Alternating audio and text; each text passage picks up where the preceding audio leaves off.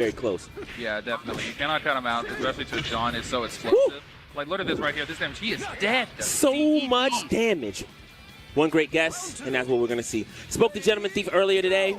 He planned to run Akira the entire time, but he said if I feel a little bit of pressure, I have no hesitation to bring out the John. Don't think he needs it right now. No, it's still really early in the set. We got plenty of time. What a chase down. I like that. Very delayed super dashing elbow, and it actually pays off in a counter hit. Ooh. I gotta stop streaming during the footy. Yeah. I think you gotta start. They gotta stop doing footy while I'm streaming. You got it the wrong way around, bro. I was here first.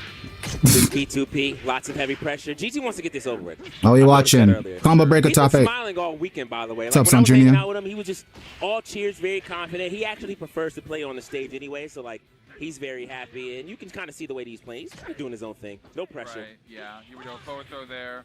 And see with GT2, you know, he usually doesn't take too many risks. It's pretty compact, pretty solid boxing. You know, a couple You gotta plan better. Listen, my plan's perfect. World Cup's fucking up my plans. First laid plans of mice and men and all that. Go overextend, right? Just keep it simple.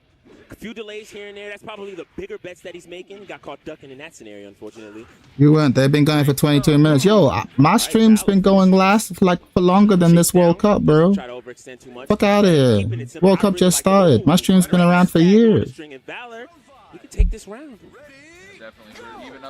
How dare you imply that I must move for the World Cup? How dare you? How casual of you. To try to bait out an evade, right? An evade dash cancel. Didn't see it in that scenario. Great break from Valor. No, I'm joking. You're right. Probably should. I don't give a fuck about the World Cup. I ain't gonna lie. Normally, I at least give a little bit of a fuck about the World Cup. This year, I don't give a fuck. What up, Tricky? Patrice for spitting. Good upload. I hear it. Great delay. Glad you had fun. As well. I mean, that's gotta be a bit scary. Okay, I was about to say, yeah. Headset. There's no audio. He was playing with a Nerf. I see Dr. B in the background. World Cup been around since the 30s. Not this one. Not this edition. They disappeared for 4 years. Not my fault. And then they came back on my schedule. Know what I'm saying? They came back on my schedule. As per usual. Yeah, and Morning. Necromancy Black morning. So I messaged you earlier. You jump on VC for a bit when you do lobby. Sure, we can jump on for a bit. I saw the message. I ignored you. I ignore all the messages. Nothing personal. I'm just like a bad texter. And like, and I turn off all the notifications. I'm like, I can't be responding to everyone who wants my attention, respectfully. But I have been meaning to team up with you regardless on either VF or what's it called, DOA. That's always been on the card, so sure, we can choke on for a bit. I don't even know how much I want to play today. I'm a labber, so it might be a lab stream, but I'm definitely do some lobbies. But I want to do some learning, know what I'm saying? I want to do some learning. I'm trying to go up a level in VF, and if you're trying to go up a level in any fighting game, you can't just play all day, you know what I mean? You can't just play all the time. You disappear all the time? No, it's true, it's true. Me too? Me too what, Tricky? Want to get on the voice chat? You want us to finally do that video? If you play this character in Tekken, this is who you should play in VF? We were talking about that for like 2 years now. Is tonight finally the night, Tricky? We finally gonna get off our ass and make that happen? Chad, did I miss a message? No, I didn't send you a message, but like, we could do it. I'm kind of impromptu, I ain't gonna lie. Making this look like it's doable. He's been doing this. He's not great evade timing on it too. Yeah. You have to lab, yes. No, I have to lab for sure. We coming, baby. Oh shit, we coming. You know, hints of that being successful, but overall, it hasn't made Gentleman Thief uncomfortable whatsoever. He will find a hit. The fuck? One of the kings of clutch in North America. The kings of clutch, good name. Tonight, when I get home. Oh, you know I'm ready. When you're gonna go home, let me go home. Yeah, all right, Tricky, sounds good. Holla at me. When you get home, I'll be streaming, and we'll do it. We'll finally do it. I'll boot up Tekken 7. We'll go through the character list. We'll do it. More guard breaks, nothing. Raw launch, I like it. We'll make it. We'll make it happen. Dashing is considered taking a turn right there. Valor recognized that. Plus frames. Keeping it tight, getting counter hit a lot. But back though, anyways, that could be a rain down. Can we learn some L Blaze? Cause I can't take a catch throw to save my life. Who wants to tell Son Junior? Not his. Homie said, I can't take a catch throw to save my life. Who wants to tell Son Jr.? Who wants to tell him? Who wants to tell him? If you saw my fit, you'd be like, okay, Tricky, I understand. Oh, for real? Oh, we got primetime Tricky? We got Hollywood Tricky? We've seen Hollywood Tricky before. It's a red treat on stream, but we get it sometimes. Hollywood Tricky? When she putting on the show, we respect it. He is a stick player, but he decided to switch it up. Have a little fun while he switches his character. I'm actually kind of lucky. First match of the day, 5 a.m. Australia time, run into afternoon. It's actually good viewing times for Australia. There you go. I did it for you, bro. I did it for Australia. I did it for you. Oh, the World Cup did it for you, I should say. There's no stress. Perfect time to watch yourself get beat up by America. Bid launch there for Valor though with the Sid's K. Doesn't block the get up hit, but we're keeping our turn anyways. Oh, that's Real Mike Holler and his viewers have joined. Damn, he wasn't. I thought he was lying. I thought he was lying. YouTube raiding? Shit, makes it sound like rocket science. How you doing, stream? You know who I am. Watching streams on the subway is difficult. I hear it. I hear it. But I don't know how to deal with it. Well, I know I can't actually break it. You duck. You have to guess, bro. You have to guess. Man, like chat there. How you doing, Nensetsu? You know he wasn't lying, chat. I thought he was lying, bro. I'ma keep it a buck. Can I out myself as a bad friend? Can I be real? Can I out myself as a bad friend? Mike sent a message earlier. I'm bad at texting people in general. Like, obviously, if it's important, like, hey, I'm stranded in the middle of fucking Norfolk. I need $30. Can you help me? Then I will respond. But whenever it's a small thing, I'm just like, I can't bother to respond, right? And then Mike was like, yo, when you finish your stream, I want to raid you. And I'm like, respectfully, only 2 people watch you on fucking on Twitch. Everyone watches you on YouTube. You got hundreds of people on YouTube. So I'm like, all right, well, who gives a fuck? Like, whatever. You catch me when you catch me. But no, you can do it on YouTube. And I said, oh, okay, that is a little bit more fruitful. But even still, I'm only streaming. I would have streamed probably later. But it was like, just get on your ass on stream. Like, so I'm here now. Not to say that I'm not appreciative of both Mike and the viewers. I appreciate you. Top 8 on the loser side. Right now, we're going to the next round of winner semis, and that is going to be Team Man, Chicago's very own. Sleep with one. Yo. Yo, Mike is like my ex for real. Like, you bet. Mike's like, when I message you, you've got. I'm gonna be graceful. You got 3 hours to respond. If you don't respond in 3 hours, I'll take it as a personal slight. I'm like, come on, man. Come on, cuz. Come on, cuz. You putting me on the clock like that? I got shit to do. I'm trying to lock in. Mike's still crashing out. How do you not respect the Godfather? How do you not listen to the Godfather? Tricky Eileen, I'm listening on stream. Anyway, for those of you new here, we're watching Combo Breaker. Watching some Combo Breaker. Lel. Right. You know, we saw that gameplay demo at Go. Alright, what are we doing? Who playing? Go versus Shundi? Yo, I hate Shundi. I'm rooting for anytime Shundi on the screen, I'm rooting for whoever's against him. In which case, unless it's a Shundi mirror, in which case I'm against both. I'm not surprised. Tangerman did say that he wanted to, that was his first interesting character. He really is confident in the go. Let's go. Let's scoop. Right now, it's looking like it's working out. Good fuck. He's getting a lot of counter hits there. Damn. He's on not finding the timing. By the way, in VF, if you see a Japanese flag, you can pretty much 9 times out of 10 guarantee they're gonna win. Just saying. Spoilers. Spoilers. Spoilers. What X stories you hiding? Alpha, you don't know my X stories, bro. My X stories are fucked up. I ain't gonna lie to you. I ain't always been a good man. I ain't always been a good man. I ain't gonna lie to you, bro. I'm back at halftime. I appreciate you. Shundi's. Shundi's nuts. Shundi's nuts. All right, I like this. Get off me. One drink. So again, Tangerman definitely has a chance to. I got better underground connection though YouTube because it lets me catch up twice as who Twitch was just skips. Yeah, I heard. Okay, look at this. Look at this. See what I'm saying, bro? Fuck Shundi. I hope you stay dead.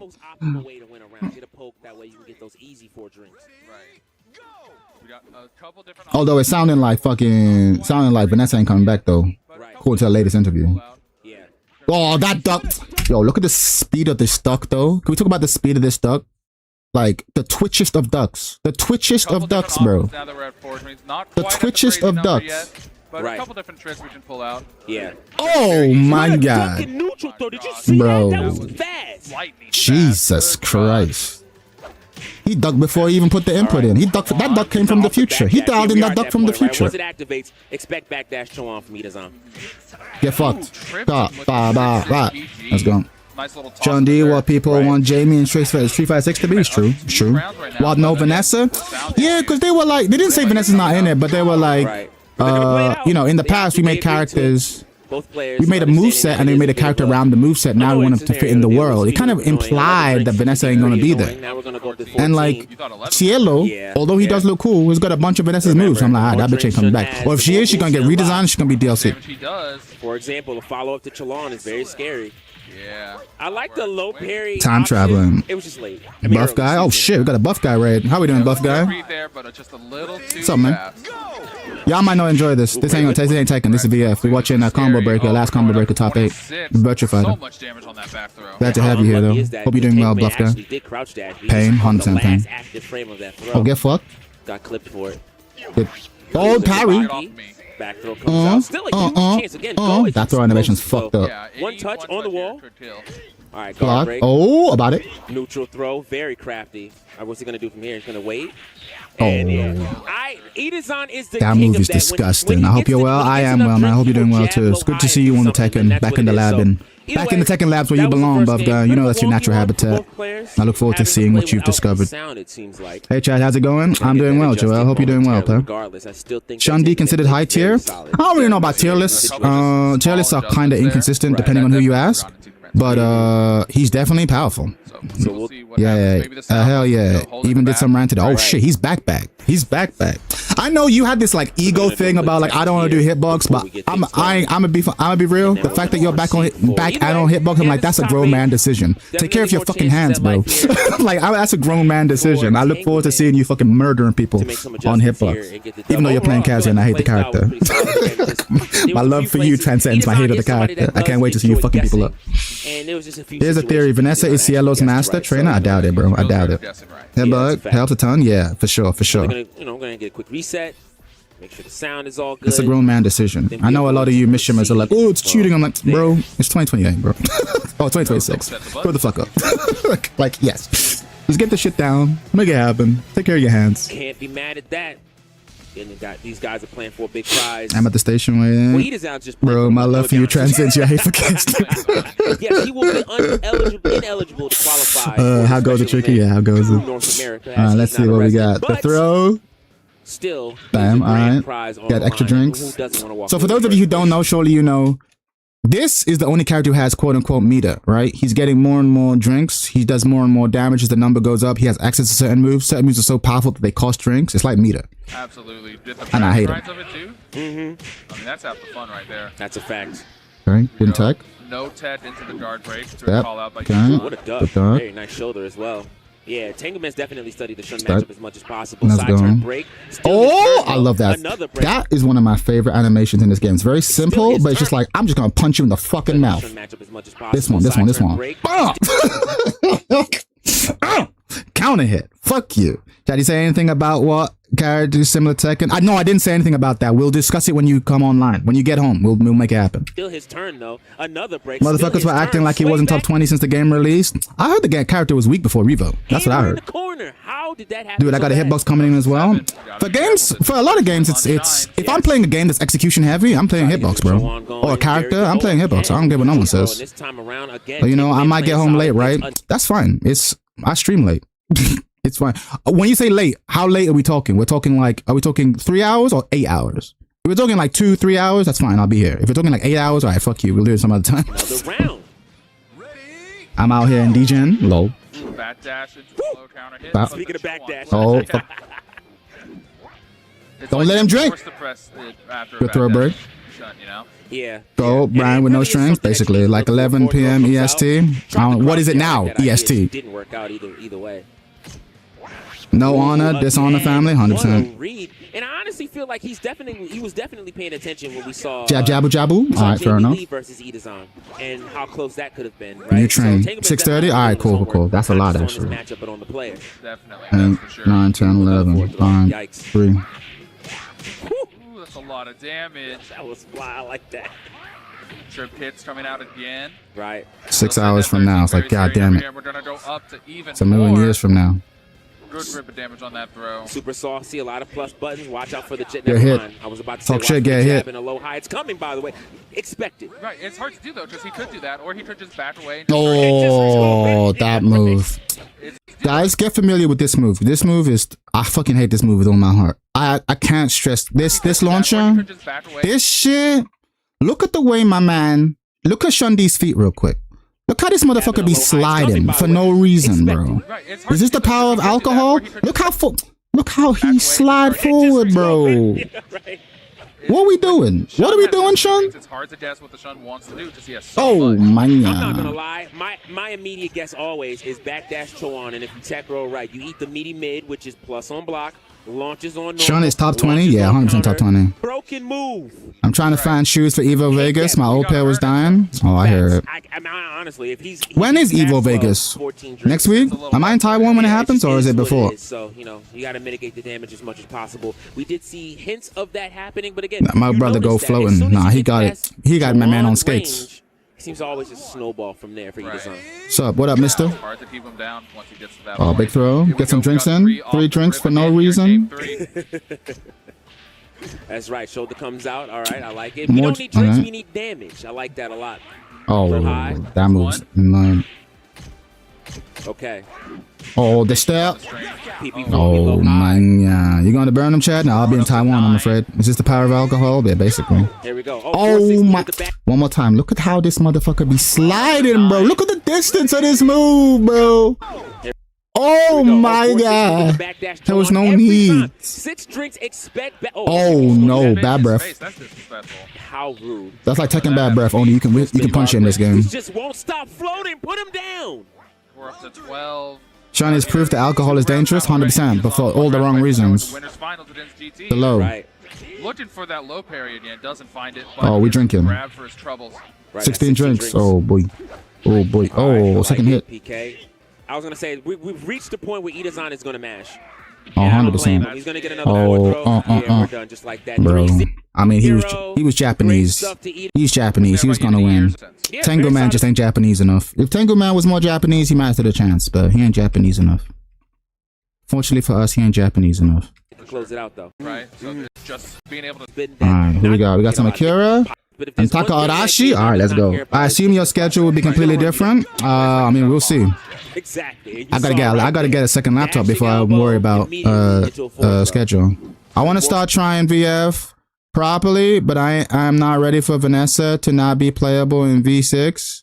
I mean, it is what it is. I mean, to be fair, when you're learning VF, kind of like Tekken, at least in the good Tekkens, what you really have to learn is like the game. Like you have to learn VF. So even if your character's not in the game, like you'll be set. But you're right. If you fall in love with Vanessa, you want Vanessa. 4 palms.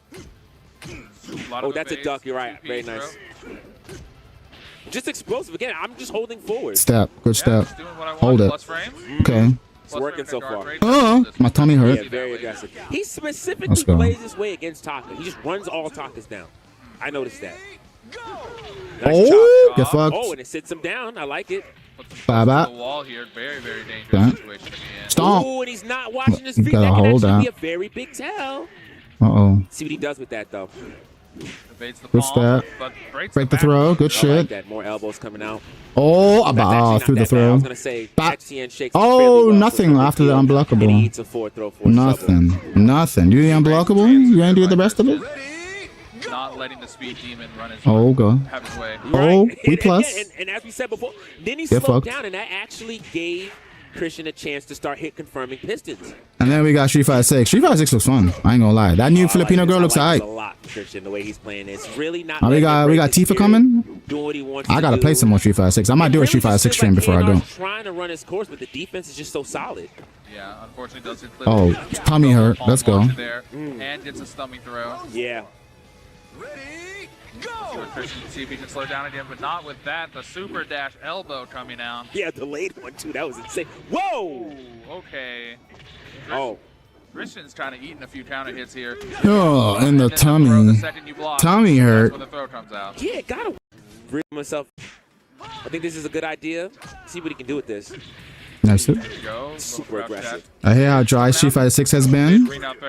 Bro, man is saying Street Fighter 6 has been dry. Bro, if Street Fighter 6 has been dry, all games are dry. Street Fighter 6 has been getting a lot of love. For KNR.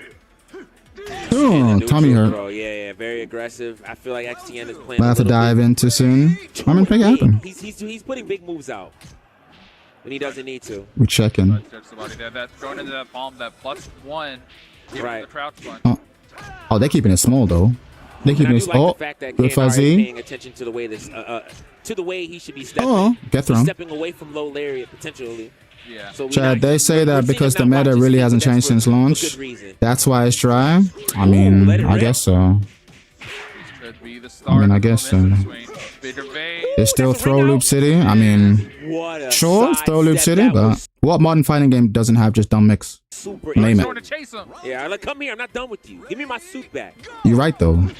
Oh, super dash elbow, the freight train. I guess it's because I don't play Street Fighter 6 at that level, but I hear people complain about throw loops, and I'm like, it don't seem that crazy. Like, it's annoying when it happens, but is it? People act like it's 80% of the match. He's trying to stay as patient as possible, and that's a great idea. There are so many places where KNR is trying to steal his turn. Great break. Sure ain't that good thing, though. That's a modern fighting game thing, which is why I don't play him. I hear it. Not a big fan of meta change for the sake of... Right. Like, what's the alternative, right? Grand Blue? I don't like Grand Blue. Grand Blue seems interesting. I played it for a bit. It's not for me. It's a good game. It's not for me. Chad, your skin is dry. So close. Did it a little too fast. He did a bit of a deeper dash there, but it's okay. All right, finally, low lariat comes out. Gets out of dodge. Tai jump. Try to reposition. Grand Blue is fun until you fight people. Yeah, that's unlucky. So true. I enjoyed Grand Blue when I was in training mode. Headbutt, no. But it probably a skill issue, I ain't gonna lie. So I'm getting freed up. Safe combo too. That was the safest one you could do. 6KK might drop there. You never know. What's the worst modern fighter today? I don't know. I don't play enough of them. Yeah. Here's the dart rate. KNR pulling it out. Calls out you're blocking too much. I really do love the way that he's using pistons though, just to call out the excessive And then impact, not played it. For the same reason. Nice. Oh, get slapped. Oh, headbutt. Get fucked. All right, so he's going to max damage and a setup here. Ooh, get fucked. Don't tech roll. Man said get fucked. Smart. Man said get fucked. Ooh, goes for the guard break, gets counter hit. Oh shit. Right, Lilium. How you doing, Lilium? It's not dead. Oh shit, Fletch, I didn't see you there. How you doing, Claire? It's too slow. It's too MK1 is worse by far. I'm gonna keep it a buck. I've not played a Mortal Kombat game in like 10 years. Should I pick up a Mortal Kombat game? Like, is it really that bad? Because I like the characters. Characters seem cool. Story seems interesting. Probably about us. But Mortal Kombat fan, I don't think I've ever seen a happy Mortal Kombat fan. I don't think Mortal Kombat fans have been happy in a decade. Which I understand. A steal and a half for KNR. Again, I can't comment. I don't play the game. But people just don't seem to like MK. He's finding the damage. I would say MK1, but forget it exists half the time. Ask Mike about MK. If you want a real answer, I like MK11, but it wasn't competitive. Yeah, hell no, MK1 is bad. It's so funny because I thought MK1 looked pretty good. I thought like aesthetically it was interesting. Like, it's not dark and grungy. I'm like, alright, well, fuck me. People were not happy. People were not happy. That would have been more damage. It is what it is, though. XTN takes that round. I like the evade into elbow, not taking too many risks on the punch. MK1 is dog shit? I believe you, bro. MKX is the best, last good one. It isn't bad, just casual. Oh, I hear it. That's probably why I like it. MK1 isn't good. MK11 is also not very good. Yeah, people saying like MK, like, I guess MKX, yeah. Ooh, counter hit. When you move to Taiwan, July 3rd. Yeah. No, just a little too far. Oh, PPP. He could have did PPP and killed between stations. Jab throw. That was scary, dangerous. I don't know if I like that, but listen. Playing a dangerous game here, Chris. Get shoved, bitch. Rounds around. Stab. Good stab. Tommy hurt. Yeah, he missed time that meaty setup there, unfortunately. Get off me. On the side. What's the side game? Plus frames. Oh, no. Get off me, bitch. Oh, man. We ain't punishing correctly. Man said an NA punish, Right. Land at the free. Avatar could be one of the best modern fighting games. I have not played it. I was talking to Avatar. Yeah. I'm going to post that stream in a bit. But he was saying that mechanically is the truth. But apparently, like, visually, it's not doing it for me, even though I like the show. But he was saying mechanically it's the truth, so I might give it a shot. I like you said that to the cadence of the strain. Oh, freight train. Yeah, what a chase down. Interrupted the headbutt there. He didn't punish that. Okay, you can't go into Tachi for free like that. That was very dangerous. But I mean, that shit is literally called curse. A lot of mistakes here. That can be some jitters. Yeah, You'll see. He claims to have connections. Some of that should be lingering. The Avatar game looks excellent mechanically. Yeah. Chad, did you hear Austin Ash said EU Tekken player is the worst region? I saw the tweet and it was funny because it's like it's Arslan and he's like, what does he have? What is he comparing it to? Like he has Pakistan killers and he's moved to Japan killers. So like from his perspective, yeah, we probably are pretty free. But that being said, EU, when you do like guess the rank and you look at NA ranked, y'all motherfuckers be freaks. Y'all motherfuckers be freak. When you do guess the rank, it's like, it's actually kind of wild. The American ones be throwing me off like crazy. They'd be like, that's gotta be Mighty Ruler, right? And it's like, GOD1, you're like, ooh. Ooh. But maybe Americans feel the same way. Maybe Americans look at EU and then they get shocked at us. So maybe it's just a style difference, but I'm gonna keep it a buck. When I did like guess the rank, that shit was, you see, like, you'd be like, literally, we had to come up with a game where my chat had to be like, no, keep in mind, it's America. Then you guys be like, oh yeah, you're right. I have to go up 2 stations. Get all the damage XTN so who knows, man? Who knows? But compared to Pakistan and Japan, yeah, EU and America might as well be the same thing. What do you think of Yasmin trailer? I think she looks amazing. I think she looks incredible. Chad, do you prefer USVF streams or B-Tribe ones from Mikado? I mean, obviously B-Tribe. B-Tribe one is those are godlike. So why not? Right? Yeah, why not? Definitely. It's a quick mid. You know, everyone knows America is free in Tekken. Like, I mean, but EU's not that. Right. It's funny that like EU and like EU and America have this like grudge match about Tekken, and it's like we're fighting over third. Like it's actually kind of tragic. Like if anything, we should be teaming up. Yeah, I get for free. KNR's freezing up. Like we kind of free, like we both kind of free. Nice. Like we are desperately fighting for third. It's kind of tragic. Down, get out the corner. He could punish that, but he misses it, and he eats a 4-throw force trouble. Yeah, gotta get your punishment. We fighting over fourth. That's what I'm saying. Right. Fighting over fourth. Right. Yeah, for desperate for fourth. It's like, bro. Wake up, low punch. It's like, oh man, US is better than EU. It's alright, but are you better than me though? That's the thing. All right. Like even if I say that EU's better than NA, it's like, all right, cool, but like let's not pretend that fucking Shadow 20Z is not coming over and fucking up most of the team. Like let's be real. Just for that, he ate. It's my turn. Yeah, he ate a headbutt for that, right? Fighting for third, fighting for second to last, 100%. We're doing stuff. We're doing stuff. Session. Plus, he's gonna eat another headbutt. He keeps doing that. He has to calm down. Ooh, fuzzy the sweep. Oh my goodness. Tachi charge. Raw Tachi. What's going on? I like it. EU better than Japan? Yeah. What, in VF? Relax. No one's better than Japan. Literally everyone. Literally. Jackie stands. So fun. Breaking down back. You know what's funny about that? You can still break that throw even on a whiff, but we're just not seeing it. For sure, he's just not ready for that down throw attempt. Okay. Get off me. That was an important break. Still gets a side switch though. Check your feet. Oh, that's fine. Oh, fuck. Yeah, that was rough. Damn. You know what he was NA punishes. EU only noteworthy player is sadly Nero, and Nero was buying in VFOC. Oh, I see. The wall is there. Just picked up VF5 a couple days ago. Been learning, and it's really fun, but tough. Trying to go through world stage on hard, and only 2P, 6P throw. Learning sidestep fundies for now. You're doing it the right way. Most people don't do that. I was watching the Mike Holler stream, and like they were having a lot of fun, but then people would just start 2Ping, and then no one was doing a 6P in response. And I could tell everyone's getting really frustrated because I'm like, yeah, that happens to you. I've said that in multiple videos. Like, if you don't learn to deal with 2P, you're just gonna get 2P'd out. You come up with all the best shit, and then it's like, all right, but if you don't know about 6P and 2P, it's gonna be a bad time. All right. That being said, I do the same thing in Tekken. Like, people will come to me with their fancy shit, and I start be doing like one jab, down forward one jab, down forward one. Just been getting hit. I'm like, all right, you actually don't know small Tekken. It's so funny. It's so funny. Walk up, back throw. And let me but tell it happens. It happens. wants this so bad. I also said back at the 2P. I mean, you just need an answer to 2P. If you don't have an answer to 2P, you don't know your character. 6P is a good answer. Some sort of low crush, high reward is a good answer. I told you, if you give Christian a long set, but you gotta learn it, right? I lack Kung Fu. Still need to figure out the basics. I mean, that's all fighting games, right? Here we go. No Tachi cancel there. I like that. He's smart. But that's the problem with 3D fighting games. Because 3D fighting games, you have so many moves, it's just natural to gravitate towards the big ones and just forget like the fundamentals. Like I said, I'd literally be fighting Tekken Emperors, and I'd be like, all right, cool. Let me see if you actually know fundamentals. Jab, jab, down forward one. Jab, down forward one. Jab, jab, down forward one. And they lose like 3/4 of their health. I'm like, oh, god damn it. Right? You can't get too much damage. I don't think the viewers like my Leon, my Carlos stream. I'ma keep it a buck. I'ma keep it a buck. Don't you tech.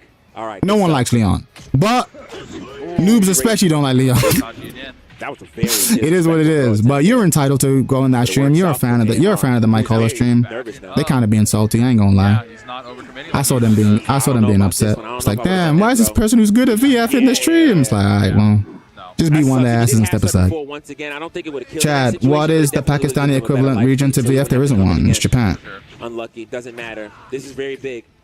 Unless there's some hidden, like in the fucking some secret Mongolian VF sect that I really don't know about, and they're gonna show up in VF6. But no, it's Japan. Japan low key the only region that Japan and I guess Taiwan is a subset of Japanese gaming culture. They're the only communities that have like a dedicated VF scene.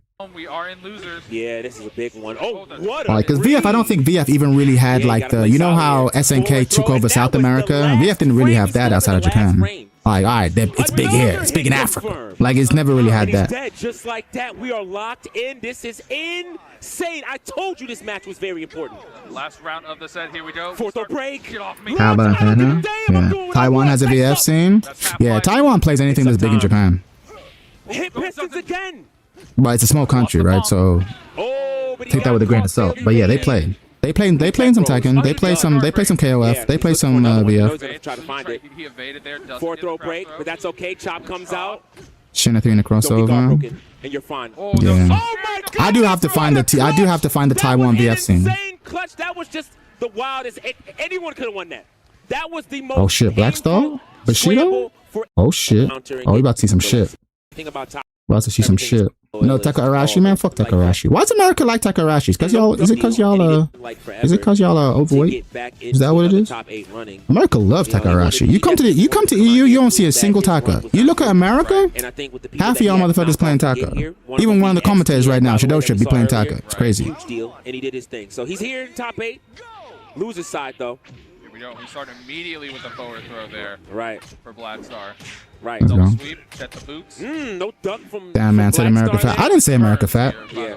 I didn't say America fat. No respect. I mean, I could have because it's true, but I didn't say that. Right, gets the counter hit and actually steps. He's gonna have to pay attention now. Definitely playing a wee bit on autopilot, but that might just be nerves. Immediately went for the setup. Because we can relate Tiger, makes sense. Break, nice. 6-6P again. The low, down, double low. Why not, right? The wall is there. It's gonna be hard to duck. People tend to play characters with the same pan size. Damn. That why I like Vanessa. Got them childbearing hips. Like me, for real. UK right behind is in obesity rates, I think. I ain't gonna lie, yeah, we import a lot of shit from you guys, including your obesity. I'm not a fan of that. What was that? That's true. That's true. Yeah. You getting chunky as fuck. You can keep that though. Respectfully, you can keep that. You can keep that over there. More PKs again. We're not seeing the big stuff. Sarah has a great punish on Todd. You know, his body is so big. We did extra screen. I play characters that fuck personally. I mean, I hear it. He's scuffing his shoes. Right. I typically play Chinese martial art characters, so I ain't gonna lie. I'm a sucker for the animations. There we go. That's what he was looking for. Wall combo. And I get a mix. He was getting Dexter Ranch. Damn. You hate to see it. Let me tell you something. He is doing pre-patch stuff, and he is fully aware that that's why I play fuck around, because I'm tall. That must be what it is. So he's just letting things must be what it is. This is a stuff and things match. Yeah. Hold forward. Press things. Same. That's why I play Lao or something. Lucian, she crushed my mids and keeps headbutting me. Listen, you hate to see it. Damn, that was lightning fast. Oh, we gotta punish that. Damn, you don't punch with 2P. Yo, Black Star, NA punish for real, for real. Oh, that's a throw setup. You can throw there now. Sorry, I'm getting too hype. I'm interrupting lineman, you guys. I apologize. Yo, Black Star don't know the matchup. It's kind of free. It's kind of free you. I ain't gonna lie. Nice little neutral. Landed a free right now. I like that. Hate to see it. Okay. I wonder what Japanese players feel like when they watch like EU tournaments or fucking like US tournaments. They must be laughing their ass off. Like, this the best you got? Let it rip. It's your king? And that's There the you go, good sir. button. That is actually the button you want to press. 9K plus G. That move stuffs out a lot. Battery is running low. Take care in a bit. Hope to meet up before you head up to Taiwan. I hope so. I wasn't sure. I thought you were in Hong Kong, but yeah, we'll catch up. It'll be good. In a bit. Lots of back throw breaks. In a bit, Bad is based. I mean, bad is something. Yeah, there you go. Matchup fucking sucks for Taka. Yeah, I would have thought so. Because she ain't fast. He ain't fast. He went for another one. I could tell that one was forward too. He just smashed that out. He's Oh, yeah. Bushido just doing shit like, you can't do it. How's the Tony been, Chad? I don't Doing care. alright. Taka actually doing alright. Punish? I like fast, nimble characters. I hear it. You like to rush people down, like to mash. I hear you. I hear it. I'm hearing what you're not saying. Ooh. That's a range out. Oh, and he went with the safe stuff. I like that a Damn. lot. Bushido is Free. just deep for this match. Free. Whatever. Free. Belly comes out. 2P. Neutral throw. Now what? What's the setup? Nothing. We just go for elbow. Good job. He's Good trying to play push. fundamental, but he's kind of Stomp. missing Oh, the fuck. point. Headbutt. He does not know the matchup. He's Oh, he got trying fucked to tell up. you don't know the matchup. Oh, by the way, I was planning on having a slight off-topic thing. I was planning on doing another one of those philosophy tests. I know you came here for some VF probably, but I'm gonna do one of those after this, and then we're gonna do lobbies. So I saw some interesting ones I want to do with the chat, with my regulars. But y'all are all He welcome. went for a sweep, and Bushido just happily stole a turn. Pick someone else, because I don't want to play Stella. Why don't you want to play Stella? Wait, you like Sarah, but you don't like Stella? What's that It's about? not my turn. Look at his Wait, headbutt. what? I don't care. I don't care. Wait, what? That's so crazy. What you? I like Sarah, but I don't like Stella. Like what? What? You're personally attached to Sarah's story? What? Make it make sense. No, we're just gonna challenge 6P. with the lows. No punish. What are you 6P. talking about? I like Sarah, but I don't like Stella. Why He not? turned his brain Too off young? and said, "I'm doing what I want to. I like it a lot." Sometimes I wouldn't. Again, so many opportunities. I don't know. Something about Stella just pissed me off. Bushido was stealing turns Damn. that you That's so can't press crazy. on. I think Sarah bad looking at Stella, in my opinion. Damn. Definitely a player to keep Bit your eye on. above. He Is she going to not be showing up 35 a lot enough? more That's what it That's is. the artist. for the- She didn't And pay I enough think the more taxes. solid, the more that he's played. So Stella looks like Sarah's though she does. heavily suppressed. elbow, Damn. the damage off of that. Damn, Brit Bruv likes some mature. All right. Very specific with what moves he We don't have to check Brit Bruv's hard drive. I respect it. That's a fact. We don't have to check his hard drive. I 100% respect it. PP, side turn situations.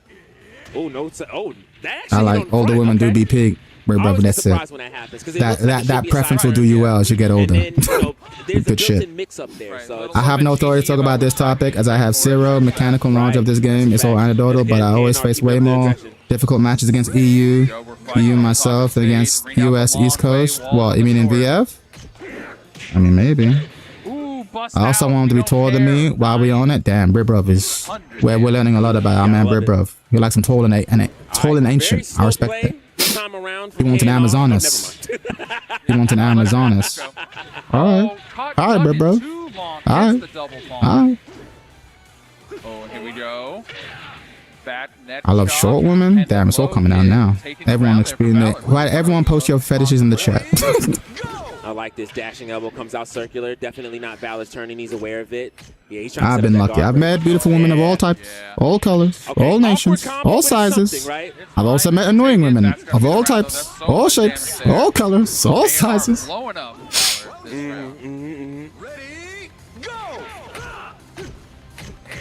So I don't know that I could be like, that's my type. Because I'm just like, I can usually point to like, I like them short. Like, yeah, but I've dated tall women who are like gorgeous.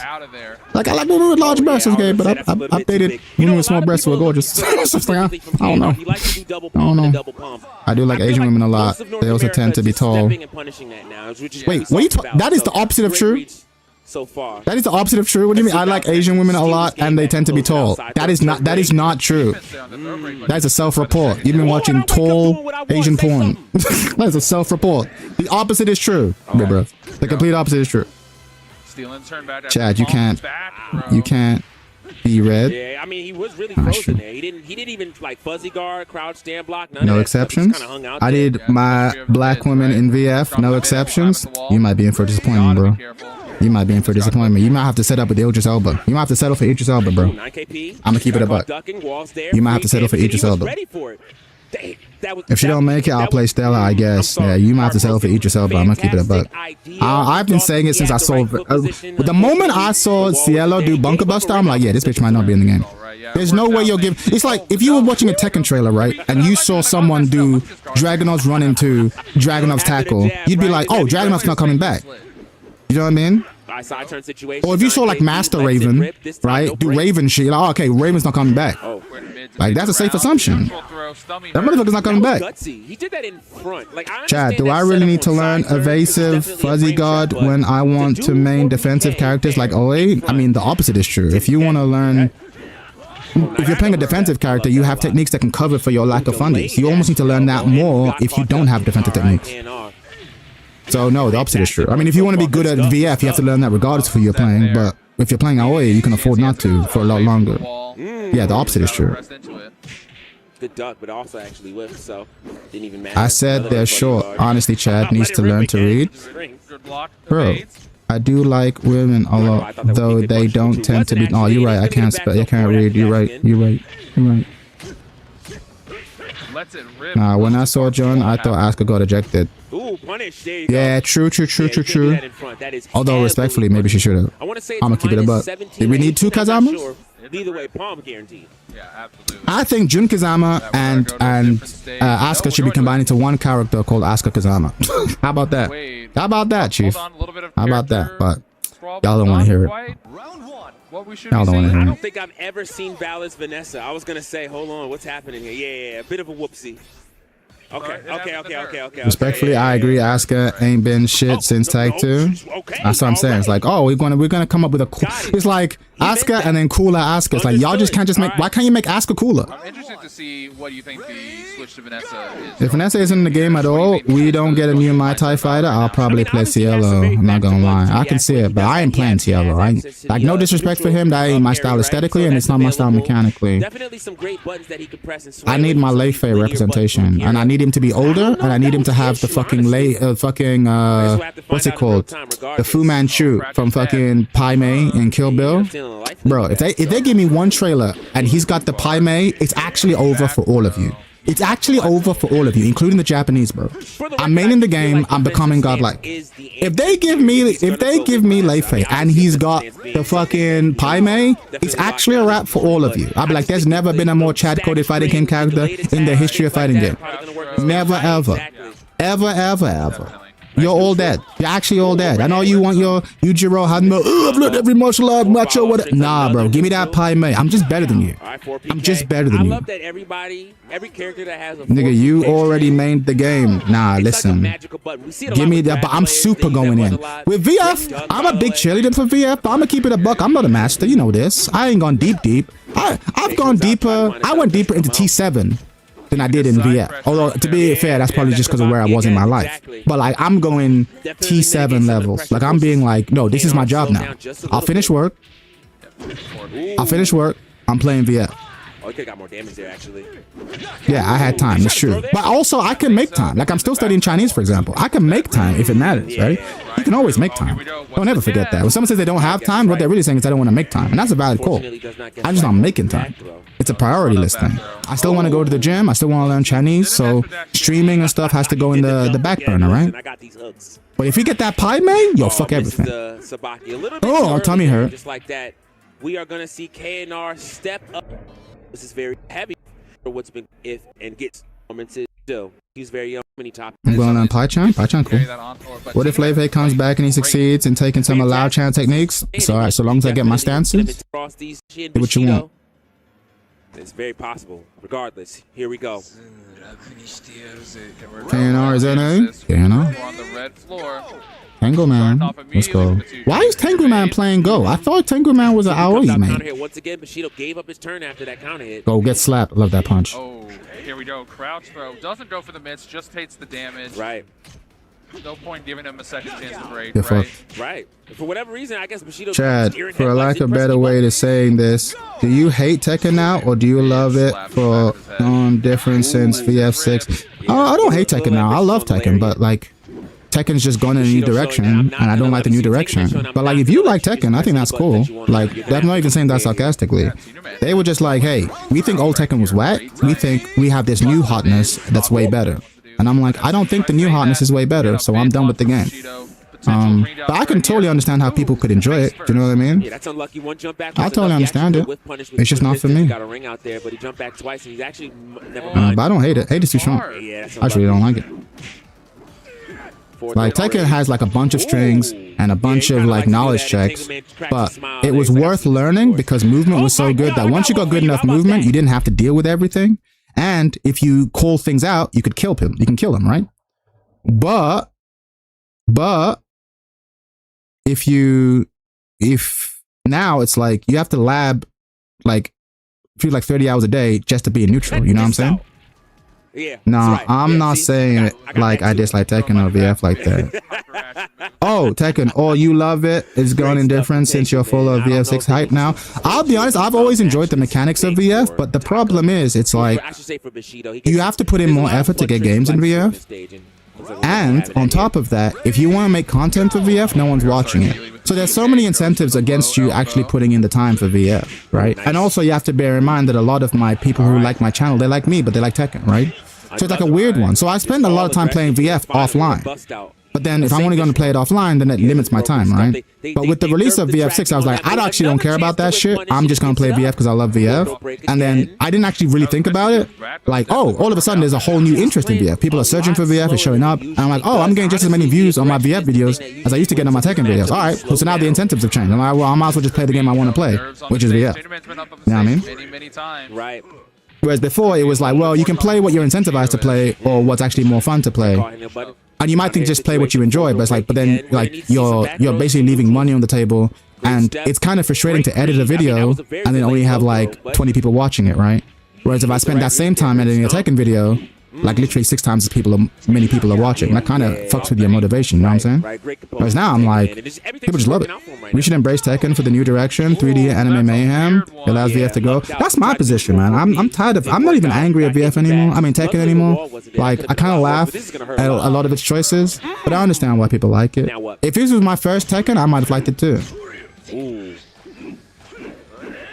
Lets it whiff, but doesn't do anything to stop it. Over go usually, but for Tekken matchup specifically, that makes sense. VF is investing in a very small company in the hope it bangs. Chat at the acceptance. Yeah, literally, I'm at the acceptance stage. It is what it is, man. Don't be angry. Doesn't hit confirm the second Don't be sad that it's gone. You know, be happy that we had it. This is getting scrambly right now, for the record, but still, what are we doing? Finding something here. Yeah, no slap. Punishes. Definitely a lot of nerves. Big jab. Punch, unblockable, get fucked. Low. Yeah, smart to actually let Darbuck go. That way he doesn't get launched. Instead, he just. You know what I think is going to be really interesting though? DOA. I don't know what the DOA community is going to do. Because they're kind of, they're low key getting fucked. Because they're in a similar position to VF, where it's like, all right, we have this cool game, and we have this really tight community who plays this game all the time. But now the whole community is basically just being taxed like $30 to keep playing with each other, right? Because if they want to keep playing, they kind of have to jump onto the new version, right? So it feels like a tax. Bro, I was watching Amory, who was angry as fuck yesterday. I'd be angry too, man. That guy's kind of like, if you love DOA, yeah, if you love DOA, you getting fucked, bro. You actually getting fucked? I'm super angry. Like, I ain't even hit a clown. I feel like they're just getting fucked. I don't even want to talk about it. Nah, I hear it, bro. It's actually fucked. Like, they are loyal, like, bro. Toy does not deserve the fans it's got. Like, okay, there's a lot of criticism about VF, right? But no one can deny that the VF that was offering was better than the VF5 that you had beforehand. It was a clear upgrade, right? It was a clear upgrade. Whereas, like, with this one, it's like, it's not actually an upgrade, it's a side grade. And I don't want to spread misinformation, but ain't y'all gonna have to buy the DLC again if you want the DLC? Or have they said you get a free pass? Don't you have to buy the DLC again? They didn't even improve the netcode. It's crazy, bro. It's actually crazy. They're charging 30. They are charging $30 for like a balance update. It's what it seems like, right?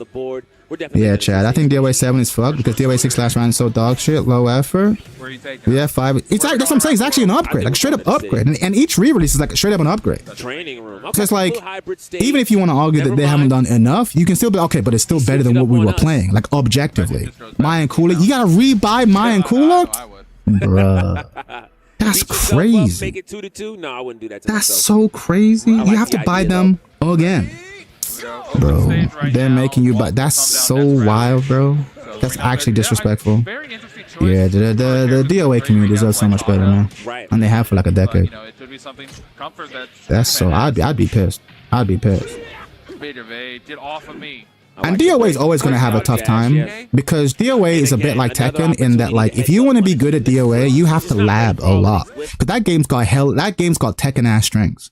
And it'll be like string, and then a low that's plus on hit. So if you don't know that low is coming, you just freed up. You just get freed up, right? If you know it's coming, you can murder them, right? So it's like one of those, DOA's kind of one of those things where you don't actually really get to play the game until you've been playing the game for like 600 hours and you know the strings. And Tekken's the same. It's like, unless you're dealing with Nina's can opener string, you're just going to get stringed out. So there's like this long wait. You buy the game, but you don't really get to play the game until 600 hours later. Like, and so once I realized that, I was like, I kind of don't really want to do this again for DOA. And again, not because it's bad. I did it for Tekken, right? But it's just like, I don't know how many games in my life I want to have like the fucking the string tax. I've already paid the string tax for Tekken. I don't want to do it again. Worst thing is the devs ain't said nothing at all, for real. May very well be the exact same game, no patch notes, game drop in a week. It drops in a week, name show shit. DOA also has to overcome the boob fighter thing. I don't know if it has to overcome it. It can embrace it too. You know, goon technology has come a long way. You can make a lot of money. You can make a lot of money by being fucking, by being Gooner bait. Like, they might just lean into it. You're not ready for it. Like, it don't appeal to me, but it clearly appeals to a lot of people. They might just delete all the men and just make it all just booby fighter. Like, there's money to be made in that direction. Just get rid of all the men. Make them all booby fighters. Make them all fucking 18-year-olds in bikinis. They can just go that way. I'm like, I'm gonna keep my distance. But for every one of me, there's a million other people being like, yeah, that's what I want. Rubbing hands emoji, rubbing hands gif. So, you know, I would like them to move away from it, but just because I want that don't mean that they should. Maybe they should keep it. Hope VF6 has shorter strings. I mean, you say that, but VF5's got hella short strings. Like, you need to know, like, the number of strings you need to learn in this game are a fraction of like DOA or Street Fighter or Tekken. Good night, man. And also, the thing I like about this system is that you actually don't need to know the strings at all. All you need to know is there another hit? Because if there's another hit, you just sidestep. Yeah, you just sidestep. You just sidestep. I don't need to know if it's a high, a mid, or a low. Is another hit? I sidestep. Honestly, like strings are the weakest in VF than they are in any other game. Yeah, short strings, most like 2-3 hits. Yeah, there are some characters that are long. Like, you'll see like a longer one. Those ones are super vulnerable. Chad, you gotta say it one more time. Genocide kata. Laugh my ass off. Imagine if Harada's new SNK game has Rugal. That'd be sick. That'd be sick. There are some characters that can counter into stances. Yeah, that's the issue. So you have to learn what the gaps are. That's true. And obviously some characters have like Jackie, they'll have strings where the ending is like half circular or whatever. So there's definitely some that you have to be like, all right, cool, I have to learn this. But that number is hella low. And typically those strings will be hella punishable. So once you do learn it, you just fucking hop kick them. Oh, this string ends in a low? Check this out. Hop kick. Oh, ends in a high? Hop kick. So yeah, I think there's the homework to game ratio is far better in my experience. This matchup is pretty even. Yes, a lot of people forget. Oh shit, Gentleman Thief. A couple of occasions, the only Japanese American. Don't let the skin color fool you. This would not be a surprise. There's hop kick either way. I mean, if I duck the high, I'm hop kicking. If I block the low, I'm hop kicking. Yeah, there's no string that ends in a circular. Not that I'm aware of. I mean, let me not say that like definitively. Like, if there's a string that ends in a circular, it'll be a low or a high. You know what I mean? Like, which means it'll be like fucking major punishable. A string ending in a circular is like a massive privilege. More likely, they won't have any tracking, and some have like half circular, so you might have to know the direction. But typically, If I know it's a 3-hit string, I go block, block, step. Oh, Necromancy Black, Van KK, Vanessa KK. Oh, okay, yeah, sure. But that's a 2-hit string though. That's a 2-hit string though, right? Van, like defensive Van KK, and it ends in a high, right?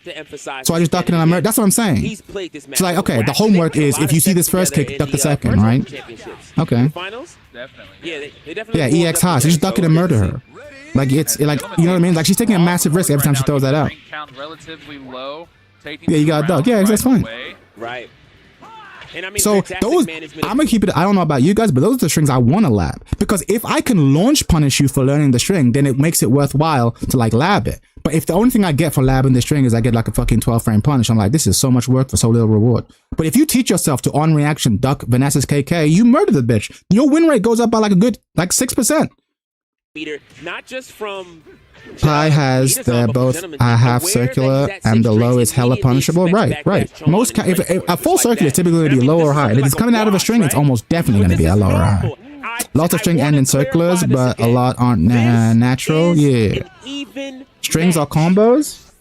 Oh, didn't Electric Underground say VF has shorter strings than VF5? Punchy being the VF4. Punchy, I didn't play VF4. I can't comment. This is the track star map right here. This is what maybe I'm talking more about the speed of the strings, but the speed of the strings is like Tekken animations are faster. If you can react to strings in Tekken, you can react to strings in VF. Right. And if you play Street Fighter, that shit's coming out in 4 frames. You gotta be very it's literally just a matter of getting used to it. String knowledge is about getting used to it. Sitting in training mode, teaching yourself to, I see this thing, I do this thing with my hands. That's true in all fighting games, especially 3D fighting games. But the amount of homework you have to do in VF, I promise you, is way less. If you're just talking about strings, way less. Way less. You can make way better choices with way less knowledge. Shun D is another one. Shun D will have like annoying mid-low knockdown string. And you're like, fuck, that's annoying as fuck. I gotta learn to block the low. That's like a string you have to learn. But then when you learn to block the low, guess what? He's -1 billion, so you murder him. This is great. No Cho on. Has to play smart. Keep him sober. Okay, now up to 7. Nah, I gotta stop talking and pay attention, because I'll be losing to these fucking Shun Ds. I gotta learn anti-Shun D tech. All right, great slide. How do you stop Shun? Right, and he's in that mid-range. He gets to have middle of the screen. He can get his drinks. Ooh, that was meaty. What? Meaty. How do you stop Shun? All right. Oh, fuck. I hate mule kick. What is this on block? What is mule kick on block? This move is fucking a war crime. What is this move on block? Mule kick. I'm not guessing. I don't care. I mean, it's a good move. I'm just being salty. I'm gonna put it on you. Exactly. We gotta introduce chat to 4649. Oh, about that -13. -13, bro. Definitely some garbage. It's punishable. Yeah, it's punishable. Gentleman Thief aware of it, closes the gap. What a sway back. If he just waits, by the way, that follow-up hit it's is fine, but ultimately... That was a fantastic punish. I won. Oh, Garbreak comes 1P! What did I tell you? I'm gonna catch... Yo, I missed that. Oh, Garbreak comes 1P! What did I tell you? I'm gonna catch you. You're not running from me. Come here. Come here. Here we go. Oh, fuck. Clipped him on the end of the Caught him. Super dash elbow. Come here. Oh, I was wondering, like, why is he playing Akira? And I'm like, oh, he's playing Akira. He's playing Akira because he knows that fucking Shun D's like the backdash. He's like, I got something for you. See that? Watch carefully. He's Shun D's out here trying to backdash and kill you. It's like, all right, backdash these nuts. Look at that backdash. I got, bro. Express delivery. Elbow. Gonna be delivered directly into the dick. I was like, why is he playing? Oh, because again, Akira is like, his moves go deep. It's like, yeah, fuck you. What up, Joe? Come here, let me talk to you real close. You ain't running from nothing. Come here. 2P comes out. The 666P. I'm back out. Oh, what a show. Oh my god, that launch is annoying. But he's down to 9 drinks. Neutral throw break. What a read. We haven't seen that in a while. 4 throw comes out, still even. Super dash. Man, Gio just want devs Tekken 8 to fully confident in their aggression vision. Yeah, but the thing is, the problem is like Tekken 8, we were talking about this with Finn, like Tekken 8 doesn't know what it wants to be, because low key, I'm not just saying this to Glaze, it wanted to be a bit like VF, right? Everyone in everyone's face, constantly having to make choices, constantly have to make guesses. But VF was designed like this from the ground up. So it's a fun way of doing it. Whereas like Tekken has historically been this defensive game, so they're caught between both worlds, which is why I famously, well, I say famously, infamously was like, well, Tekken maybe instead of going back to old Tekken, they need to go forward to the island, make it more aggressive. But then you have to make a bunch of different changes. But they got to commit either way. Now they're kind of like, all right, we're toning down Tekken 8 shit. We're toning down the heat. I'm like, okay, but it's still not Tekken though. So you're gonna go back, or you're gonna go like you got to pick a lane. Right? And it seems like they're going backwards. All right, cool. That's fine. It would have been nice if you had decided that earlier, but okay. He knows that was ugly. All right, why the guy here? I'm yapping with the chat. Rob here. Yeah, he's looking for a low. There it is. There it is. Yo, that was ugly. Yeah. That was so. And he knows that was ugly. That wasn't supposed that to be was that. doofy as hell, but it works out. Yeah. Again, I'll say this one more time. This is an even matchup. Knockdown lows in VF make me so angry. But then again, they make me angry in almost every game. What's up, man? I like this. 4-6-B comes out. Oh, shit. Neutral throw comes out. Couple drinks. Right, and this is not Taking there, should have just ran with it. I mean, they should commit one way or the other. It should be good. My main beef isn't that Tekken 8 isn't like old Tekken, it's that it's not good. It's like, you want an aggressive game? All right, cool. Then make it fun to be aggressed upon. Do you know what I mean? Like, make it fun when I'm defending. I have like fun things to do when I'm being aggressed upon. Punishable. He just goes for the throw attempt instead. But they make it horrible when you're being aggressed upon, but then make it so that everyone has to aggress. And like, then it sucks. In Virtua Fighter, if you get rushed down, it's like, okay, I can step almost anything unless it's programmed to. If you go for a throw, I can abare it. Like, it's fun to defend in Virtua Fighter. Scary, but fun. You can make right calls. I love this. Tekken, there's nothing fun about defending in Tekken at all. Once they get frustrated, they definitely press a lot more. We saw that. Honestly, that state of laughing at dumb shit is VF exactly what I want to be mentally. I mean, I love it. More elbows. But maybe I don't take it comparatively enough. Maybe that's the issue. You got to be able to. OM down. Okay, never mind. I think losing in this game is just way more. See what I'm talking about? This backdash shit. Okay, never mind. Take back everything I said about not backdashing in VF. Look at this shit. And then, ooh, hit him with this. See, people called me out for doing that shit. Call me scrubby. Meanwhile, it is out here doing it too. See, when Asians do it, it's godlike. When a brother does it, shit's scrubby. It's a barre when Asians do it. Soon as he gets a knockdown, when black people do it, smash it. I see you. I see the hypocrisy. Want to play the carnival kid? Yep. Get fucked. I mean, why not just learn something? 26 drinks. We're gonna see the GG. launcher or the low high. I feel it. No, doesn't let it rip right away. Good patience. Oh my god, that move is so racist. Doesn't let it rip right away. Good Let me 2P. He says, yo, I got something for that 2P.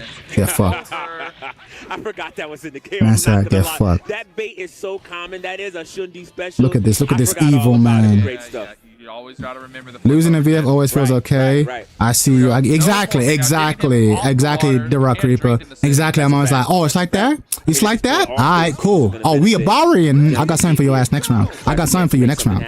Oh, we a Barian there? All right, cool. You about to hold a lot more counter hit 6Ps. The empty jump? Are you ducking Adizan? I mean, Tekken would have to change the frame data so that close-up fight game can be meaningfully back and forth. But that's what I said, Metal Gear. I said, like, oh, if you want it to be this super aggressive game, then you gotta give everyone an 8-frame jab or an 8-frame dick jab or something so that I can do something more interesting. You gotta give everyone flash or a flash-like thing to break instant frame traps, right? Because right now you're balancing it like old Tekken, but you're not gonna have the back and forth. That's a very different game. That's why I was talking about moving towards the island. But as people have rightfully said, oh, then you're moving towards VF. I'm like, yeah, but that's what they're moving towards. I'm not saying they have to do that. If you want to keep it Tekken, then keep it Tekken, go back. But if you want it to be aggressive and fun for both people, then go forward. What is a barre? It's mashing. You're minus, but you push a button. Japanese, they call it a barre. And that's like a respectful name for it because you're challenging the frames, a barre. Whereas in the West, we just call it mashing. There you go. There we go. Now you maxed out. But the truth is, sometimes it is dumb, sometimes it is right. But when Asians do it, it's a barre. It's classy, it's smarter. But when a Westerner does it, it's like, you just mash it. Right now. Oh, V-splat at the wall. All right, he's going to be up 9 drinks. Honestly, even if he wants to call this round a wash, well, he can't actually, right? Take that back. Has to play this smart, and he does here. Nice. And he gets to sit down and drink. So he should be up to 13 drinks. Okay. So why call it a barre and not just mashing? Because mashing implies it's bad. Mashing implies that you're dumb. A barre implies that it's like tactical or strategic. It's the difference between like It's a difference between like retreating and running away, right? Technically they're the same thing, but the motive is different, right? He messed it up. That was clutch. Like you're running away. No, I'm retreating. Tactical retreat, different thing. The thing is, Chad, VF is just like Tekken 8 in-your-face aggression, but only when your move or attack hits the opponent. Move hits opponent need to guess after a while. Tekken even on block. Yeah, that's the thing. You have to block even. You have to guess even on block. But also, when I'm -5, I just have to hold what comes next. Whereas in VF, that's not the case. If I'm -6 and you go for the throw, and I call out the throw, I can murder you, bro. I can actually just murder you with just an Abare. Like, that's the thing. Like, being -6 in Tekken is a nightmare. Being -6 in VF is like an inconvenience. So plus, and you know what I mean? Worldwide. Eliminate, I mean, soon as time and not a lot. Being minus in Tekken is so much worse, and you have so much more to lose that you shouldn't be able to get there so easily. And yet, Tekken has more plus on block moves than Virtua Fighter. Despite the fact that being minus is way worse in Tekken than it is in Virtua Fighter. All right, I know this is where you want to go again, but that scenario. If you play VF, you call it a barre. Us multiplayers just say we be mashing. I mean, to be fair, the ratio of how smart it is depends on the game. Pushing buttons from minus is a good idea in Virtua Fighter because if they go for the throw, you mash through it. Whereas, but in a game where throws will counter hit with strikes, low key you do be mashing. Low key you do be mashing. Christian, he got a little bit more momentum when he was fighting. Dumb and smart aren't mutually exclusive in this game. Yeah, they're all that's true. I'll do a hop kick just because I feel like it. Because fuck you. And if it works, it was smart. Always trying to make a choice, just like this. Here we go. Sukami grab. On that forward option. Gotta love it. Step. I tried the Sabaki wake up kick. It actually does not come What's out. up? EX low. Get off me. Right off the bot step too. That was crazy. PP. All right. Shoulders, delays. So many counter hits. We ain't blocking. Ooh. I don't know how you meant to deal with that move. That move where he like tags you and then steps back. Are you meant to react to that visually? Like, what are you meant to do? You meant to step? Mid block on the launch. Very Get through. nice. Back throw for rip. Counter hit. Ooh. Get off me. Tries to go for Sukami, doesn't find it. Kanar gets the palm combo. Ooh, execution on point right now. I like that a lot. You gotta hold that. That shit was hard. It made it look easy, but that shit was hard. Ooh, what a backdash. Oh, we sending that. Little too heavy there for that combo. Throw. Back throw again though, still grip. I like it. Down hit. Oh, that second hit was gonna be good. Up hits. Ooh, no they need to. They keep nerfing Go. I mean, I hear Go used to be fucking dumb though. When he beat Tangaman before, he slowed his pacing down a ton, and it's working again, just like that. A clean. Yeah, I understand. Also, in VF is good. It's all about math and confirming if your poke actually hit. Tekken, it's all about bullshit. I mean, don't get twisted. VF definitely has some bullshit too, but yeah. But you can do more about the bullshit. It's easier to accept bullshit when you can do something about it. Like, I don't play Yoshimitsu. I mean, I don't play Yoshimitsu, but I feel like I'd be a lot less angry about the plus frames if I did play Yoshimitsu, because I'd be like, okay, but if you try to force it, I just hit to flash you. Like, in a weird way, Yoshimitsu and Flash forces you to play real Tekken. Like, and again, people hate it, but that's also why I started playing Xiaoyu. So I'm like, oh, you can't just mash on me. I know you're +5, that doesn't mean you can just do your 14 frame mid without thinking, because I will AOP under that shit and murder you. So now you have to think. I'm like, okay, cool, now we get to play a real fighting game. For sure. Okay, 4P comes out, nothing. Shoulders, tries to go for it, makes he chases. Like, all the characters I like have something to be like, punish you if you just try to mash on frame every time. I like that. Oh, break it. No punish on the fuzzy. You got to think. I want you to be able to think. Wow. Great break from Tangaman. Yeah. And honestly, the aggression. This game is so fast-paced, but it's not difficult to follow. It's so weird. It's because the animations are slower. The animations come out slower, so you can read them, right? We're nervous about so you have to make more decisions per second, but like you have more data to read from. Hey Jerry, how you doing? He's forcing Kanar to speed up now. And like you said, Kanar did much better when he slowed the down. fastest moves in this game are 12 frames. Setting the pace. Does the bully kick into the back throw? Right, it worked out. Tried to Sabaki kick once. I'm new to VF and got 2 in Tekken, but when I lose in VF, I kind of know and understand why I lost. I hear it. The wall is there. Also, the cancels are not visually very obvious. I know you're worried about something specific. Don't worry about it. I got it. The MTG app is kind of good now, my goat. Good. Good. So we can play some more Magic the Gathering? I bet. I got some more Commander decks for that ass. Right. I got a Tifa deck with your name on it. Or it'd be like extra combat turns. Follow-up there, thought maybe the wall. Oh shit, there was an Avatar last Airbender set too. This is very dangerous. Very serious. Your stomach hurt. Okay, he's DMing down. Got him. Which is great. I was about to say, any random situation, he can end up getting rung out over the fence. The word about it, never associated with skillful. Attacking when minus, you gotta do it sometimes. Yeah, but skillful is not really the word, but more just about mindful. When you call someone a masher, you're just saying that you're just doing it random. Wasn't ready, unlucky. Like it's thoughtless. Whereas when you're saying a Barra, you're implying a tactical choice. Korean backdash is way more visually obvious than most VF movement tech. That's true. We should invite Shimpete so he can smoke us with his storm deck. He ain't gonna smoke me. He ain't gonna smoke me. I got counter decks. I got counter spells on deck, bro. I got something for that ass. Can Tank clutch up and run this back? We got one more game to find out. Oh fuck. Oh, this move, this knee. I catch you counter hit with this knee, bro. This used to be death. It's still low-key kind of death, but this used to be death. We might as well just fast forward to the next round. Here we go. Big counter hit on the knee. Put him at the wall. You don't want to get hit by that. I mean, look. I mean, it's still kind of death. I don't know what I'm talking about. That knee though, the whole round going on that knee. That's 15 frame if I remember. Oh, GG. You don't want to get hit by that knee. That's 100%. That's a bad time knee, bro. That's a bad time knee. And the thing is, if you lose to that, you don't get that mad. You're like, well, you're right. I was mashing. You're right. I was mashing. I summoned 2-part of greed. Damn. I miss when Yu-Gi-Oh was good.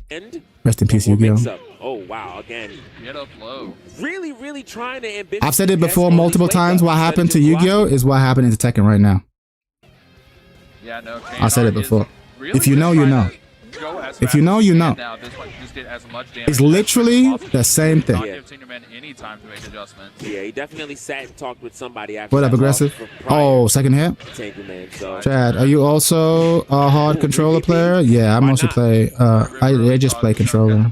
Oh yeah, and I mean that's guaranteed, right? Side turn situation, purple flash, you're dead here. That throw is so sick. That if there was one reason I'd play Go, it's honestly maybe just for this throw. Why not? Let it rip early. Thought he was trying to catch a button. Oh yeah, and I mean that's guaranteed, right? Side turn situation, purple flash, you're dead here. That throw is sick. Round 3. Here we go. 2 rounds. I never thought it like that, but you dead right. It's 100%. Yu-Gi-Oh used to be a game where you would exchange resources, i.e. your health, over a long period of time, right?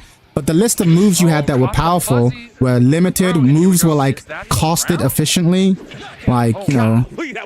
And then over time, moves just become cheaper and cheaper. Emphasis on combo and on a one-player experience. The devs are so focused on letting individual players do quote-unquote cool shit that like the game has just become two single-player solitaire games rather than like a game of exchanges. And we're still gonna stay on the stage. This is actually what's happening. I think I'm telling you, bro. I don't think the stage didn't make a difference. Open, close fence doesn't matter. The way these guys are playing, they're just going for big damage. It doesn't matter where we are. We don't fight. Right. Yeah, mindful versus mindless. I mean, that's what I said about like running away versus retreating, right? One is based on fear. One is based on like a tactical appraisal of the situation, right? Same action, but the motive is different. When you say mashing or a barra, what you're really debating is the motive for the action. What it is, regardless. You thought Yu-Gi-Oh is bad, chat? It's bad now. They have deck literally you can look at your hand and play or something. You can't even throw hand traps now. Bro, the game just got dumb, bro. The game got dumb. And it got dumb kind of slowly over time, too. Like, it wasn't like, it didn't happen overnight. It was the introduction of certain effects and then more effects and then more effects and then that became the norm, bro. Yeah. Like, and it's low-key happened with Tekken too. It's like they added dumb shit in Tekken 6, man. But it was mostly Tekken, so it's alright. Added some shit in Tekken 7, that's kind of dumb. So alright, cool, but it's still mostly Tekken. By the end of Tekken 7, we were all feeling it. And ironically, the assumption was that when Tekken 8 came out, we would go back to basics. And then Tekken 8 came out, we were like, oh shit, what you mean chip damage? Don't listen to me. Oh, get fucked. How did you get hit by this? Oh, counter hit? Oh, and he just let me put you outside. Let me put you outside. Happened to Hearthstone too. I can't speak to Hearthstone, but I can see it. It probably is the fate of all card games, to be fair, because you got to sell new cards, right? Scoop, exactly. You get scooped up. You got to sell new cards, right? And the cards got to be powerful, and you keep adding new powerful cards. Yeah. Get off this. I'm trying to sleep. You know what I'm saying? You should try Edison. I've heard of this, man. I know. Go back and play an older format. I hear it, but I'm just kind of done. I hear it. Ooh, I'm sure Edison is fun. Right, when you're locked into the old format, I hear it. A new Genesis format doesn't sound that much fun. Although I like the fact that they came up with a new format to try and solve this problem. I could see Genesis being the solution in the future. We want Tekken Pendulum. Yo, Tekken 8 is legit. Tekken 8. Half the chat has no idea what the fuck we're talking about, but Tekken 8 low-key is Pendulum Summon. Saw something just now. The way he scratched his chin. Tekken 8 was like Pendulum Summon. It was like, oh damn, we really have gone too far. But the truth is, the set was. The problem started before Pendulum, but Pendulum was just like when everyone realized, like, oh, we've gone too far. Pendulum's when but the shit started before Pendulum. Right, you right? Listen, Pendulum Tekken 8 is like everyone went, wait a minute. Like, hey, yeah, everyone went, wait a minute. But the truth is, the shit was happening way before that. But Pendulum was like, no one could deny it no more. They put Ed Dominion in Tekken. That's it. That's it. The problem started with Elemental Heroes. Especially after a couple of missed. I mean, there's so many debates. I mean, this is about to become a Yu-Gi-Oh stream, but I don't know if it was 3 max Tekken 8 equals 3 max E-Dex. That's it. In Dominion, you want to know when it started? Okay, listen, I'm sorry for the half of you who have no idea what the fuck we're talking about. Let me tell you when it really started. This is the most controversial take. Y'all ain't gonna agree with me, but this is the Tekken 6 moment for Yu-Gi-Oh. All right, you ready for this? Honest. That card, we didn't know it at the time, was the beginning of the end. If it goes down around, this is gonna hurt. That card was the beginning. Honest was the beginning of the end, chat. Honest was the beginning of the end. Honest was actually the beginning of the end. Like, again, don't get me wrong. I'm not saying Yu-Gi-Oh was bad when Honest existed. I'm not saying that. I'm saying that once we allowed the design language of the game to make it so that players could pull shit from the hand, right, on the opponent's turn that changed the battle math, that's a fact. All right. That wasn't set. We were like, oh, okay, we've changed the fundamental design language. That's what allowed hand traps to flow in. That's what allowed the earth. I'm telling you, Honest was the beginning of the end. Honest was the beginning of the end. Honest was the beginning of the end. Honest itself was fine. But like that, like, wait, why do I look, when I was looking at, you had nothing in your back row. My creature card was bigger than your creature card, so I attacked you. Check this out, I had this thing in my hand. I'm like, well, okay, but like, I didn't, you didn't set that though. And it's not your turn. So how are you activating this? How are you activating this? The second the design team said that this was okay, we were fucked. We just didn't know it. We were fucked. We were actually fucked. We were actually fucked. That was the beginning. It happened fundamentally. And then from there on, it's like, and okay, we all accepted it because it was just a one-off thing, right? And then there's another thing and another thing. I mean, to be fair, you had like, you had Karibo, right? You could discard him to dispel all damage. But that was the first time they changed the battle math in an aggressive way. After that, we were fucked. It's a throw. It's a throw for sure. Oh we were fucked. God, the worst case, and he's dead. He's dead. He's dead. He's dead. He's dead. Oh, he's not dead. One shot. One touch. So when the sacred battle phase being weakened was the beginning of the end too? Oh, kind of. Yeah, kind of. I mean, don't get me wrong. I'm not saying that everything had to be done through battle, but like for me, it was just, that was a violation of what up to that point had been agreed upon design language. Fantastic weekend. Once we got there, I was like, all bets were off.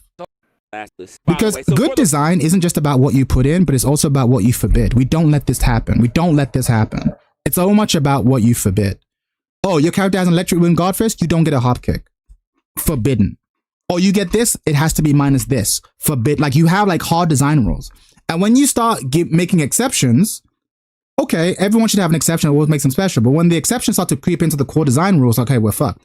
Record, if Tangleman does lose this, he will have only lost to one person. I'm still waiting on Summon Skull support. Listen, y'all don't talk to me about it. Y'all got turned this into a Yu-Gi-Oh debate, and I'm gonna keep it a buck.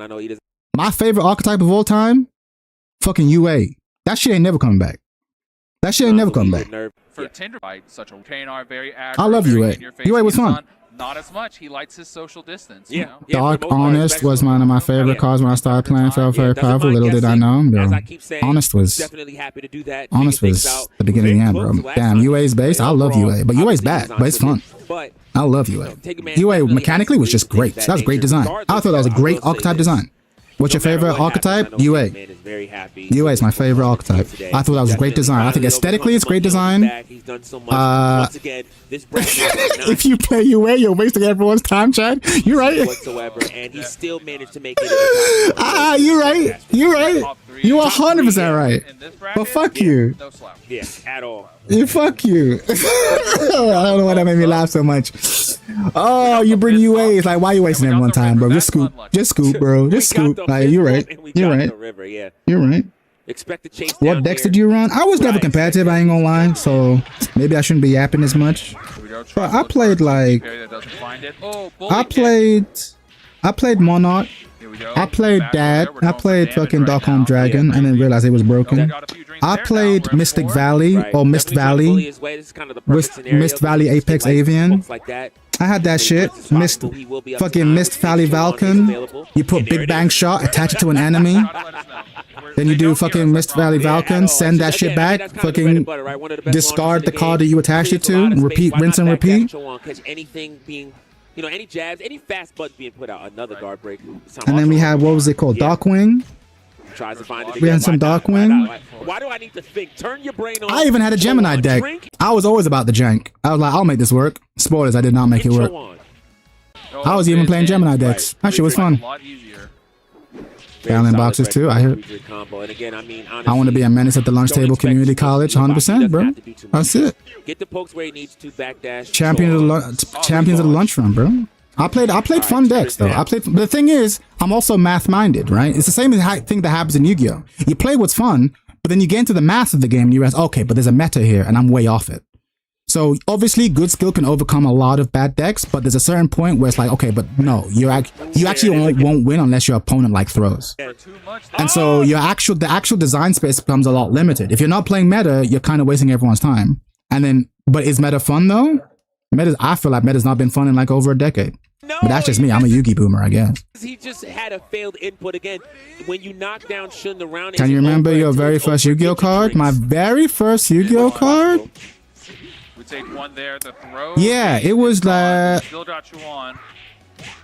it was something like Neo the Magic Swordsman. In the ring.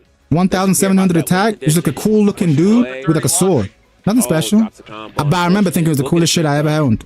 Like Neo Magical Swordsman, some shit. No pokes.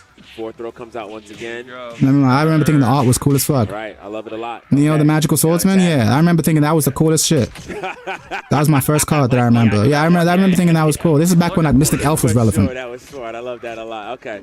All right, and got something for that one guy that beat me on Winter. Remember Celtic Guardian? Of course I remember Celtic Guardian. Don't do this to me. Don't turn this into a Yu-Gi-Oh nostalgia stream. Don't make me bring up fucking. Don't make me make everyone cry by bringing up fucking what's his name? Penguin Soldier? What you know about Penguin Soldier, son? What you know about Penguin Soldier, son? Do you know how many people's lives I ruined with Penguin Soldier? Bro. Penguin Soldier surprise? That shit was godlike. I miss Penguin Soldier. I like that crouch dash, yeah, for sure. I bring Penguin Soldier to the deck. Oh, you like the thumbnail? I love the thumbnail. I was proud of that. Oh, no punish! You gotta launch that. You have to launch Damn blue ass. Bro, Ritual was a bad mechanic. I wish it worked. For sure. Yeah. Take that. Sword Stalker? Oh, Sword Stalker. Now we're talking, yeah. But again, okay, Yu-Gi Boomer take now. What the fuck happened to Yu-Gi-Oh art, bro? The fuck happened? The fuck happened, bro? Weird interaction there. Backdash palm. Need the Swakage. Yu-Gi-Oh meta documentary vid, bro. I mean, what the fuck happened? What the fuck happened to the Yu-Gi-Oh art, bro? What the fuck happened? Everything's a waifu. What we're doing. I see. You have plus frames. Gotta guess in the corner. Yeah. Still gotta guess. Everything's a fucking waifu, bro. Slide, you can turn VF characters into Yu-Gi-Oh cards, bro. We don't need that. Remember Yatagarasu? Okay, yeah, let's not talk about Yatagarasu. Let's not pretend back in that day. Yeah, that card was fucked up. I ain't about to say and tell you the game was perfect back in my day. Right. We don't talk about Yatagarasu. Here we go. Oh, what's that? Was it Mad Scientist? We don't talk about that shit. Fucking Cannon, what's it? Cannon Turtle? Yeah, don't mash. Like Siege Turtle, Cannon Turtle? We don't talk about that shit. He stays down though. Low high comes out. It's a game where you can't be right. It's a game where you can't be right. Great way to sneak around, and just like that, we are at 20 drinks. I mean, backdash Chowan, just do it for the culture. Do whatever for the culture. Yeah, honestly, at this point. Nobody can stop you. But this is what I'm saying. Like, when Japanese players play against American players, it's kind of free until it's Gentleman Thief. Catapults, Turtle, yeah. Burn it all. Burn it. Where's the low? What you know about Beaver? What you know about Beaver Warrior? Tell him. Tell him. What you know about Giant Rat? Tell him. Tell him, chat. What you know about Wall of Illusions? Tell him. Fucking tell him, bro. Mystic Elf. What you know about Dark Elf? Tell him. Just do it for the culture. Oh, Shadosha commentary. That shit was funny. Just do it for the culture. She was good. Yo, shout out. For those of you on Twitch chat, Shadosha, he's a man on commentary. Shout out to him. Go follow him right now. If you're interested in VF, which you should be. It's good shit. I assume you're going to be at EVO Las Vegas, right? You on comms? Do you know who you're with? 1KK. Oh, get off me. Now come here. Boom, boom, boom, boom. You instant side frames are so cool. I don't know if I know those cards. Oh, fuck. But you got to do something, right? Yeah, it's me and Ryan. I ain't gonna lie, I ain't trying to glaze Shadosha, but I think we all know that's low key. Like, I was gonna say the dream team. It is the dream team, but I got time. I got time for you and Limey though. I ain't gonna lie. You, Ryan, Limey. That's kind of like my trifecta. I'm gonna keep it a buck. I don't know if it's the same for you on like actually doing the job, but in terms of listening to, I feel like you got good chemistry with Line. You got good chemistry with Ryan. Evo Japan team, yeah, same team. 13 drinks, Tengu Man. Definitely down right now.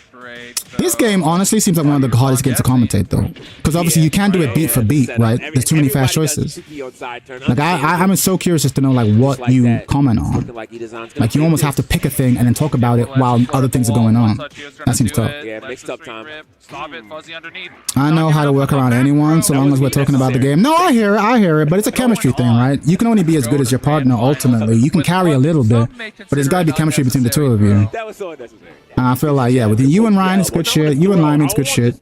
Spin you around real quick. Because I think we've all watched games where one person clearly knows what they're talking about, the other guy's wasting your time. It's like, okay, well, this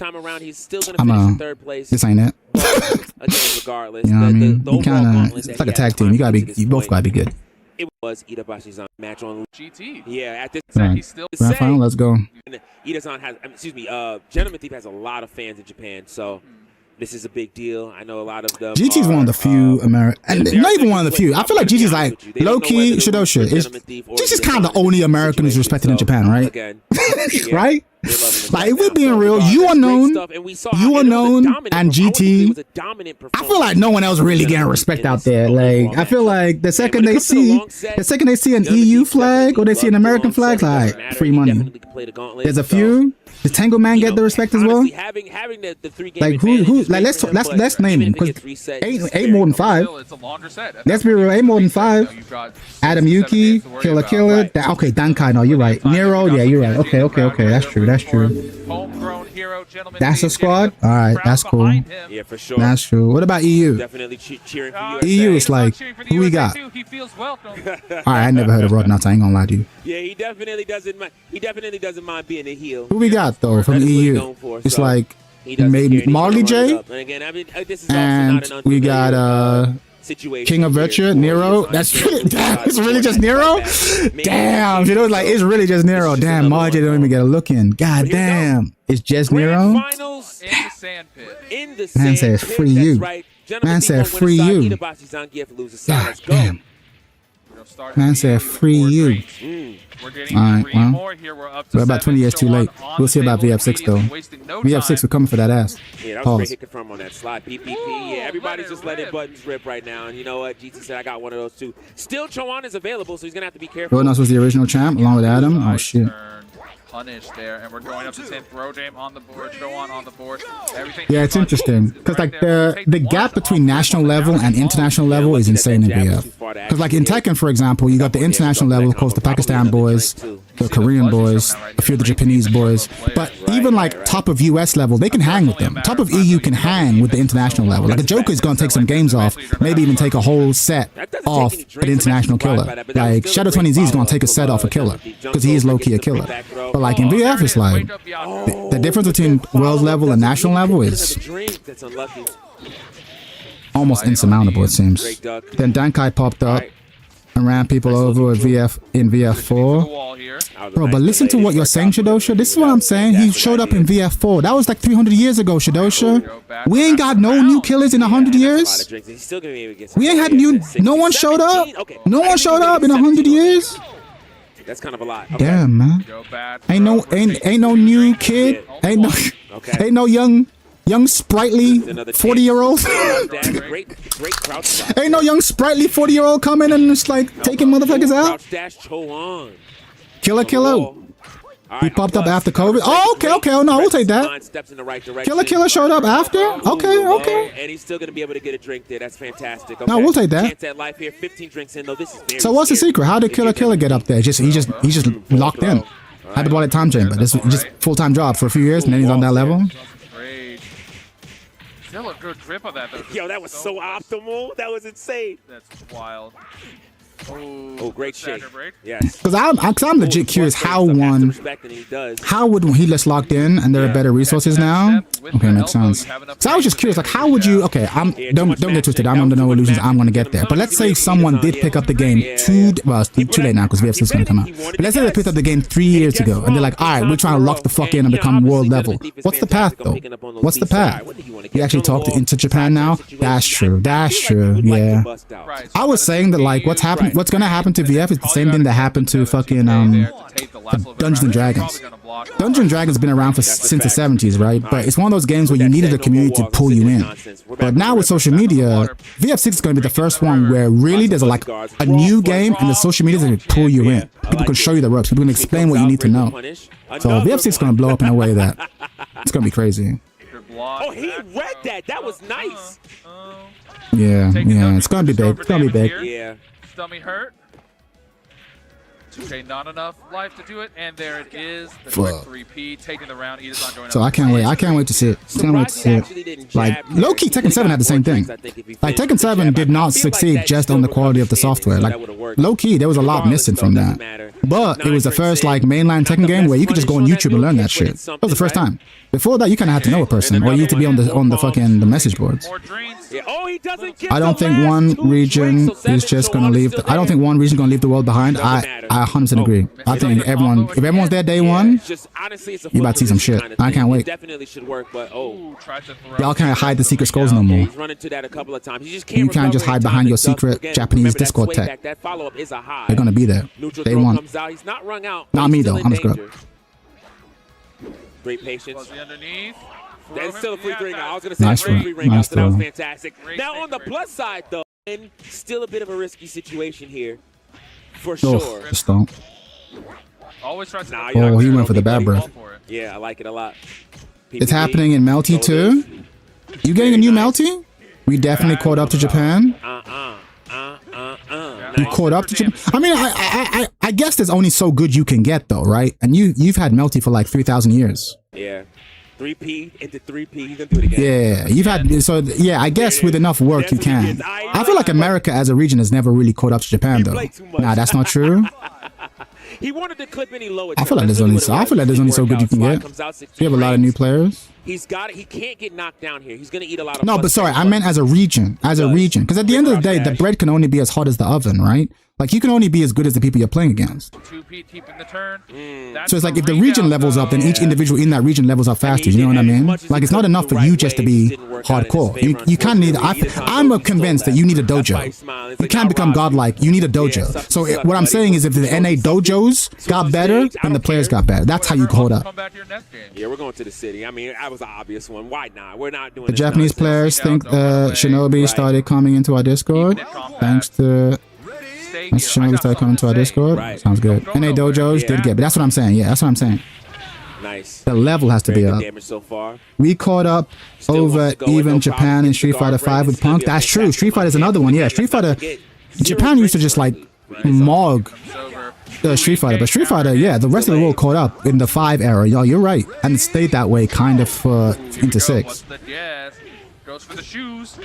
But again, that speaks to when a new fighting game comes out in the new online era, that sense of like Japan dominant because of their arcade culture and their dojos, that doesn't exist anymore. So yeah, you're gonna have EU champions in fucking VF6 and NA champions in VF6 and Asian champions in VF6. Forward throw once again, shoulder.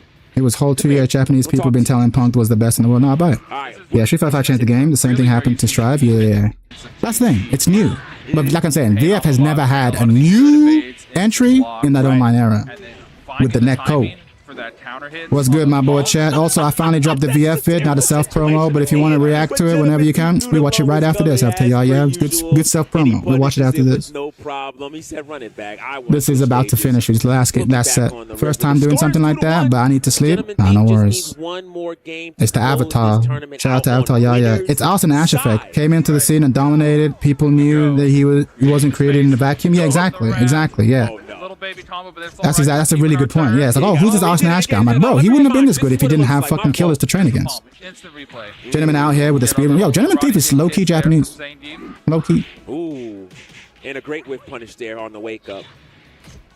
Coming off of a fantastic sidestep. But again, he's like, I'm picking up the Akira. You can't run from me. Confirmed. That is so unlucky. Yeah, you got to hit that just frame there. That could have killed, I think. I think so. Not, it would have been very close. Yeah, for sure. He is on up to Sid strings though, so he's always out there. Gotta be careful. Right. Any straight back dash should be he's always out. No, 100%. He's secretly Japanese, bro. I was gonna say, I'm back up. He's working. No, he knows. Yeah. He's working with the Japanese military. Listen, if he tries to drink, he's going to get hit with 1P. Doesn't matter. He gets thrown for his troubles. Ah, that's another reason why. Exactly. That seems clear. He wants to have an option. So if you try and just say distant from me, I got something for you. Instant. Big chillin'. 100%. Trying to hide at the edge. I ain't scared of you. I picked the Kira for a reason. I got the 666666666P. 8. We got 8 sixes. Fuck you. As many sixes as it takes. Hold that. Oh, GG. Yeah. And I think he gets another drink in that scenario too. So this true, they just grind and do the math. They always learn tech. Bro, Pakistan, they be playing first to 50 on the reg. Doesn't go for feet. He's about to unga right now. I was about to say, yeah, he's definitely gonna. He's gonna do it again. He doesn't care. Ooh, the movement. Okay, I love this. He took the ring out of his win condition. He said, I'm just gonna play it straight. I got life lead. I'm gonna play mid range. I'm in 1P range right now. Don't let him drink. Don't let him drink. Don't let him drink. Yeah. You don't have to approach. You can lame it out. Lay it out like cross taking. One touch is gonna do it. Yeah, backdash 3K comes out. Again, he's fantastic on whip punishes, and he's gonna try to look. Oh my! Nice oh my God, Psycho Crusher. Okay. Stopping him. Get off him. Elbow. Yeah, down. That's guaranteed. Once he got the dashing elbow, that was guaranteed. Ladies and gentlemen, showing the world he truly Japanese. Combo breaker champion on winner's side representing the USA. Damn, landed the free, not so free after all. You love to see it. You love to see it. All right, hold on. Why's my computer lagging out? Damn, don't down on me. Don't down on me, CPU. I know it's hot. I know it's hot as fuck. Don't down on me. Alright, let's do this. So what are we gonna do? We are going to watch Avatar Yaya video. Oh shit, I see what we're gonna do. Thing. Yeah, that was free as hell. Capcom Pro Tour got him distracted. He's out here for real money. He ain't here looking for change.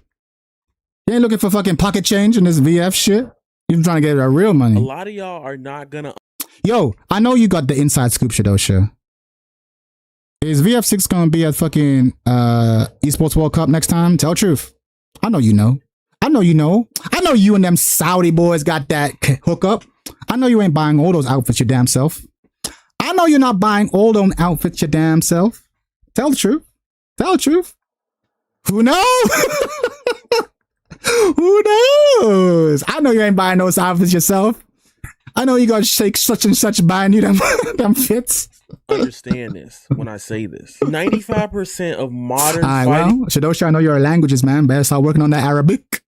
games are not good video games. That don't apply to Sega though. They get it. One of the most important games at the Summer's Game Fest was Virtua Fighter Crossroads. And if you know me, I haven't publicly ever said it. This motherfucker's out here on the Duolingo, on the Rosetta Stone. He out here listening. I hear it. I hear it. He's out here getting ready to flirt with the Wahhabi mommies. I see it, Shadosha. Always got his out in the future. There was one that I never really cared for. With the Wahhabi really mommies. Play because Wallahi, he's ready. Wallahi, Shadosha is ready. I saw it. My granddad loved it. His favorite character was Kage. Growing up, I always used to make jokes about how like sauceless Virtual Fighter was. Yes, I love Shaw Brothers films. Oh, Jack. Let me pass N5 Japanese exam. Shit, N5. You ain't fucking around. Growing up, I feel like it didn't have anything dynamic, or the hits didn't move well, or the speed just didn't captivate me for a fighting game. What if I told you Sega understood this? This is not related to the stream. How do you practice, what's your go-to effort? Because I can speak Mandarin, but I'm not at fluency. I'm at that, you know, the intermediate plateau, right? Where I'm at that point where what I need now is quantity, right? I know the words, I know the grammar. I struggle to retrieve them in my head because it's often been too long since I've last tried to retrieve it, right? What do you do? What's your treadmill for just like quantity? Bang, bang, bang, bang, bang. What's the method? And took it tenfold. Virtua Fighter Crossroads is going to revolutionize fighting games and Sega forever. I'm not saying it's a glaze. I'm saying it because it's going to potentially be a fact if they keep going on this steady track record of how they're showing everything. Hey, how's it going? Y'all enjoying this video already? Make sure you hit the like button. Yeah, like and subscribe, you know that shit. Honestly, use Anki to practice grammar, then engage in casual conversation or speed dating. I hear, yeah. Probably gonna be the best Virtua Fighter. That probably is the method. Yeah, I use Anki too for like reading and stuff. Yeah, grammar, vocab, no, I'm with you. With fighting games, the fighting in the game. For me, it's just like constructing sentences on demand. I struggle with. So I know I reach for the wrong thing or I start the sentence in the wrong place and I gotta start again. I'm like, oh, fuck. Gameplay be so fucking peak. Like the mechanics be fun as well if you just like fighting games. And then you look at everything. But how do we know that? Yeah. How do we know? The game looks fun. The game could be cheeks. It's not gonna be. It looks amazing. But it could be cheeks. We don't know that. Else in the game and be like, what the hell is all these extra? Because to me, it's just the point where the new stuff stagnates. Exactly. Games, like we still it's like it's been too long since I've used the word, so then when I have to retrieve the word next time, it doesn't happen. The repetition will result in mastery. Yeah, you got to rep. But the thing is, if you do reps over a small set, you're only mastering a small subset. Like I actually need, like there's too many words in my vocabulary to now repeat them all. Does that make sense?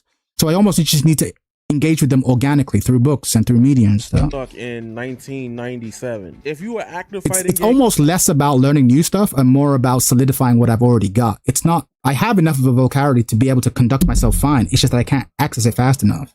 But it adds up. Okay, I see what you're saying. Unless you're a fan of the game, when the last time have you touched an arcade mode or a time attack?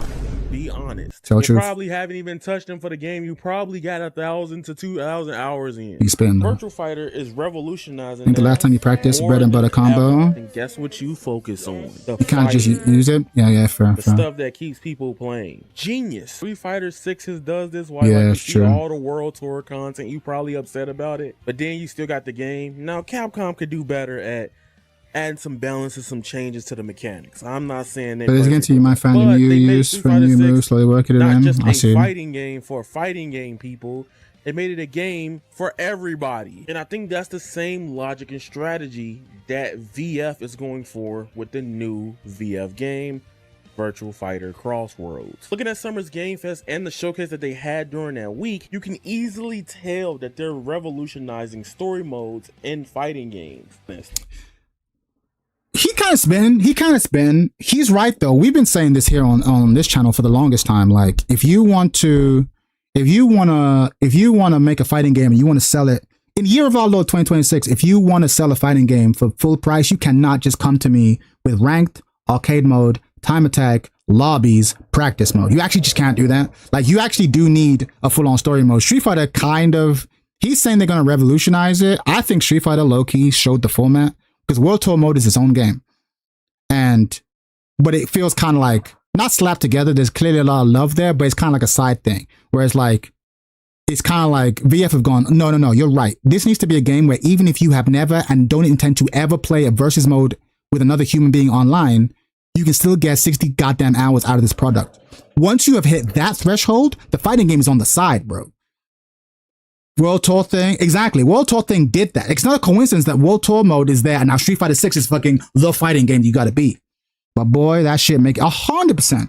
You've got to make a fighting game. Because the thing is, I've been saying this since forever. Us fighting game players, we just need online, ranked, lobby, training mode. Low key don't make it for us. So long as the core combat system is solid, training mode, replay, we're covered. Go get the casual bag. Go get the casual bag. And it has a double-edged sword, and not double-edged sword, it has a double benefit. Because if you've already catered to the casuals with the game mode, you don't have to cater to them with the mechanics. You don't have to dub it down. You can keep the actual core game mechanics hardcore as fuck, because the casuals got their cake.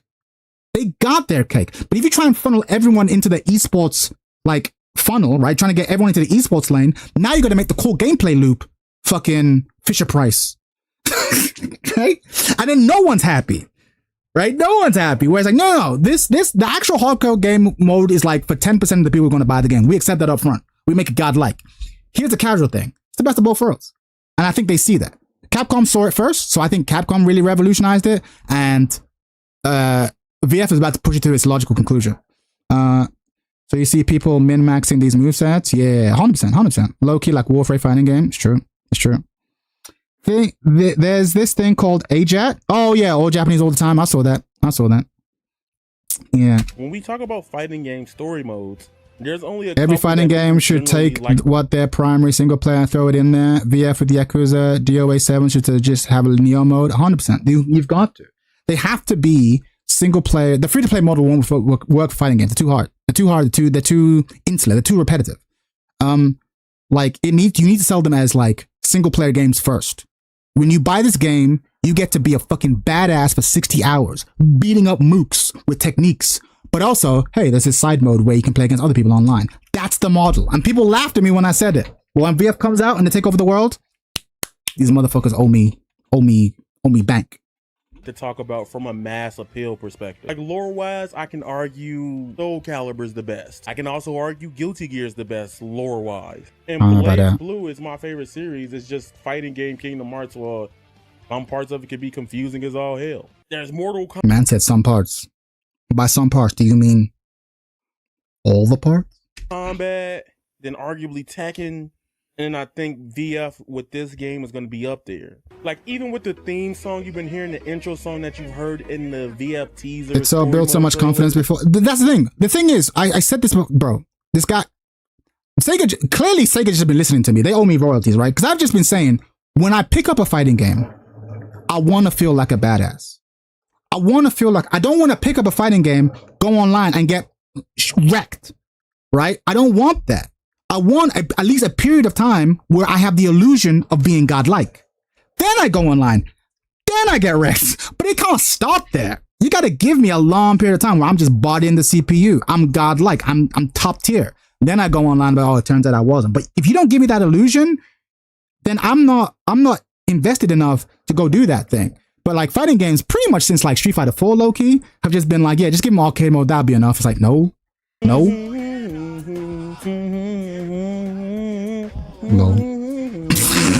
know what I'm talking about. It seems like it's hitting people on the realistic front and hitting people in the culture, because VF's big thing, why many people like it, is the realism, and leaning harder into that and making something that even more people nowadays can connect with. This could be the key for the future of virtual fighting. Yeah. And I think Sega... It's not just the realism. Again, I think realism is the wrong word, because Tekken's not realistic, Street Fighter's not realistic, but there is a world. Mortal Kombat has a world. I have not bought a Mortal Kombat game in years, but I will watch the story play out on YouTube. Why? Because I actually am somewhat emotionally invested in what's happening to Scorpion, what's happening to Johnny Cage, what's happening to Sindel, what's happening to Katara. Like, I'm actually like... Katana. Like, I'm actually weirdly invested in the characters and their relationships with each other. Like, the story matters, the world matters. So it's not nearly about being realistic, but like there's a meta investment beyond just the punches and the kicks. And VF doesn't really have that. It's an incredible system. And so they need to invent and invest in their own world, so that even if I'm not a competitive player, I care about Sarah. I care about fucking Idris Elba. I care about fucking Cielo. Like, they need to do that. And like, even when most Tekken fans became Tekken fans, like back in like Tekken 3 or whatever, I don't want to talk about Tekken 8 story. I will rant. Yeah, don't get me started. If I talk, I get big trouble. But even then, people used to care though. Like, people cared about the Jin story, the Hayachi shooting Jin in the fucking head and him flying off. Fucking Brian, Yoshimitsu wanting to kill Brian, blah blah blah. Like, that story stuff matters, and like, it keeps you invested beyond just the mechanics. And again, we're just yapping because Sega clearly figured this out, and I'm glad they have. It took a decade and a bit, but we're here. What a fighting game needs. But what mass appeal... That's right, Chad. A card needs a picture as well, not just a wall of text. I mean, you're joking, but yeah, basically, you can't just be a card. It needs to be a picture. It needs to be Jace, right? It needs to be I can't think of any characters now, but it needs to be Dark Magician, right? It needs to be there's an emotional investment too, an aesthetic investment, as well as just core mechanics. Dark Magician isn't just a 2,500 attack beater. Like, although he is. Chandra, there you go. Thank you. And just general gaming audience and Vraska and entertainment. Chandra, my love. Well. I generally think it's gonna be peak, bro. I think it's gonna be peak. Funny enough, Sega always knew ball. Sega as a company was always tracing different trends. A lot of y'all probably don't even know Demon Slayer 2. Time Wizard, my shit. Time Wizard, bro. Some of the best arena fighters we've gotten in the last decade. It's not a Bandai game. They're Sega's. And even before Virtua Fighter 5 came out, Virtua Fighter literally popularized 3D video games. Sega and Virtua Fighter showed the world the possibilities of Knights. what you know about video Knights? Games can do. What your kids know about Knights? Areas of entertainment. Even in the late 90s. It's so funny though. Like he's actually spitting. There's a whole generation who don't know. I'm 35. If you're my age, there's a Sega that exists in your head that doesn't exist if you're in your 20s. Do you know what I'm saying? There's a Sega that exists for me that is Street Fighter. That's like that's like Sega Mega Drive, Sonic the Hedgehog 2, Streets of Rage, Dreamcast. There's a Sega that is big in my mind. But if you're like younger, yeah, exactly. If you're younger, you've heard the stories. You've heard the Outrun. You've heard the legends, but you weren't there though. You weren't there when like Sonic and Mario were equally large franchises. You weren't there. You actually weren't there. You actually weren't there. Like, people don't know. It's not your fault. I'm just saying, like, there's a Sega that exists in my mind that hasn't existed for a long time. And I find that very fascinating. Early 2000s, Virtua Fighter was a big driving factor to being the foundation of seeing so many different 3D the console games war and PC Master Race. And I mean, even true. in Japanese and Sega is folklore to arcades. me. I hear it. So I hear it. I think Sega has the ability with Virtua Fighter Crossroads right now to keep up with the capacity of something even bigger than Street Fighter 6, even go further beyond. Hardest videos to make, because every day since Summer's Games Fest, there's been news. Motherfucker, I'm older than you. I mean, I knew we were like in the same bracket. Of course you're older than me. I knew we're like in the same bracket. We're both unks. Virtua Fighter Crossroads. We're both unks. I'm also 31. Yeah, of course, we're unks. Here's We're the story unks. details. Crossroads is set a decade after the events of Virtua Fighter 5, and an overarching evil conglomerate from the story. The Judgment 6 is gone. There's no longer a world tournament for these fighters to participate in, and there's no secret Dural project stealing all of their fight data to build another super weapon. Although that story is ironically is just the present of today, or present of today. Now, I don't know nothing about Virtua Fighter's story. All I know you ain't missing nothing. I don't know nothing about I ain't know nothing about the story. Me neither, bro. Nah, I'm like super old though. How old is super old? You 50? If you ain't 50, shut the fuck up. If you're 50, all right, you old. If you ain't 50, shut the fuck up. Don't talk to me about old. It's like, bro, I don't know the story. It's so funny. I don't know the story. Listen, I'm gonna tell y'all. I'm gonna tell you. I'm gonna keep it a buck. If you don't know the Virtua Fighter story, you know the Virtua Fighter story. There you go. You're welcome. If you don't know the Virtua Fighter story, you know the Virtua Fighter story. Congratulations. Not even shut the fuck up, man. You in my age bracket. Who cares? Sarah be going through some secret agent bullshit. That being said, I do think it's pretty hype that they're taking kind of like a Street Fighter 6 approach. Like there's lore for people that know ball, but also as a good starting point for people that have probably never touched a VF in their whole entire life. This is a 10+ old series and a 10+ year old game going from VF5 to Crossroads. So it makes more sense. I'm 37, bro. I don't know why people act surprised. Like, I think it's because we see the gaming industry as being quite young. I'm like, bitch, we're not part of the game. We're part of the fighting game community. This is UNC. You're watching this video is labeled VF. I'm surprised y'all motherfuckers ain't 50. What are you talking about? Why are we acting surprised? Bitch, it's a VF video. Of course you niggas 30. Even the 20-year-olds are 30. What are you doing? It's a fucking VF video. A middle ground for both. This video is for unks and for future unks. I think a new generation story is pretty good. Unks in training. New characters, new ideologies, and new things going forward with the future of the Virtua Fighter series. Now, here's the part y'all want me to talk about. And I'm telling everybody this now. I am from the future. Call me Nostra Yaya the way I'm about to spit right now. Let's talk about the community side and the debates with the gameplay. Let's go.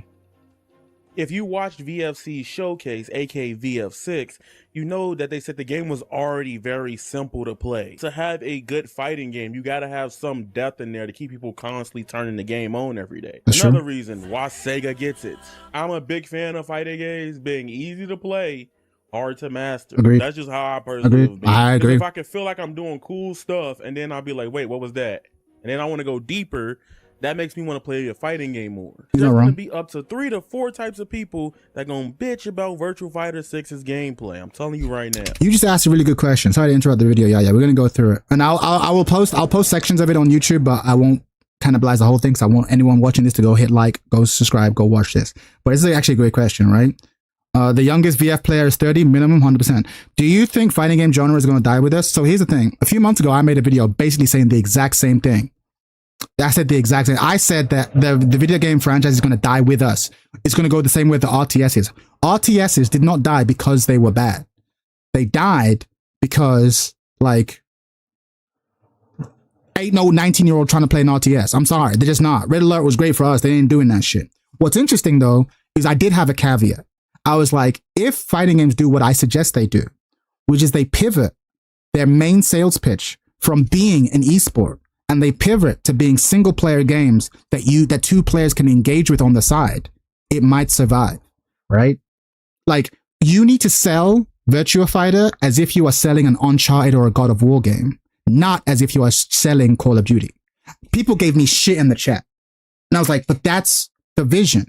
Because for many people, when you first started as a console gamer, when you bought a PlayStation, when you bought like a fighting game, you didn't buy it to play online. There was no online back in the day. You bought it so that you can play against a CPU and have fun kicking people's asses. That was the gimmick. That was the thing. And then later on you moved out to play against other people. Now, of course, that's different in the arcades, where arcades it was always competitive. But I was like, if you're trying to sell to the console market, you've got to sell it as single player first. People gave me shit. You're trying to ruin fighting games. I'm like, the opposite is true. If you don't do what I'm talking about, then fighting games will die. Because the only people getting into fighting games are people who are already into fighting games or are like related to people who are into fighting games. And furthermore, game developers will then be incentivized to dumb down the core mechanics. Because if the only pipeline is the esports pipeline, well, then it's got to be easy for everyone to get into esports. Everyone's got to be able to do electrics, right? Everyone's got to be able to do fucking the big moves. Everyone's got to be able to do the big shit. If that's the moneymaker, if esports is the moneymaker, you got to get as many people in on esports as possible. But if the moneymaker is the single player shit, then actually we can keep the multiplayer part like a separate entity that's way more hardcore and everyone knows it. And I think, and again, it's easy to have theories, but I'm not investing my own money. But we're about to have 2 edge cases. The first example of this was Street Fighter, who has World Tour mode, right? And World Tour mode was incredible. And now Street Fighter 6 is doing incredibly, right? It's shitting on all the other fighting games, right? But then again, I think we have 3, because Mortal Kombat has always been the best-selling fighting game. Has Mortal Kombat ever been the best mechanically, though? Tell truth, chat. Has Mortal Kombat fucking ever been the best fighting game? Hell no. But they had the single-player shit. They invested in story, so they shit on everyone else. You know what I'm saying? It is what it is. It is what it is. So now, other people are realizing, actually, like Maximilian said, the hardcores want the mechanics to be solid, but that's not what's going to govern the success. You need a story. You need a world people can get emotionally invested in. I care about Sub-Zero. I care about Liu Kang. I care about Johnny Cage. I care about fucking all these people. I want to see the story. I want to see what's going on. You got to sell it like a new God of War. And then the fighting game is on the side. And when I say fighting game on the side, obviously I still want nice training mode. I still want good ranked mode. I still want, but the thing is, us fighting game players, we don't need much to be happy. Good training mode, good ranked, good lobbies. We kind of good. And of course, the core mechanics have to be solid. We're good. We don't need much. But you can't make a game like that and then charge me $70 for that in the modern era. You just can't, guys. You just can't. The only people investing that kind of money in that kind of product are idiots like you and me, who are already in this shit. You know what I mean? As long as they have replay, but this is what I'm saying. You see what I'm saying, Phil? Exactly. What do we really need? Replay mode, replay takeover, training mode. That's all we really need. That's all we need. So long as you give us that, Give us that and then focus the rest of your resources on single player, story, spectacle, Tekken ball mode, Tekken balling, Tekken force mode, fucking all this, just the dopest shit. I want to be able to, here's when I knew that my theory was correct. A couple Christmases ago, I had my little nephew come and show up. He's probably about 10 years old. I sat him down. He played Tekken and he played Street Fighter. At first, we just played matches against each other, right? And he was like, I prefer Tekken because it's easy to play, right? You just press X and you do kick, punch, punch. He preferred it mechanically. Mechanically, he preferred Tekken. Here's the thing though. I then said, hey, I'm gonna go hang out with the rest of the family. You stay here, play World Tour mode. When I came back, he's smiling. He's like, he's learning from Luke. You know who he asked his dad for? Did he ask his dad for Tekken? No, he asked his dad for Street Fighter because he's like, oh, I wanna save Bosch. I got a rivalry with Bosch, right? I'm emotionally invested. This to me was the proof that I already kind of knew it, but it was proof because he said, no, mechanically I prefer Tekken. It's easy. Punch, does cool stuff. Kick, does cool stuff. But World Tour got him invested in the people. This Luke guy seems interesting. Then he got up to when you meet Chun-Li and she's like, you meet like her adopted daughter and she's doing all Chinese shit. Like, oh, that's kind of cool. And he's being up the NPCs, right? So he feels like he's good. He's getting better. You know what I mean? Like the game did enough to make him want to be a Street Fighter. And games have forgot that. So I was like, it's just proof. And then VF, if they go as planned, they're going to be doing that times a billion, right? It's going to be like, no. Even if you've never played a fucking fighting game in your life, we're going to guide your hips. You are Cielo. You got to deal with the Chinese mafia. Learn this maneuver. Oh, shit. Fucking Master Vanessa's here to teach you some shit. Oh, Master Pai Chan's going to teach you some shit. Fucking block these 10 times successfully. Unlock this technique. Like, it'll act as a tutorial and more importantly, get you emotionally invested in the world. They're saying all the right thing because they understand that the fighting game industry has been led astray, low key, by Street Fighter 4 and the success of Street Fighter 4. It's been led astray. And ironically, even though Street Fighter 6, as has often been the case, has been ahead of the curve, realizing in the modern era, to get new people in, we gotta lead in single player. You telling me there was no emotional investment with everyone forgiving Jin for all the bodies he dropped? Fight. It's funny a fight, Rave. I didn't make him play the story mode. But if he did play the story mode, you know what he'd ask me? Who the fuck is that? Because the story mode only makes sense if you've been playing since Tekken 3. Who the fuck is this Jin guy? Yeah, okay, they're flying around and shit. Who are these people? Respectfully, who are these people? Why is everyone telling me Jin's guy is the coolest? Why is everyone talking about this old shit? Like, real talk. Imagine you came to Tekken and it's your first time, like, looking at Tekken story. Yo, what up? I'm Real Fields. What up, player? What up? Shout out to I'm Real Fields. Like, if it's your first time, right? Oh, I didn't see the raid. Yo, I appreciate the raid, man. Much love. Much love. I'm mid-rant. We're watching an Avatar Yaya video. Definitely go check that out. But, like, you know what I'm saying? There's nothing there for you. Street Fighter 5, they learned the lesson hard from Street Fighter 5. Yeah? Hold on. Street Fighter 6 had to learn from yeah, no, you're right, Phil. You're right. They learned the hard way. Because Street Fighter 5, they did what I'm talking about with Street Fighter 4. Oh, we'll just release arcade mode. We'll just release arcade mode and ranked and that'll be enough. And they were like, nigga, are you serious? Are you for serious? And they learned the hard way. Like, okay, next time we gotta come in with the single player content day one. They won. They knew. Anyway, let's get back to the video. There's going to be the old head that thinks all the extra animations that they added to VF Crossworlds is unnecessary and not cool and annoying. Just being a boomer about it. There's going to be the old player, the old traditional player that wants just a new game all entirely and willing to adapt to whatever happens in the game. Please, Spear, I need this. And then there's going to be the players that's been playing Virtua Fighter pre-5, like way early 90s, and say VF Crossworlds has no soul because RGG is using their engine or their own it or something. I agree with a lot of this, but I actually think we discussed this last time, yeah, when we were chatting on my stream. Like, I think you're actually overestimating how much additional camera moves there are in the new version. It's actually the same amount. It's just that the camera moves are more dynamic looking, right? But in VF, the camera always moves. Every time there's a throw, camera moves. There are counter hit grabs like that move. And I feel like the devs are specifically choosing those animations because they look so cool. I actually think a lot of the game is going to be side on, just like regular VF. And then when you do a grab animation or a hit grab animation, yeah, the camera switches dynamically. I actually think it won't be that much more. If it is much more, then you're right. Then the community will start losing their shit. But I actually think even from what we've seen so far, it's actually kind of in line with what we currently have. But we'll see though. Stupid like that. And I come from the Tekken community, which is why I stopped playing the Tekken community. And I've dealt with the Tekken 8 community. Which the interesting thing about the camera moves in 6 is that it's closer to VF4. That's interesting too. Which is why I stopped playing Tekken 8. It pisses me the hell off. Complain. Relatable. Tell them. I'm real feels. I know I'm real feel know what's up. And whining and stuff like that, instead of just voicing at the devs and being like, hey, could you fix this? Instead of being so negative, nasty towards y'all feedback. I'm a firm believer of it's how you say it versus just saying it. That's true. Example. That's true. For example, in Tekken, I could go, hey man, I think Clive is broken. I think this should be toned down about this character. Please, can you do something about this, Bandai? Yada yada. How the Tekken community actually freaking acts. Yo, Clive is so garbage. Fix your game, nigga.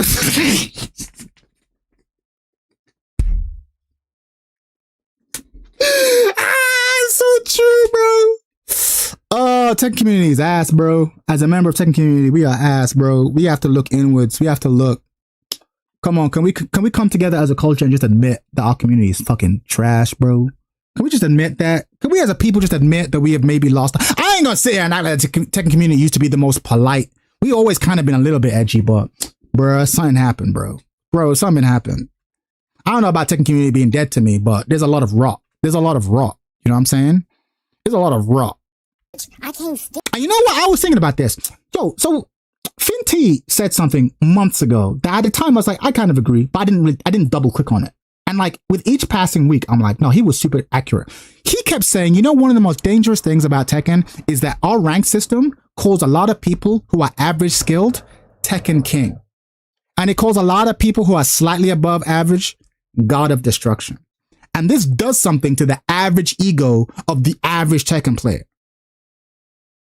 And I was like, yeah, you're probably right. But when I really deep it, I'm like, that might also contribute to like the community and the way we talk and act. Because no disrespect, I'll hear people being like, yeah, I know ball, I'm God too. And I'm like, respectfully, I've played Tekken 8 Season 3. I've seen the level of God 2. It's not that high, but it's called God 2. So they think that they're doing like the craziest shit. Don't get me wrong, if you're God 2, you're whack. I'm not saying that. But if you're God 2, you're still not a tournament player. You know what I mean? Like, you can have opinions at God 2, don't get it twisted, but like, you don't have like the authority to be like, yeah, this is whack. You'd be like, no, I think it's whack. I think it's overtuned. But and so you have people lower than that who are like Tekken King being like, of course, my opinion matters too. Like, everyone is like 2 ranks too high in their opinion. I remember I started a YouTube channel when I was like orange rank, Season 1. And because of that, I limited my content to facts. I did not share my opinion at all. I did tutorial videos. This move is -4. This move is beaten by sidestep left. I kept it to the facts. Why? Because I was under no illusions that I was good enough to give opinions. I've only started giving my opinions in Tekken 8. Like after 8 years, I only started giving my opinions in Tekken 8. And the channel blew up because I was yapping. But like before that, like I can't really talk, right? I started yapping a bit more towards the end of Tekken 7, right? Because 5 years, 6 years, I'm at fucking Tekken God Prime. Okay, I can talk now. I can say some shit. I can share an opinion. But it was clear to me that like, if I'm in this skill distribution, I can't really say anything with confidence. I can say I like this, I don't like this. But I'm not qualified enough to be like this broken, this bad. But you have these motherfuckers out here in the mid ranks just being like, this is broken. I'm like, come on, cuz. Come on, cuz. Come on, cuz. Whereas in our hearts, we all know this motherfucker would still be hard suck orange ranked in an older Tekken. And that would do something to the ego. That would let you know you ain't that nice. Again, you're not bad. Again, I'm not quite like Finn, who's like rank checking. Like, if you're at this rank, you can have these opinions. I'm not saying that. You can have opinions at every level. But it's like the level of like perceived authority should change based on the level. Is that unreasonable, chat? If you are lower intermediate, you should hold your opinions kind of lightly. I think this is busted, but also recognize it could be a skill issue, right? But you get these motherfuckers, like I said, God 2 just being like, this is busted, must change now. And you're like, bro, respectfully, rank 2 ain't as high as you think it is. It's like when you talk to young people and being like, man, I'm a grown ass man. I'm 21 years old. And I'm like, I understand.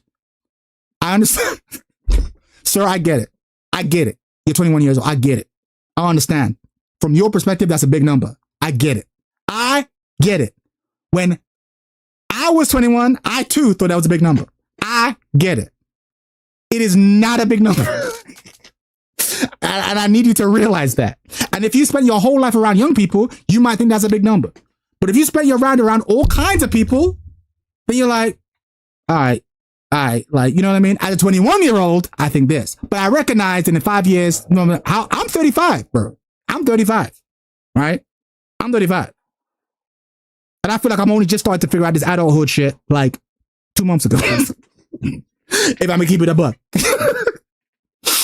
But if you're 20, again, just with the thing, it's not about disrespect though. It's not about, oh, you're 21, you don't know nothing. No, at 21, you know a lot. And there are aspects of life that you will know better than me because I don't know what it's like to be 21 in the year of our Lord 2026. It's not that you're ignorant and that your opinion doesn't matter, but there's a perspective that you should have where you are in the hierarchy, where you are in the sort of like knowledge distribution, young spring chick. But that's what I'm saying though. And I have no doubt that when I'm 40, I will look back at 35-year-old me and be like, actually, I was younger than I thought. This happens all the way up. I get that, right? But you should know this going in.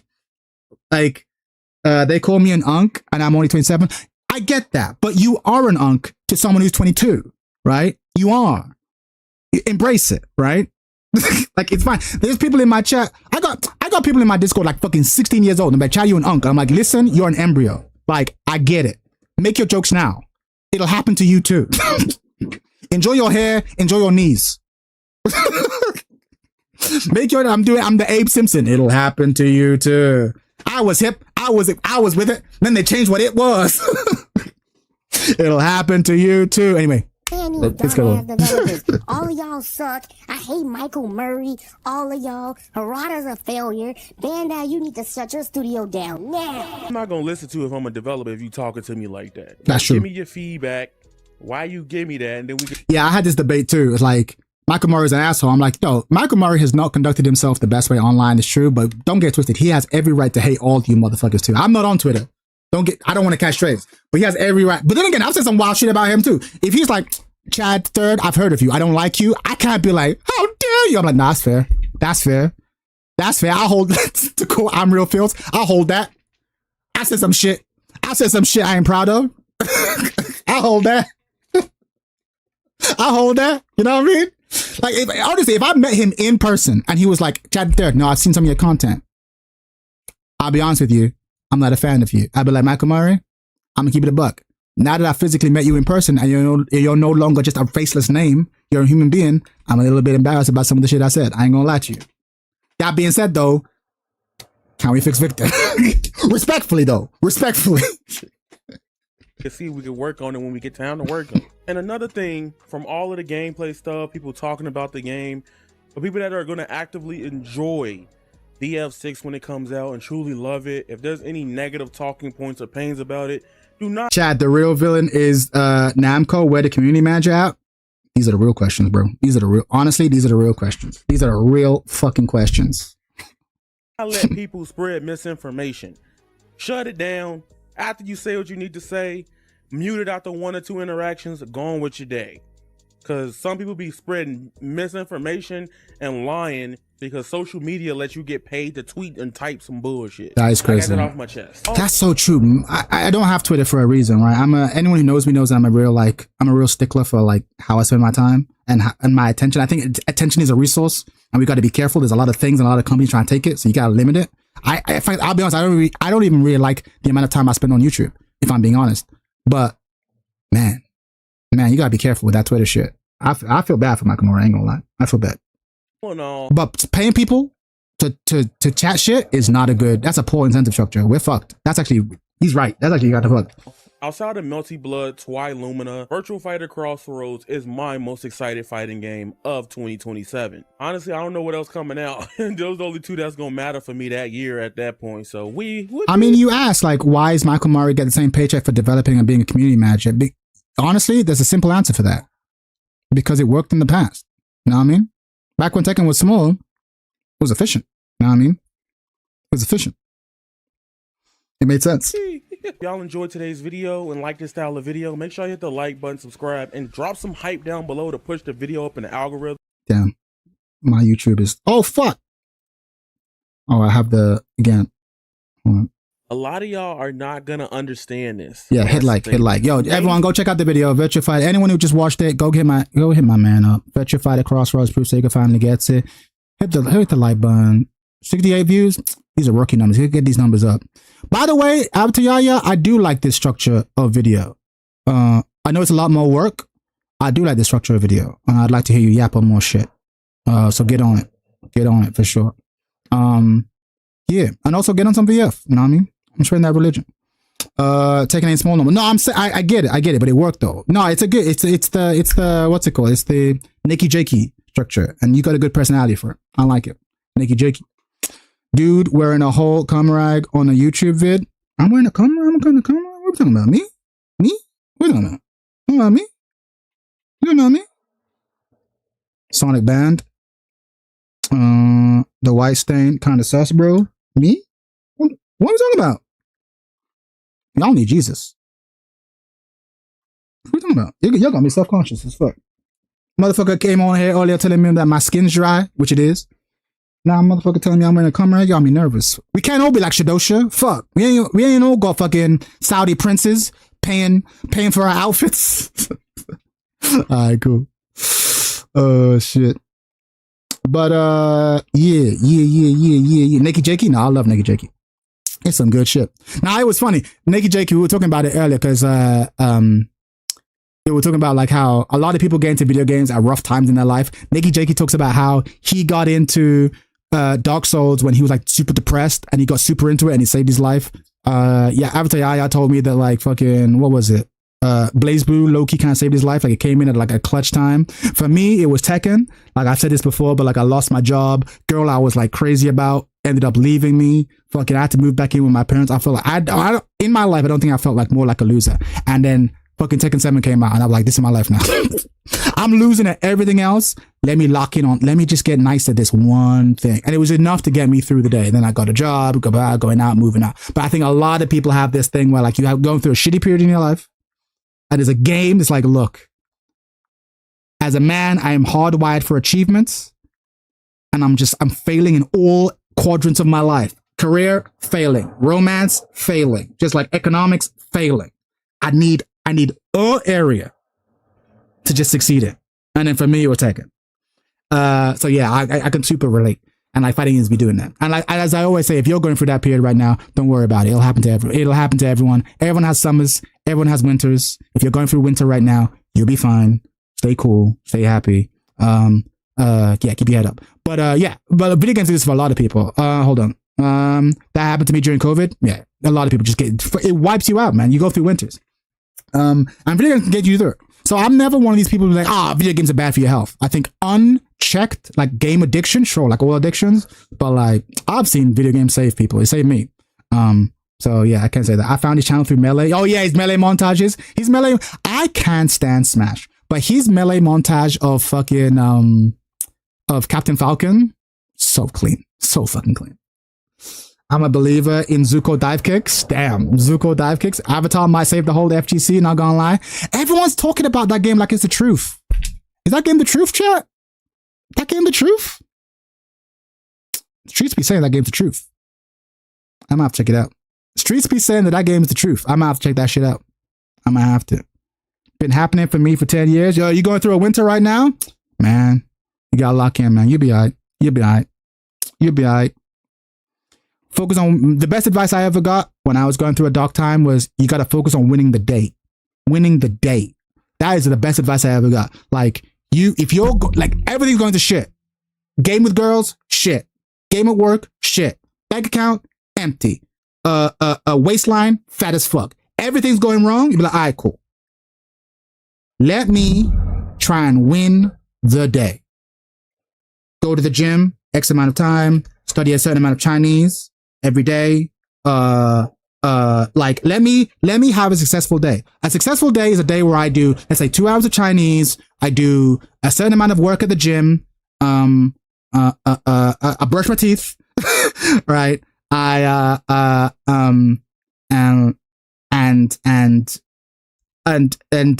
only eat, let's say, a certain amount of calories, let's say, right? You come up with the terms and you be like, every day, let me just win the day. Win Monday. Okay, I've won Monday. Tuesday, I do my 2 hours of Chinese. I brush my fucking teeth. I eat within my calories. Okay, I've won Tuesday. You just win the day, and you would be surprised. All of a sudden, you win 7 days in a row. You've won the week. All of a sudden, you're looking a little bit better in week 2 than you were at the start of week 1. Focus on winning the day. You're still broke, by the way. You still ain't got no girl, by the way. You're still losing all the areas. But if you win the day, enough small wins accumulates to a big win. Best advice I ever got.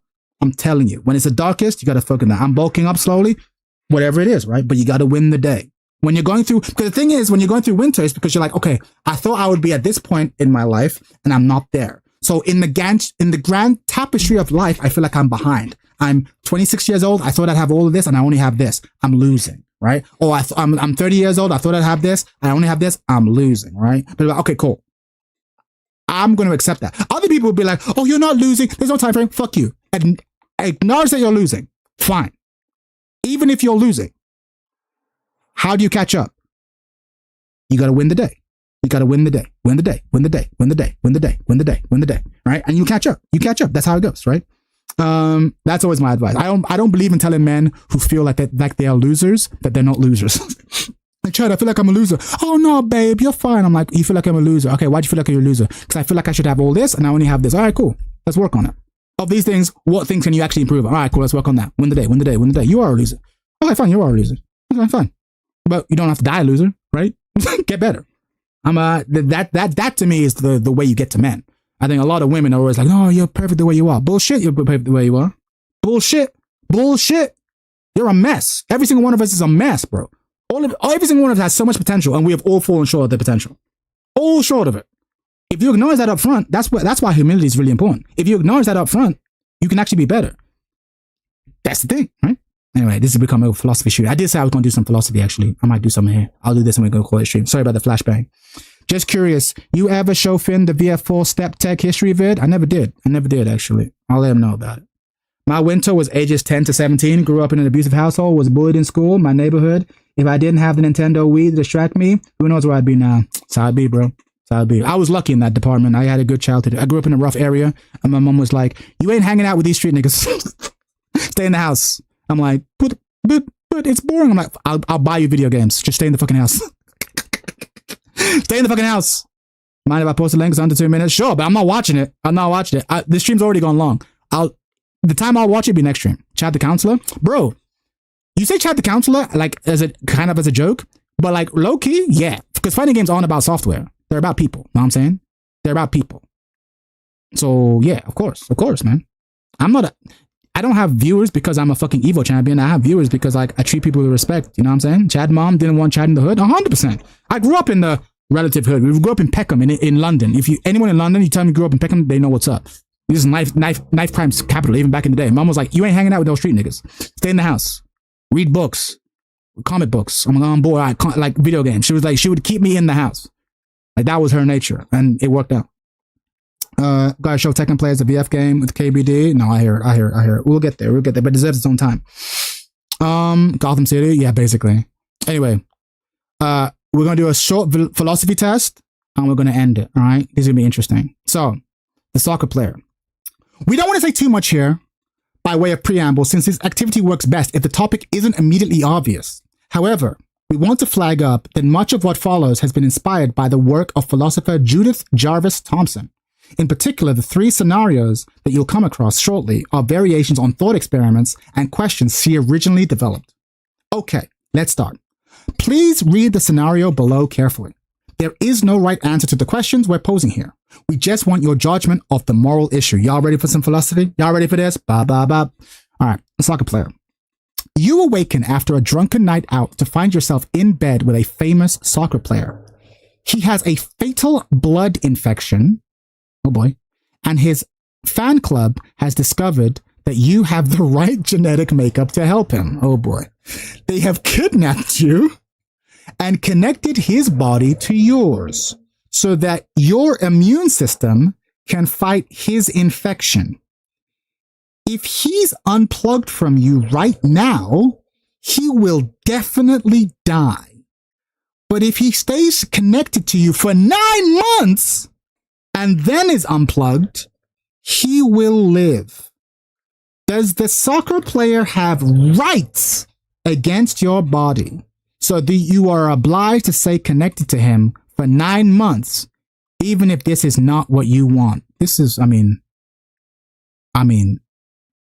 no, right? Like, we all agree that, like, no, like, it's gold for, we all agree, like, no, right? Like, yeah, the soccer player has no right against my body. You crazy? Hell no. There's 6 questions, or there's 6 tests. You know it's about to be a trap. Hell no. Has no rights against my body.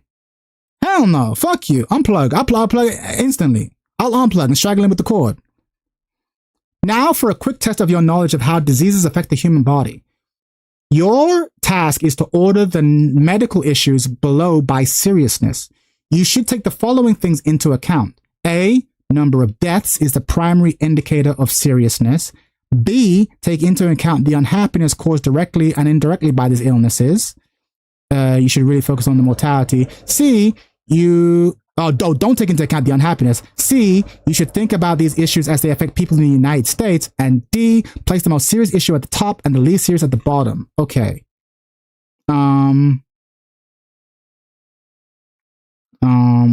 I would have thought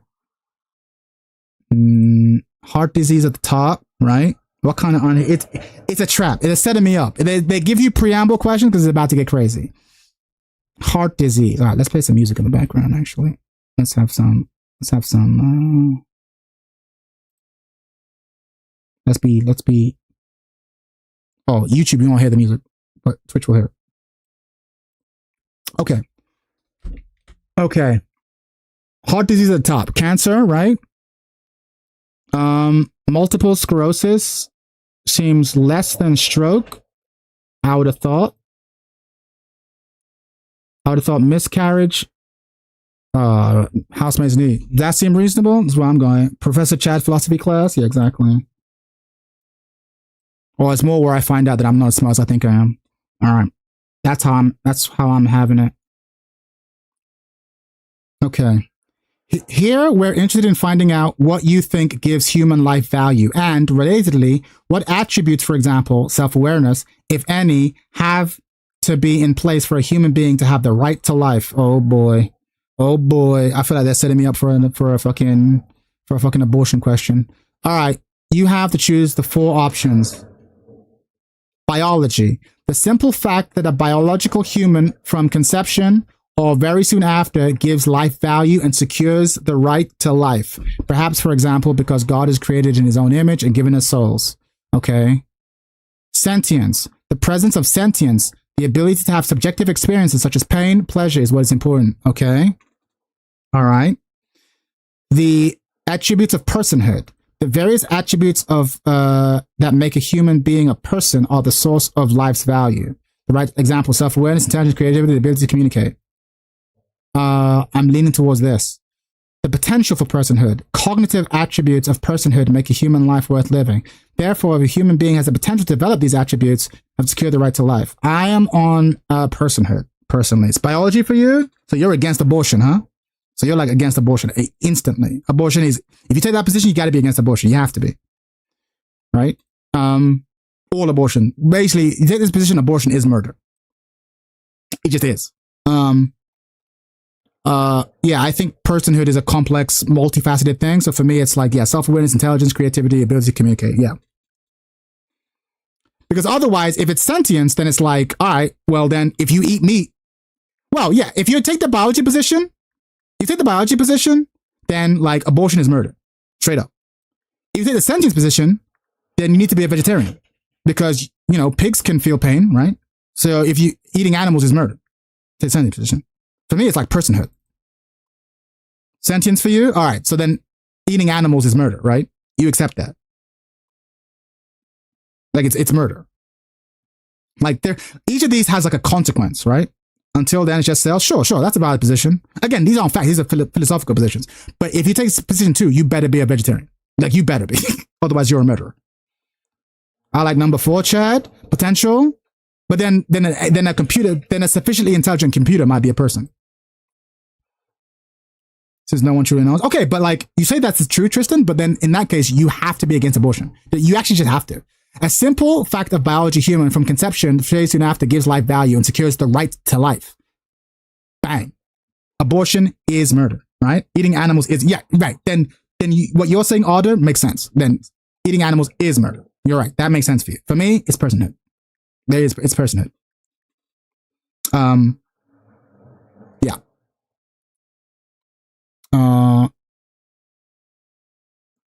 Fuck, you're right. I know I'm right. Well, I'm not right. It's just philosophy. This is why you do philosophy, right? All of us have certain assumptions that we play on. But when you go into philosophy, you have to really think about your priors and be like, oh shit, actually, there's certain things I'm taking on faith that I have to re-examine.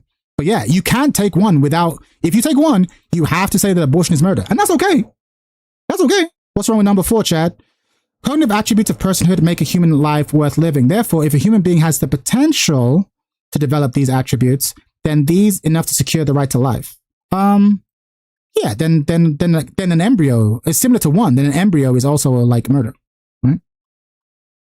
My issue with 3 is that someone is severely disabled and lacks those attributes. I don't think it's morally right to end their life. Okay, but think about the level of disabled they would have to be. No self-awareness, so basically almost in a coma, right? No intelligence. It's not having lots of intelligence. No intelligence, right? No creativity. I've worked with mentally handicapped kids. They still draw pictures. They still have things they want to create, right?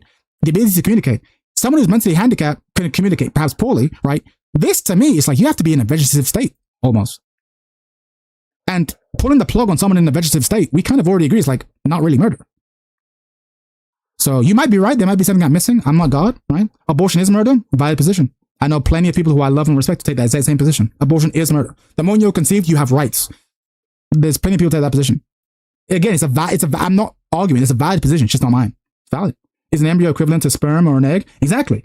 How far do you want to go, right? Because you could say, well, I would say there is a meaningful difference between sperm and like and a fertilized egg. I would say that's a meaningful difference. I think at that point you are splitting hairs because like I would say the sperm doesn't have potential for life on its own, right? But again, you could argue that's an arbitrary line I'm drawing. It is what it is. I don't have to worry about that because I'm over here. Y'all motherfuckers can have that fight over here. In biology's time, I'm not there. I'm over here. Y'all can have that. You biology niggas can have that fight. I don't have to worry about that.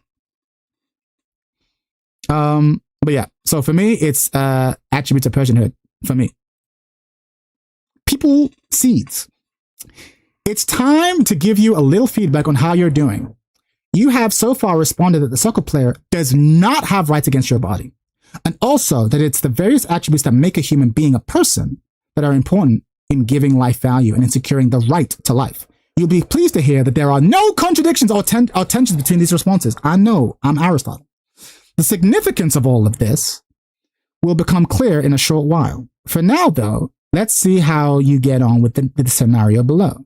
You might be interested to know that out of the 6,000 or so people that have completed this activity today, 93% of people agree with you, the soccer player, and 40% about the moral significant attributes of, okay, so I'm with, almost everyone agrees with me on the first point. I'm in, well, 40% out of a 4-way tie is a decent choice. Let's see, structure, but scientifically, sperm is alive, so are eggs once you merge them. No, but that's not the issue. Being alive is not the point. Yeah, sperm is alive, so is a flower. So is a flower. Like, yeah, the issue isn't being alive. The issue is right to life. It's a different thing. There are plenty of things that are alive that you can kill on the whim, right? That's not the issue. Sperm is alive. But is it a person? That's why I take the personhood thing. Is it a person?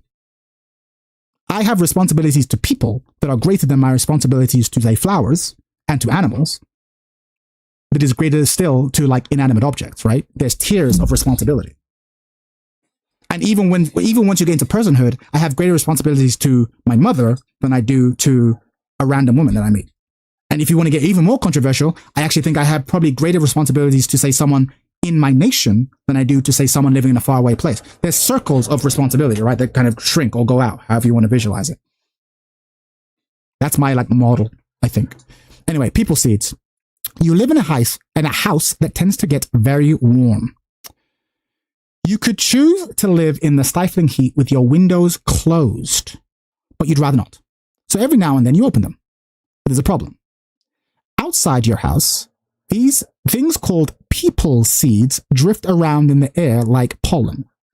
If a people seed gets into your house through an open window, it will settle on your carpet and over a period of months grow into a human child. Okay, this is an abortion question. Okay, you don't want children.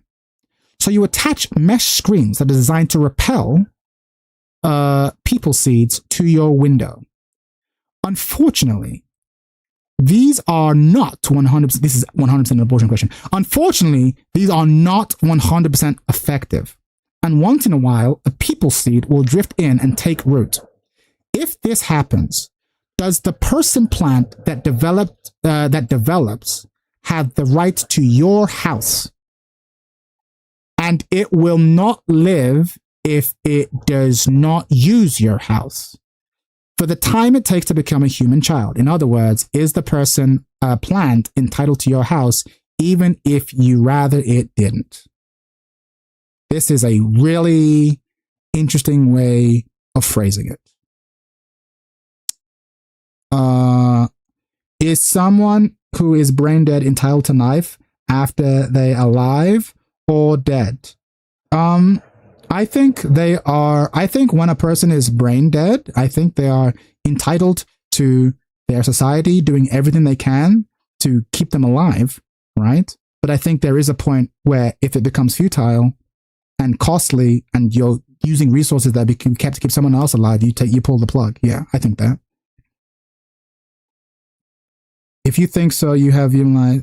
If it ain't, give me a paycheck to live here.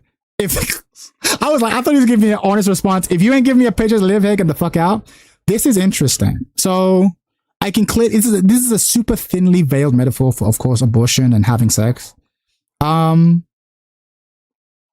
feelings about this are complex. I think I would feel very different about this if I were a woman than if I were a man. I think sex is not a thing that should be engaged in lightly. I think it is very costly. And I think I'll put it to you this way. If I got someone pregnant, I am still very old fashioned where if they got pregnant, I would offer to marry that person. Because typically speaking, especially now, I'm not really fucking people who I don't at least like, right? As a person. So I'm like, all right, my plan wasn't to marry you. I'm gonna keep it a buck. But I gotta take responsibility. I'm a man. I gotta take responsibility, right? So I'm like, and you're a good person. I wouldn't have spent time with you if I didn't do it. So I'm like, so for me, I'd be like, okay, let's try and make this work. Let's try. And I'll commit, right? That's me though. That's me. I'll commit. And so because of that, I also think if I was a woman and I got pregnant, I feel that I would have moral responsibilities to be like, I probably would try and bring the child to term. And that's a massive thing. But I knew I was engaging in that game once I was fucking. This wasn't my time. I didn't want to do it now, but it's here now. I have responsibilities. Here's where it gets icky though. Let's say I'm with a woman and she's like, I don't agree with you, Chad. I'm not ready. I don't want to do it. I can't force her to do a goddamn thing, right? I can't force her to do a thing. So it's a weird one. Giga Chad move. I've met plenty of men who think it's a fucking soy boy, fucking a blue pill take. I'm like, look, it's my take. It's my nature. Nature's the wrong way. It's my culture. You got to take responsibility. Again, I'm not one of these people like only have sex when you're married, but at the same time, don't be fucking everything. And if you get someone pregnant, all right, take responsibility. You know what I mean? I'd agree. I'd marry her or wait until I really know the person.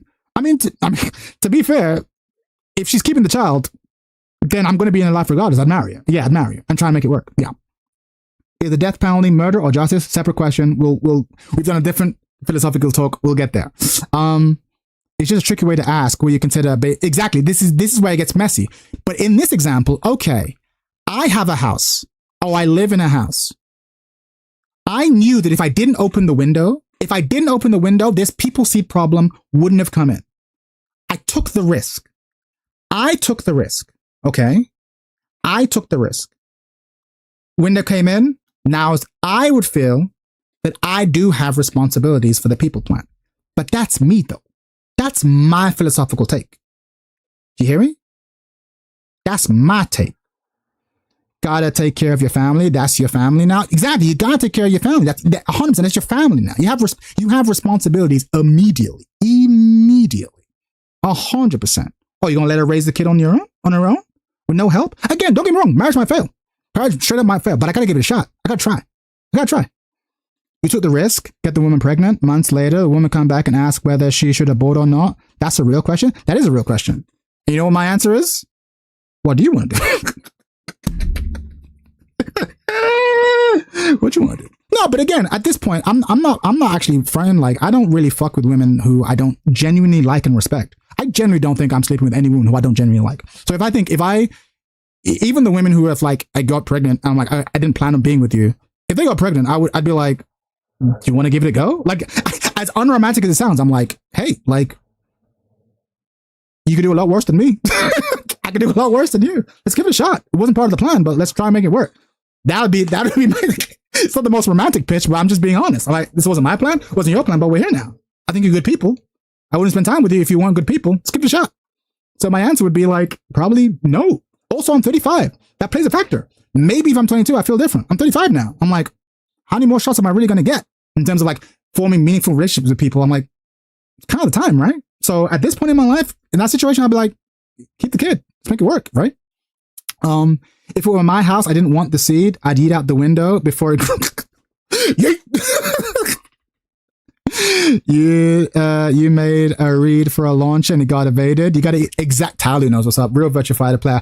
As a Virtua Fighter player, we live with the consequences of our actions. Am I right? We live with the consequences. I read a throw.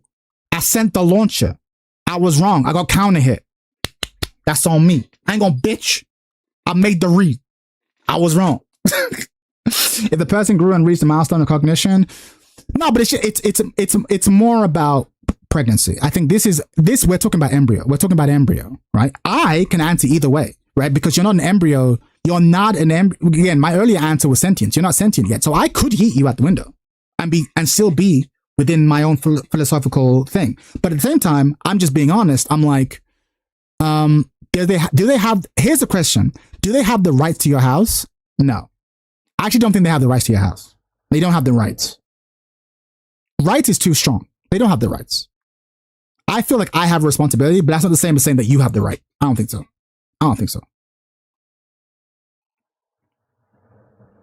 So I think that's actually a bit too strong. I think saying that have the right is too strong. But I would take responsibility.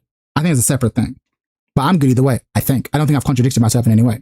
Good. There's a pattern emerging in your responses. It seems clear that you do not think that a person has rights against your body or property simply because their life is at stake. However, there is more to be said about situations where one person is dependent upon another's for well-being. So let's see how it goes on the scenario below. Again, no contradictions because I'm a philosopher.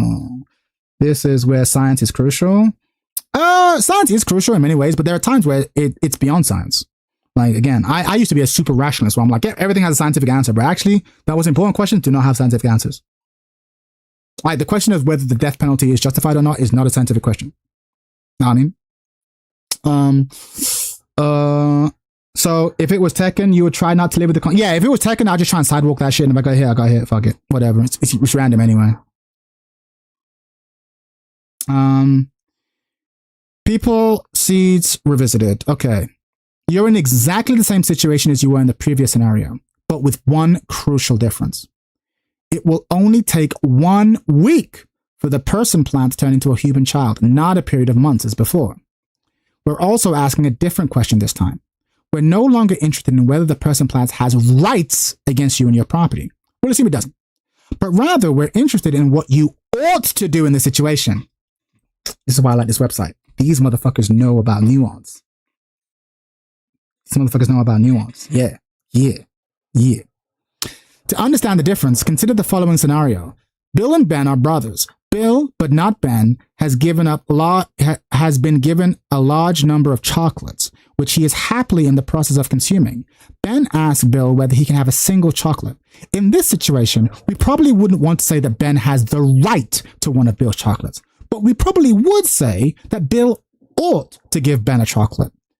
We would judge him badly if he didn't give at least one to his brother. Agreed. But put simply, it seems there's a difference between saying someone ought to do something for someone else, and saying that the other person has the right to something. And that's a meaningful difference. Ought and right's very different. Bearing this in mind, what ought you do in the scenario described? Should you allow the person plant in your house for a week, or would it be okay for you to destroy it if you don't want it in your house? I mean, that's kind of, but I have to raise the person though, right? I have to raise the person though, right? Food for thought. But if it matters, debate is mostly subjective. Wouldn't it be best to try and find objective standpoints you can predicate your arguments off? No. Kunal, hold on. No, I disagree, Kunal. In fact, I actually think, Kunal, a lot of what happens is people argue things subjectively and they pretend to find an objective reason behind it. But in reality, it's important to acknowledge that things are subjective when they're subjective, and vice versa. There are very few things in this world that are truly objective. Like mathematics is objective. But like a lot of the time, things are subjective, and there's wisdom in acknowledging the subjectivity of the thing. Like you can be like, hey, I'm willing to die and fight for this value, and still acknowledge it's a subjective value. The example I often give is like, let's say I moved to a country, or let's say I was in a country and there was a debate as to whether the age of consent should be moved down to 11. I'd be like, yo, 11 is too low, and I will fight you for it. But the age of consent is always subjective. You can't be like, well, objectively it should be 16, or objectively it should be 21. No, there are always going to be people too high, too low. It's always going to be weird. It's always going to be a judgment call. It's always going to be a judgment call. And you have to acknowledge that up front. But I will still slit the throat of anyone who says, yeah, it should be 11. I'd be like, hey, no. Like, hey, yo. But it's subjective, right? It can be both. I can be passionate about it and recognize it's subjective. Meaning is always subjective. Acknowledge it and disregard all objective as are two different things. Yeah. I hear it. I've never advocated for disregarding all evidence. Use the evidence. But at its heart, it's going to be a subjective call. And I think there's wisdom in acknowledging that up front. Yeah, of course. If there's things to acknowledge, if there's things to bear in mind, yeah, sure. But like, it's always going to be subjective, right? I think I ought to. This is kind of my position on abortion. Like the age of consent thing, we can talk about a person's body and mind are matured. Okay, but what is the age then?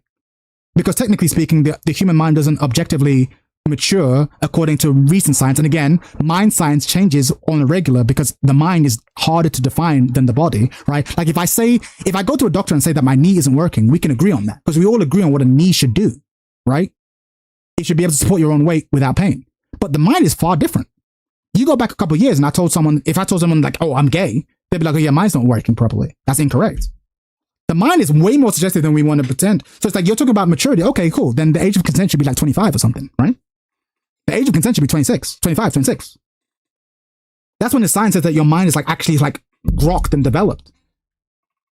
Do you think that's healthy? Do you think it's healthy for society to set the age of consent to 25? I don't. Right? I don't. And that's why.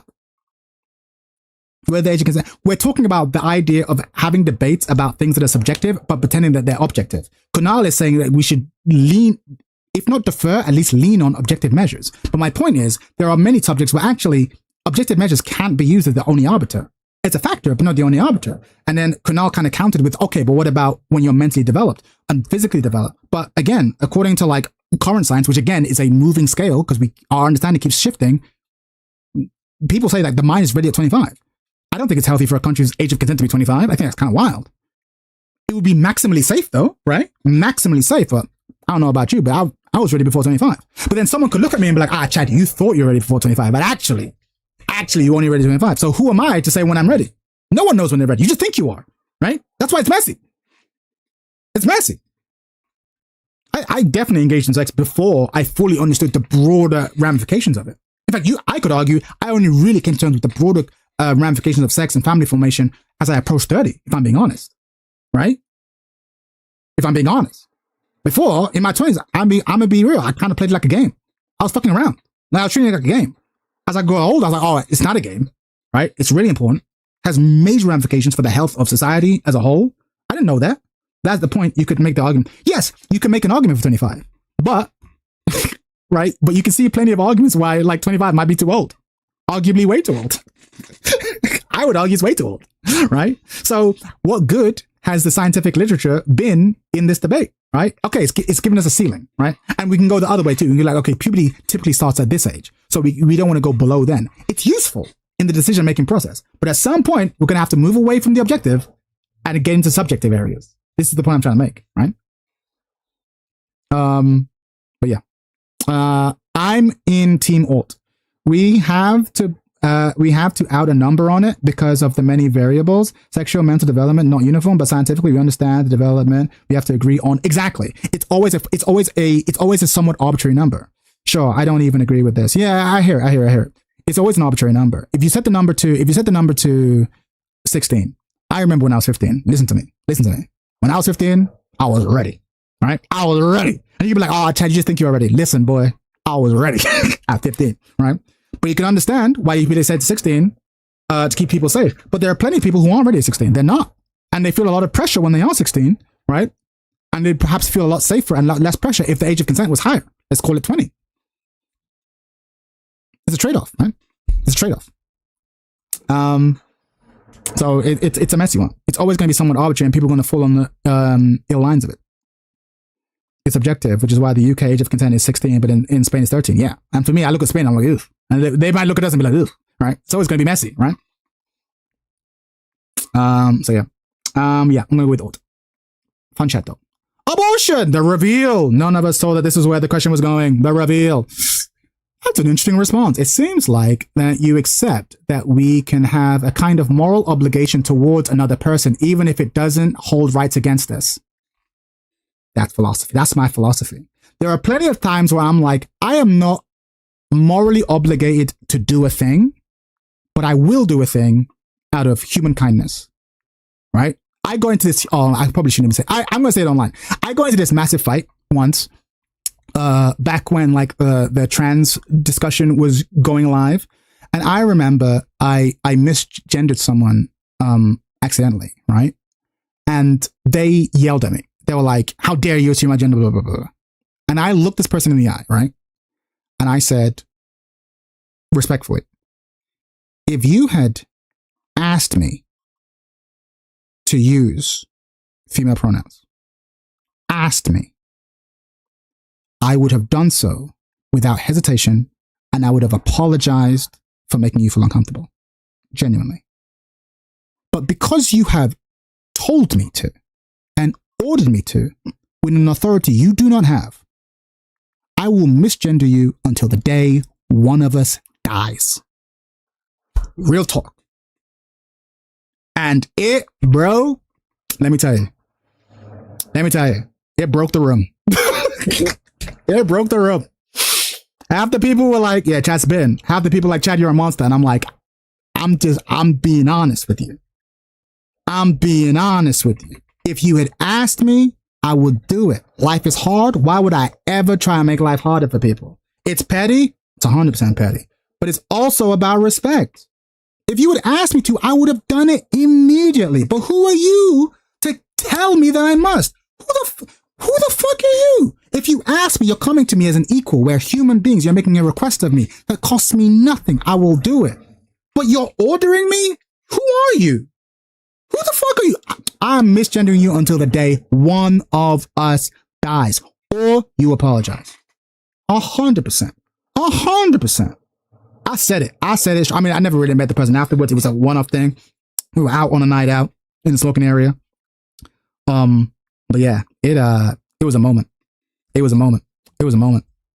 caused some shit. And the thing is, because at the time I was working in the arts, I was working in the TV, so it's a very liberal space. So I made some enemies that day. I made some friends though, but I made some enemies. But that it was honestly my position. That was honestly my position, man. Because if you request something from me with respect, I'll bend over backwards to help you. I really will. And to accommodate you. Life is hard. I'm not here to make it harder for other people. But the second you're like, no, you must do this. Get the fuck out of here. Like, I'm gonna stand my ground. That's my nature. And I'm like, no, now I'm gonna be stubborn. Like, who the fuck are you to make that demand of me? Who are you? I would make demands of you this way. Who are you? Crazy. This is a situation where objectivity informs subjectivity. Listen, you ain't got no right. You ain't got no. But again, the reason I bring it up in context of this is because there's a difference between one's rights, what one has the right to, and what ought to. One ought be polite. One ought accommodate another person. It costs nothing. But similarly, you don't have the right to demand a damn thing of me. And it's very important when someone tries to make a rights demand of me, right? When someone tries to make a rights demand of me, I have to check them. If they make a rights demand of me and they have the right, I'll back up. I'm not one of these people who like resents authority. Oh, I'm an alpha male. I don't. No, there's such a thing as good authority, right? There's good authority. I'm like, no, you're right. Like, if an officer of the law asks me to do something, I'm like, yeah, I'll probably, yeah, you're an officer of the law. Sure, let's go, right? Like, there's legitimate authority and there's illegitimate authority. Like, get the fuck out. Yeah. Anyway, it's important to note that we're interested here. Oh, hold on. That's an interesting response. It seems like you accept the moral obligations. Anyway, it's now time to cut to the chase. As you probably guessed, this activity is mainly about the ethics of abortion. No, let's see whether you think abortion is morally acceptable, and if so, in what circumstances. It's important to note that we're interested here in your judgment about the morality of abortion based primarily on any ideas you have about moral status of the fetus. To put it simply, we're asking you, as far as it's possible, to make a moral judgment about the fact of terminating pregnancy in and of itself without reference to motive, character, consequence, or anything like that. Also, it might occur to you that it's possible to come up with all sorts of hypothetical scenarios where a bizarre reason some terrible things will happen to a woman if she does or doesn't have determination. However, you should not let this sort of probability affect how you respond. So, for example, if you're inclined to say abortion is never justified because of the thought of sacredness of human life, or a belief that only God has a right to end life, then you should be answer below that it's never justified regardless of the vanishingly unlikely possibility that someone having an abortion might one day result into possibility that somebody not having an abortion might one day result in 2 million deaths. Jesus Christ. Okay, we're doing philosophy now? Yeah, but only this one. This has been a fun one. Next time, I think I'll end all my streams with a philosophy question because these are fun. All right, when is abortion morally justified?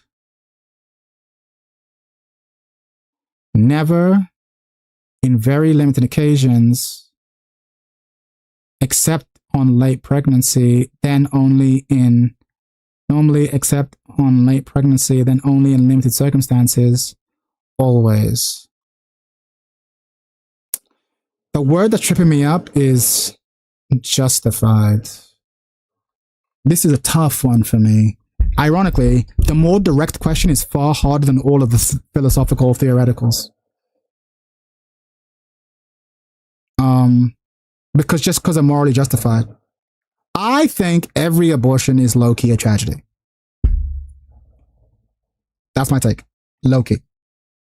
But I don't think that means the moment you become pregnant that the world must therefore demand that you must become a mother and like put your body at the risk for 9 months and then go. I don't think that's reasonable. But that's not a textbook convo type thing. No, 100%. I hear it. No, never's a valid position. There's a consistency. I understand never, but not for me. Not for me. I don't know. I don't know that anyone gets to make that moral claim other than you, right? I don't think, dear God, what should I pick? I just don't think anyone gets to make the moral pick other than the person involved. So I can say for me, I'm not a woman. If I ever got pregnant, I would almost certainly keep the child. The same way that if I got someone pregnant, I would immediately be like, I need to take care of this person and the child. Like that's how I feel. That's me though. I can make that call for me. Can I make that call for society et al? I don't know. That's different. You know what I'm saying? That's different. So what does that mean? Yeah, I'm gonna go never, unfortunately. That's valid. I'm valid. Early term is not harm in the sense of suffering is inflicted on a cognizant sentient person. Sure. And that does say consistent with my view. I do think, I think my instinct is probably here. If I'm being honest, like my instincts are probably here. Yeah. Still end of life. No, I hear it. You've missed the earlier questions. Life starts at conception. So your answer is easy. It's never. But for me, a person isn't a person just because they are an embryo. Because the same way that sperm's not a person. There's a threshold that must be met. Yeah, exactly, Phil. That's exactly it. So what you're saying is consistent. You would have answered a very specific way earlier on. I didn't answer that way. I believe in personhood. Being alive is not personhood. So yeah, for me, it's this one. Male, UK, age range, punk, education, postgrad, religion, Christian with an asterisk, judgment. Your moral judgment of abortion, pass. Internal consistency of your views, pass. Hey, at least it wasn't inconsistent. I think I'd say in very limited circumstances, I think if a woman is, I was like, why is there a grape in this? Oh, got it. Or it's incestuous, then it should be okay. Sure. That makes sense. For me, I don't even necessarily need to go to those extreme examples. I think a woman has the right to decide. And if she decides to, if she engages in sex willingly and she gets pregnant, and she has an abortion, I think she fucked up. I feel like I should have the right to say that morally. I think you fucked up. But you have that right. I can't compel you to do something. I think what pisses me off a lot is the idea that you can't even say what I just said. Like, oh, how dare you even imply that she should feel guilty? She should feel a little bit guilty because sex isn't a game. And if you engage in sex, you need to be willing to deal with the consequences. Like, straight up. I think this is true for men and women. But you have this attitude like, there is no such thing as safe sex or casual sex. Like, you're always playing a very dangerous game. And that's a moral view that I have. Don't you want to get in trouble? No, I appreciate Misetsu. I didn't understand it because I saw the grapes before the thing. But when I read it in concept, like, I appreciate you, Misetsu. Good looking out for the channel. Your responses during this activity indicate that you should think abortion is always morally justified and that you should not have any significantly moral qualms about the practice. This is broadly in line with your stated position on abortion, which is that it's normally justified. Though there are some inconsistencies between your responses, your position on abortion generally is coherent and well thought out, which of course is not the same as being right. Yes. Note, this activity has two, interesting, personalized explanation. The explanation. There are two broad reasons why this test has determined you think that abortion is morally justified. First, your view of what gives human life value is out of line with the idea of the fetus, right? Has both the kind of life worth preserving and it also has the right to live. Specifically, you claimed it is the attributes of personhood that give life value and secure the right to life. However, as you likely realize, there is no reason to think that a fetus is a person in that required way, right?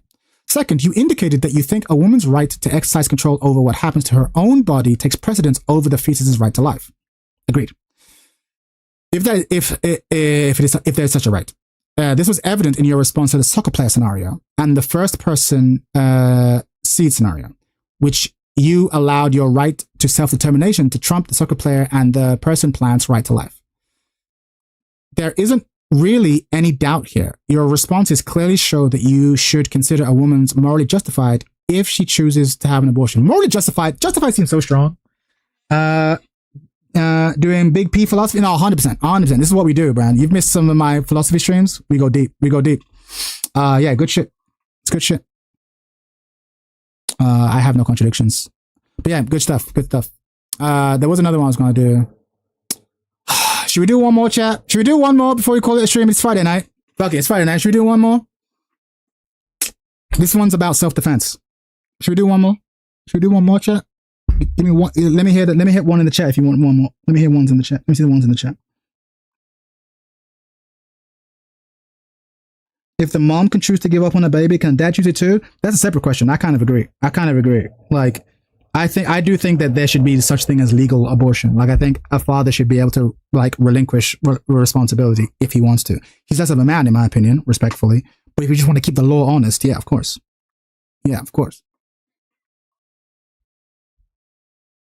One. All right, one's in the chat. All right, we'll do one more, chat. I'm mad at the people, but this is the last one. Because I prepared this. I was actually going to do this last session, but I got sidetracked by I'm Real Feels.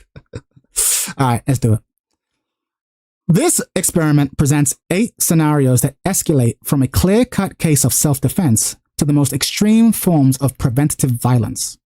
Each scenario asks whether striking first is morally permissible. Interesting, okay.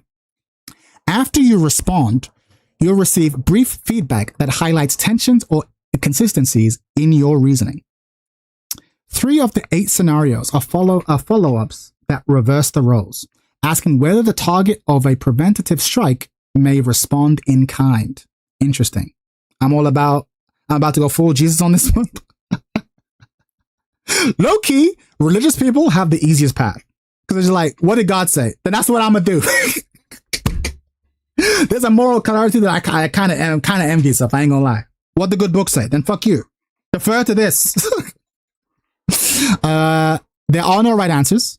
The experiment is designed to reveal where you draw the line between legitimate self-defense and unjustified aggression, and whether you apply that line consistency. All right, let's begin. All right, let me get a glass of water because it's gonna be a big one. Give me a sec. I'll be right back.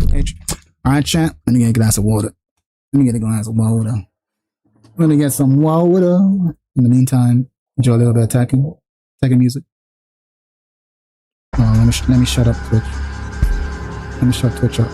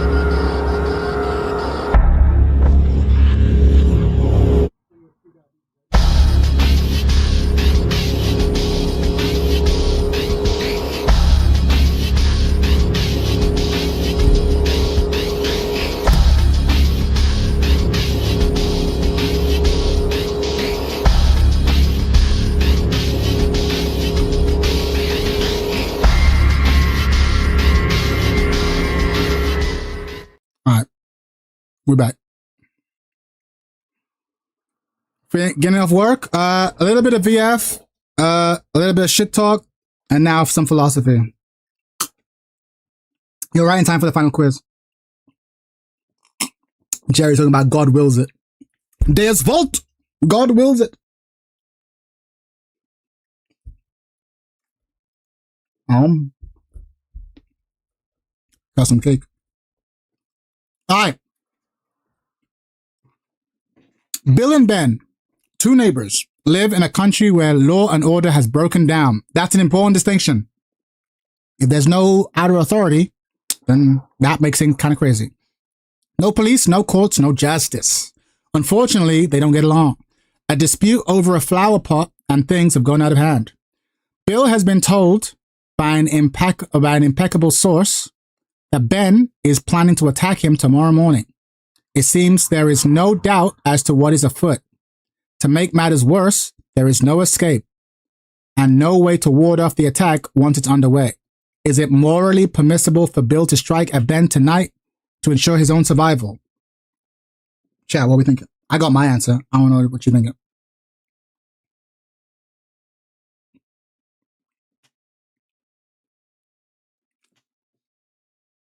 What are we thinking, chat? Jerry. No law. Flick that fool. Damn. I pull out the blicky. I pull out the blicky.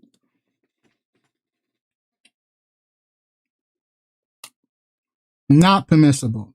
No. We get in the mix. It's so funny. Twitch?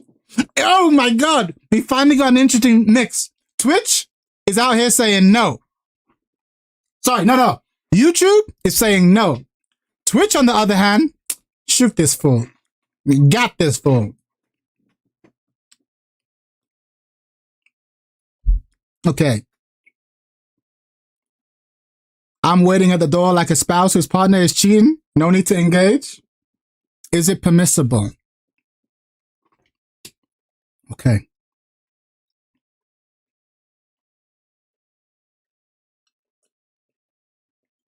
I'm gonna keep it a buck, chat. I'm a little bit torn. Because if I know evil Twitch is what I'm saying, listen, if I know I'm about to be attacked, can I punch him first? Are we saying I need to be punched first before I can attack?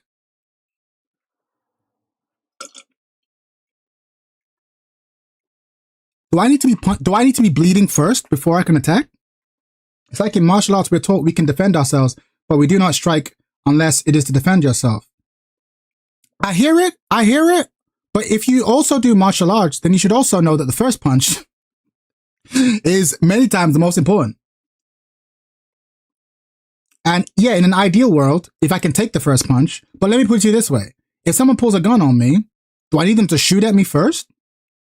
Or does the act of them pulling the gun justify me shooting them?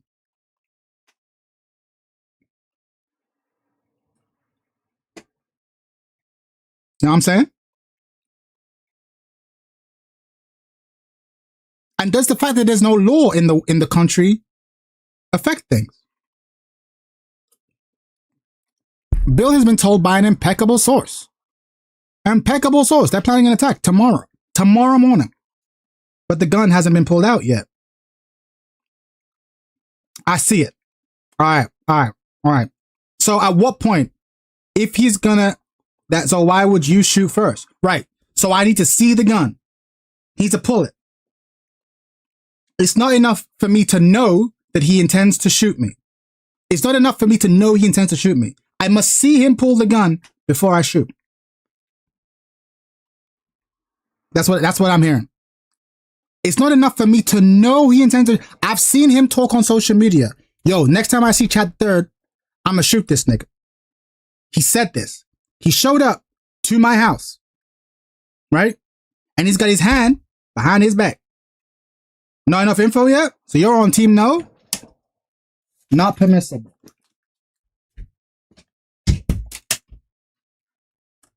I'm gonna keep it a buck. I thought I'm a man of peace. I would keep it a buck, but I'm leaning towards permissible. I ain't gonna lie. Knowledge isn't enough? Damn. I'm not even trolling. I'm legit on team permissible. Because I know he's about to attack me. What if he pulls out a water gun? I hear it. Yeah, I'm low key. Yo, fuck y'all. I'm dealing with that nigga. And I'm not that guy. I'm not like, it's fucking, oh, I'm an alpha. I don't want to fight if I have to. But if I know someone's going to attack me tomorrow, well, I'm going to just sit here? I'm going to just sit here and wait for the attack. Bro, I'm going to sit here and wait for the attack. I'm going to sit here and wait for the attack. I don't know. That seems kind of crazy. I know it's coming. If the information is not related. No. Impeccable source. If the information is not reliable, wait. Impeccable source. We got a bug in the house. We got a listening bug. They're coming. They're planning. They're talking about it. They're going to kill Chad the Third. I know this. If it's a Gallic gun, just accept your fate. 100%. This is the hardest question. I feel like this question's hard. Y'all talking like it's easy. Yes. No. For me, it's messy. I'm leaning to, I'm the one. I'm gonna keep it a buck. I'm gonna press permissible. I just want to know. I'm trying to hear a compelling argument for not permissible because I know the attack's coming. Yeah. Let me read it again. Bill has been told by an impeccable source that Ben is planning to attack him tomorrow morning. It seems there is no doubt as to what is afoot. To make matters worse, there's no escape and no way to ward off the attack once it's underway.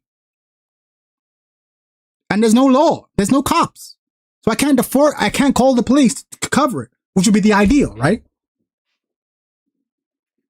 It's them on me, chat. It's them on me. This is why we that's the function of the law, to prevent this situation. You can go to ideally the state will have the monopoly on violence. So I'll be like, hey, can you go handle that legally? But in the absence of a higher power, in the absence of people with big sticks, I gotta take the stick. Pause. You think you can sneak in someone's house and murk someone, though? It's not the point. The point is, Phil, there's going to be a fight. The question is, do I want to be the one doing the punching or getting punched? There's going to be a fight, Phil. There's going to be a fight. There's no escape. Either we're fighting on my terms or on their terms. To hear you tell it, it's like, all right, the honorable thing to do is to build my defenses and be ready. And I'm like, okay. Which is valid. I'm not saying you're wrong. That's valid. Build my defenses, be ready. But I'm like, no, if I know they want to attack me, Chad ain't hold this +5. You're either going to be +5 or -5, Phil. Do you want to be plus or minus? I'm going to try to be plus. I'm playing Leo. Fuck you. Hold this K&K. I'm plus, bitch. I ain't fighting for minus. This ain't Virtua Fight. It's Tekken. I'm plus. I'm on team permissible. Why kill instead of disable the guy? All right, kill whatever. I'm attacking him regardless. Maybe I don't kill him. Although, to be fair, if you're attacking me, I'm probably killing you. Basically, it's the purge. It's the purge. I'm attacking, bro. I'm sorry. I'll be honest with you. I'm not even trying to get Oki. I'm trying to get. You see what I'm saying? I'm trying to do the setup. I'm trying to get Oki, bro. I'm trying to get plus on block, do frame traps. I'm trying to, bro. I'm doing tech traps, bro. I'm doing classic Tekken 6 tech traps, bro. 100%. If you told me he's coming, we're in the dark ages, bro. What you expect? If you survive and minus your low-key a badass, yeah, but what if I don't? What if I don't survive, Tristan? That's the thing. What if I don't survive? What are the neighbors pulling a gun framed it? That's true. That's true. But I don't want to find out. Ginkgo, I'm gonna keep it a buck. I'm trying to hit him before startup. I'm trying to hit him before that move becomes active. I don't mind the Abare now. That's what I'm saying. I don't want to Abare. I want to counter hit this motherfucker clean. I want to start from +5 and check him immediately. Red sparks, instant counter hit launch. Because this is okay. This is probably gonna oh man. I thought a lot about this. Okay, we've been yapping for a while. I'm going permissible, chat. I'm going permissible. Don't hate me. Okay. You believe it's morally permissible to build to strike first against Ben. This is the most common response. Hey, okay. I mean, doesn't mean it's right, but at least I'm not. I was worried I'd be alone because all you motherfuckers be like, no, let him come. I'm like, what do you mean let him come? What you mean? This is the most common response. Most people accept that self-defense can include striking first when the threat is concrete, imminent, and there is no institutional authority to which to appeal. Right? There's no higher power. Ideally, I'd call the police, right? The interesting question is how far this logic extends. Does the right to preemptive strike when the threat becomes less concrete, less imminent, and less personal? Let's find out. The faction split. A community is divided into two political factions, the fascists and the communists. The fascists not unreasonably believe that if the communists are allowed to continue organizing, they will inevitably gain enough influence to begin targeting fascists for elimination. To prevent what they see as a catastrophe, the fascists launch a preventative physical attack on a communist meeting, currently believing that the disruption has a good chance to prevent the communists from gaining the influence needed to carry out policy of elimination. What are we saying, chat? If the information is hearsay, yes. If the information is hearsay, yes. But they said impeccable. That was part of the thought experiment. They said impeccable. We have resources. We have eyes on them. We got drone footage. We're recording them. We're listening to them say it. They're loading their guns while talking about what they're going to do with the guns. Fascists attacking communists. Where have I seen that before? Yeah, 100%. What are we saying, chat? Permissible or non-permissible? To me, this is pretty easy. Pretty easy. But I want to see what chat's saying. It's pretty kind of a non-brainer to me, I ain't gonna lie. I don't believe no one. Lol, I hear it. But it said impeccable. So for the thought experiment, impeccable means impeccable. For me, it's like, why y'all thinking? Damn, now YouTube be confused. For me, I'm like, it's not permissible. It depends on the political policies. Hey, yo. I'd say permissible. Hey, yo, Misetsu. Yo, okay, yo, talk on it, Misetsu. Why is it permissible, Misetsu? Hey, I'm Ginkgo. Why is it permissible? Why is it permissible? I want to know. I thought, but I'm biased as fuck. I want to hear it. So your political enemies are amassing, right? And you're worried that if they get large enough, they'll start taking you out. So you want to strike them first. Oh, wow. Yo, America's kind of cooked. America's cooked. America's cooked. I'll be fascist as fuck if communists have a rule like no blacks in my shop or gays can't marry. Damn. That's crazy. So it's like, yeah, there are political policies you are willing to kill over. Damn. I was reading through it to make sure I didn't miss anything. I'll go ham as fuck. Damn. Hold on. Non-permissible? Oh, he's changing it up. Misetsu changing it up. You sure? That's crazy. For me, it's not permissible. I'm gonna keep it a buck. But I'm fascinated. We'll explore that later. Yeah, you have to look in the mirror.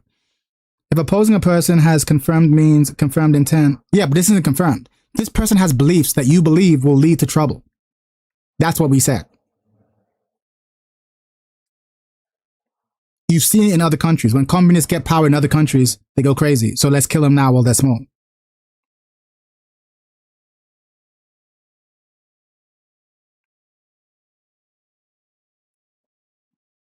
Bro.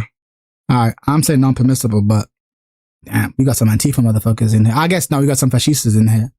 Gotta get rid of them. All right, you drew a line here. You permitted preemption against a concrete imminent threat, but you decided when the threat was speculative and inferred from affiliation and socio-political philosophy believed to be dangerous. This is consistent with the classical self-defense doctrine. The right to strike first requires something more than a prediction about what the political movement might do. Yeah. Yo, if Trump gets in, he's going to ruin the world. Let's shoot him. Bold. I hope you keep that same energy when fucking, when AOC becomes president. Damn. That's crazy. That's kind of crazy. I ain't gonna lie. That's kind of crazy. I think using fascism and communism stand no, it's not misleading. It's intentional. It's intentionally using political movements that you feel strongly about. People feel strongly about fascists and feel strongly about communists. The point is, does your strong feeling about the political inflations of a group lead you to believe that violence is acceptable? Yes or no? I think that's a correct choice. It's intentional. Remember, morally permissible, not legally. Yeah, we're all interested in morally. We're all interested in morally. I got put in the 50-50. Damn. Got put in the 50-50. Take the throw, bro. Hell nah. I read the Jakarta method. Alright, anyway, let's continue. The hateful but impotent rally. In a stable liberal democracy, a communist group holds a legal rally. They have no realistic chance of winning an election or changing the laws, but their rhetoric is vitriolic and calls for the elimination of conservative and far-right elements from society. A fascist counter-protest protester is present at the rally. No one there has threatened imminent violence, and the counter-protester is responding to the rhetoric rather than an unfolding assault. Even so, believing this rhetoric is a structural threat to their community safety, the counter-protester attacks the communist marcher.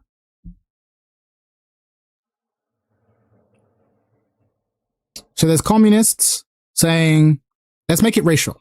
So there's a group of white nationalists saying, saying black people are all bad. Y'all will not replace us, blah, blah, blah. They don't have the political power, but they're doing a rally. I'm a black person in the crowd. I'm in the crowd. First of all, why am I in the crowd? Respectfully. But I'm in the crowd. No one has done anything to me, but they're talking reckless. They're talking about lynching us as a group, hanging us as a group, burning us as a group.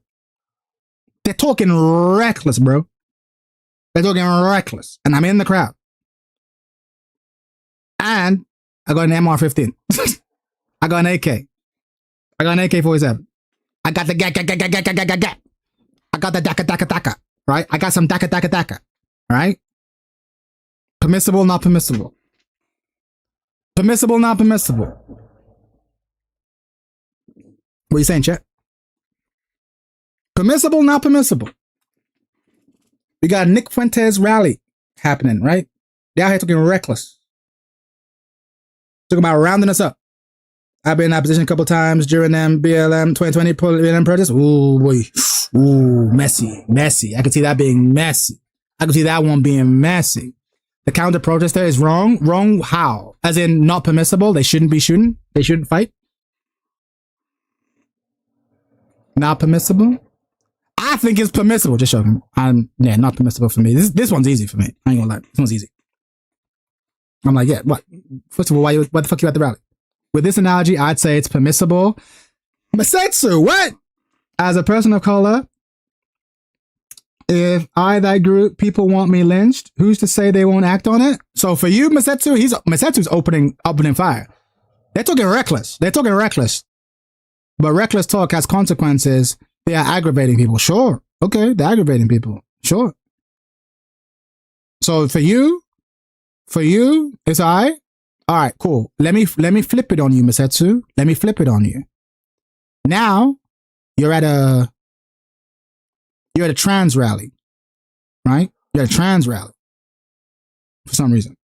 And they are like, anyone who doesn't acknowledge that there are 6 genders or whatever, or doesn't respect the rights of transgender people, they should be lynched. And I don't know your politics, but let's say you don't agree with gender, like postmodern gender ideology, right? Let's say you don't agree with it. And they're like, anyone who disagrees should be lynched. I might unleash the clip. Don't do that. Like, I might unleash the clip. I might at the blicky. For some reason, I'm a trans rally. Hey, for some reason, you're at a Ku Klux Klan rally. That's the point. But you're at the trans rally, and they're being like, "Yo, we got to kill anyone who disagrees with trans ideology. Is not just a political rival. They should be fucking lynched. They are the new Nazis. They are the worst." What should you do? If someone talks reckless, they can get checked. Someone does reckless, they'll get worn out. Let's say I don't agree. That's my point. In this thought experiment, I'm not interested in your personal politics, but let's say for the sort of experiment, you don't agree. All right? And you can replace this with a group of really politically motivated people have a position, and they're like, anyone who disagrees with this position should get fucking rubbed out. And you don't agree with that position, and you're in the crowd. What are you doing? And by the way, you should say permissible, because you said as a black person, it would be permissible. But if that's what you're saying, then if you're going to give yourself that right, you got to give everyone else that right. See why it's dangerous to be thinking like that? Oh, well, I'm black. And if you say that, okay, cool. But remember that. Because if someone thinks like the Black Lives Matter thing is trouble, and like, oh yeah, anyone who sides with the cops in this situation, they should get rubbed out, and you side with the cop. Oh shit, you know what I mean? It's dangerous. It's easy to say it when you look at it one way, but would you apply this rule equally to all people? If not, you gotta be careful. Because everyone's a good guy in their heads, right? Everyone's justified in their heads. You gotta be careful. I don't think this rhetoric is the means for violence. If the crowd starts violence with me, get the fuck out of there. But I ain't gonna start that. Yeah, that's where I am, Rock Reaper. I'm like, yeah, let's say the white races. I'm like, I hate this. I need to skedaddle. I need to skedaddle. I ain't starting violence. Why the fuck am I here? I don't like these motherfuckers. But starting violence, I don't know, Chief. I don't know. Know what I'm saying? It gets messy. It gets real messy. Would you give the right to do violence to all political groups in this, to all counter protesters in that situation? I'd still say permissible, to be honest. Like you said, the case for me being a PSA, if a trans person feels I'm at risk to their safety because I'm talking crazy for whatever reason, then yeah. So yeah, you're at least consistent, Masetsu. But I think that's crazy. I can say what I want, but I'm not free of consequences. Yeah, but should the consequences be getting shot? Damn. That's interesting. I'm on not permissible, but you, Masetsu, are at least consistent. I fuck with it. You're at least consistent. But I'm gonna keep it a buck. I want you on an FBI watch list. I'm gonna keep it a buck. Because I think if too many people like you, I'm not trying to single you out, but I think if too many people take that position, that's how fucking Republicans and Democrats start getting shot. You know what I mean? That's how people on both sides start getting shot. Because I'm like, yeah, well, you're talking reckless. That Republican was talking reckless. That Democrat was talking reckless. They're talking dangerous shit. We're talking 1,000 to 1 Kumite, yeah, but they got the blicky. But yeah, I'm going to say not permissible, but at least you're consistent. It's dangerous to enshrine a policy that hurts people into law. That's when violence would justify, because I don't have to fight back. Yeah, it gets messy, but I'm not permissible for me. That's how you get things that Buffalo grocery store shooting. Yeah, you all kind of mess.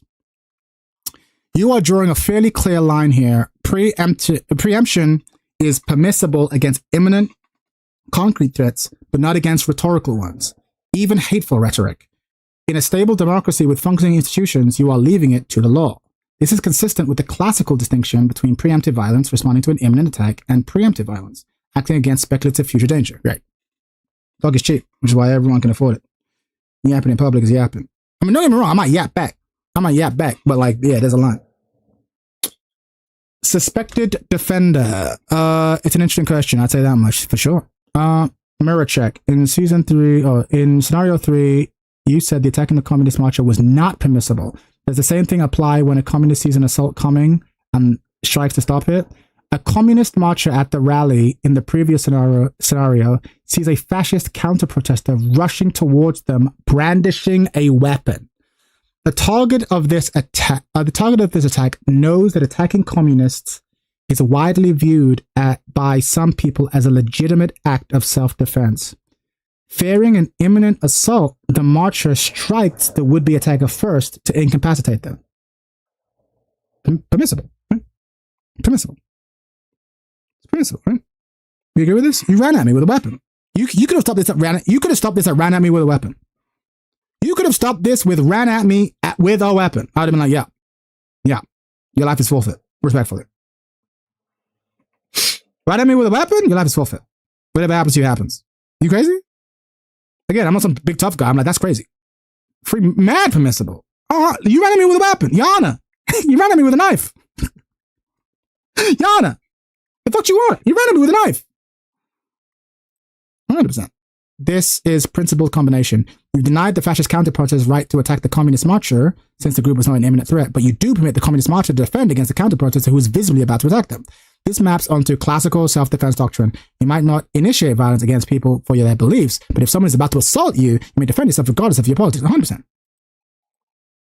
German POWs. Oh boy. Oh boy. Oh boy. Oh boy. I might need some more water. Oh boy. I haven't even read it yet. Oh boy. Oh boy. I'm gonna get some more water. Oh boy.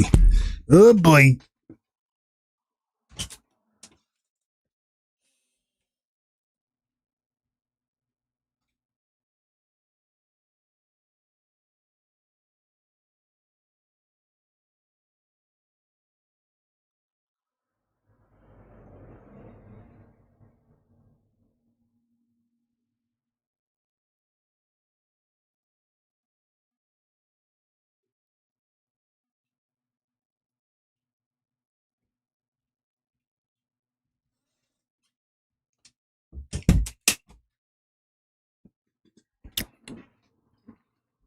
Like AI judges, got to be using data for something like trading AI judges. No. This has been around this website's been around for decades. I used it years ago. So this is before the big AI. This is before LLMs were around. It is 1944.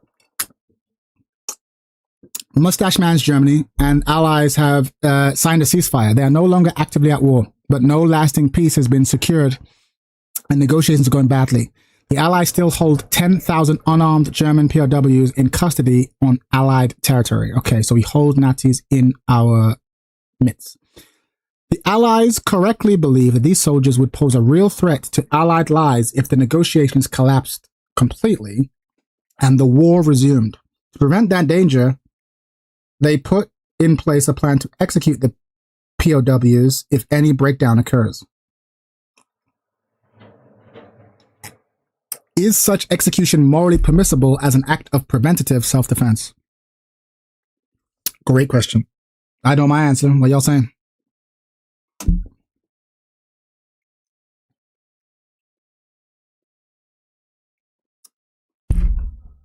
What y'all saying, chat?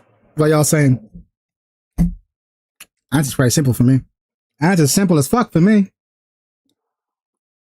Might be a contradiction though, but I know my answer. Not permissible. Interesting. Okay. Not permissible. What y'all saying, chat? What y'all saying? For me, this one is easy.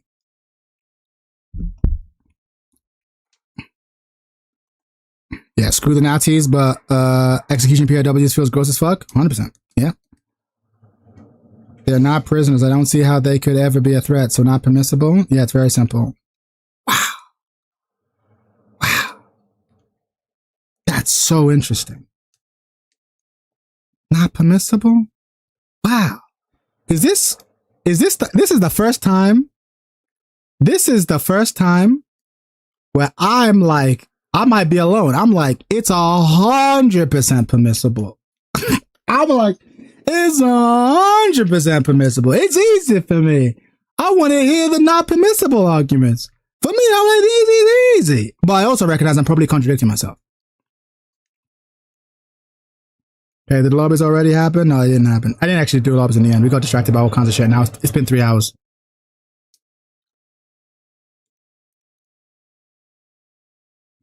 What are y'all saying? Because for me, there's a key word here. Well, key words. One, you're soldiers. When you're soldiers, you are awarded, you aren't a civilian. You're a POW, yes, but you're not a civilian. My treatment of you is different. My expectations of you are different. And if it breaks down, y'all are going to attack me. These motherfuckers will go back. So my point is, if it breaks down, I mean, hold on, wait.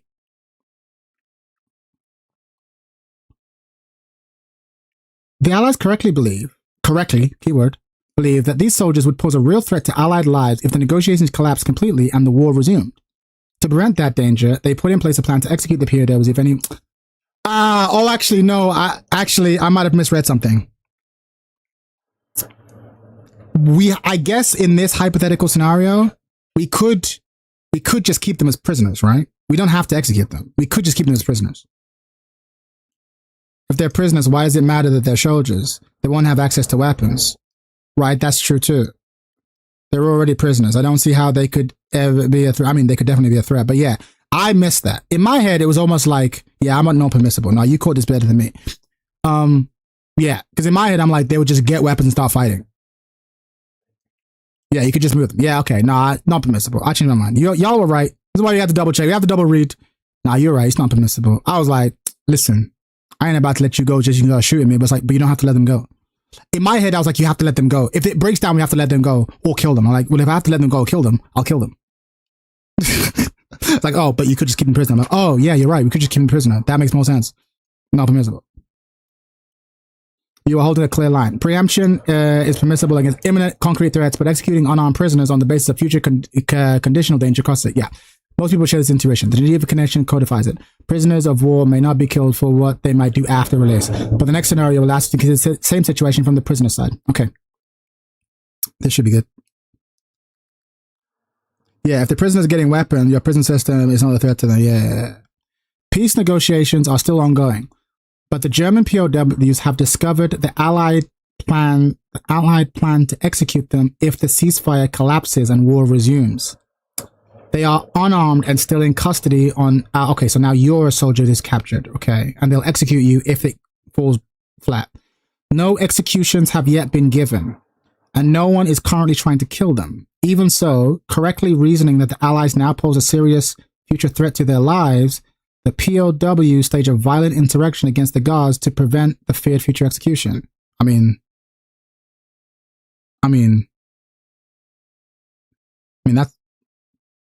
that seems pretty permissible, no? That seems permissible, no?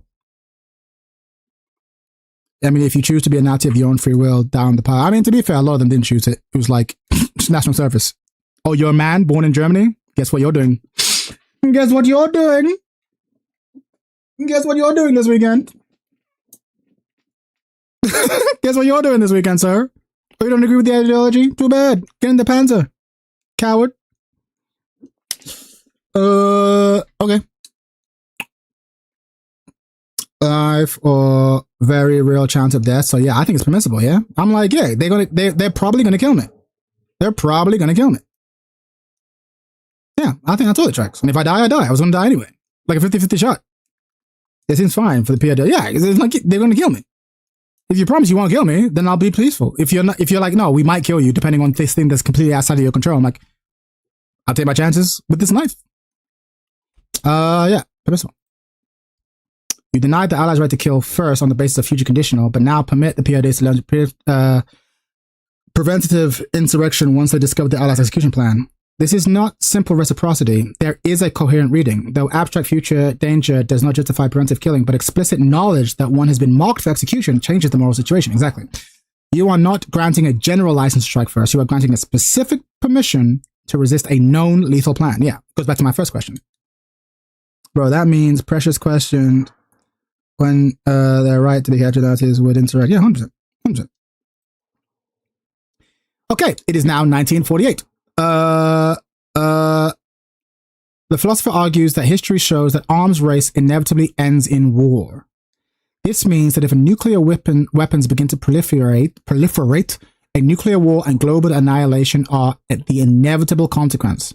On that basis, he proposes that Oceania, I don't know how to pronounce that continent, Oceania, which currently has a nuclear monopoly, should launch a preventative strike against Eurasia to force them into global disarmament framework, thereby saving the future of humanity.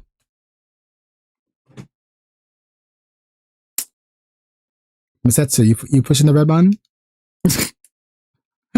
We firing on that. Yeah, this one seems easy to me. This one seems hella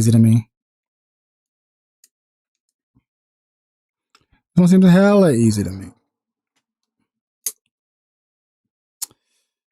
Good old and justify the means. Not permissible. Not fucking permissible. Yeah, a lot of people do that. A lot of people do this. Well, like, I don't know if you guys know about Thomas Malthus. Thomas Malthus was a mathematician who calculated how much food the known world could produce, and how people were reproducing. And so he predicted that the whole world would die by like the year 19, I don't know, like 30 something, right? And this idea is it's mathematically sound. The science is clear, right? We're reproducing at a faster rate than we produce food. It's directly what led to the British government allowing people in Ireland to pretty much starve to death with no support from England, and the UK, because they're like, oh, it's for the good. It's for the good of all of us, right? It's like a natural purging.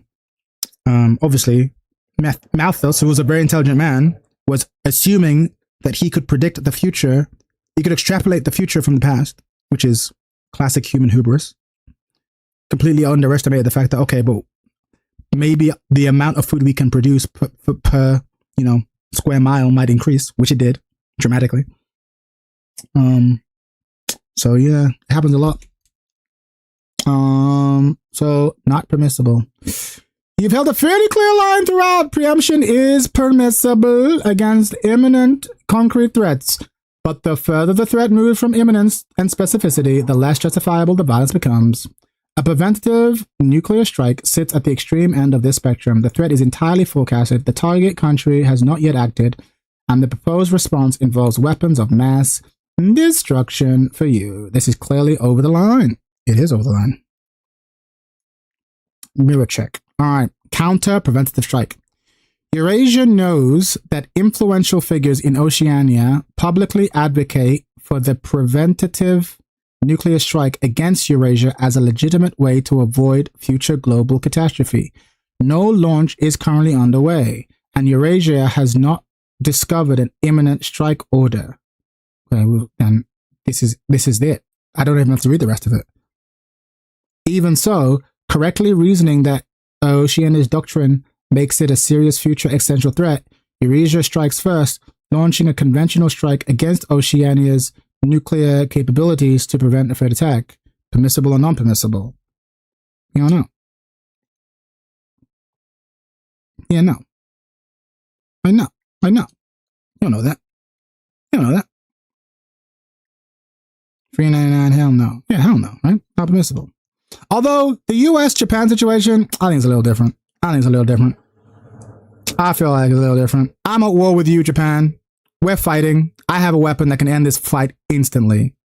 I tell you to back down, you say no. I say, please back down. You still say no. I'ma smack this shit out you. It makes sense. I don't fault Japan. I don't fault America, sorry, for that situation. I mean, it's messy, but we were at war. It's different if you're not at war. I smack this shit out you. I'm like, look, I don't want to fight you, but I got this baseball bat. Back the fuck off. I'm begging you. No. All right, cool. Check this out. Kneecaps gone. Oh, you changed your mind? Cool.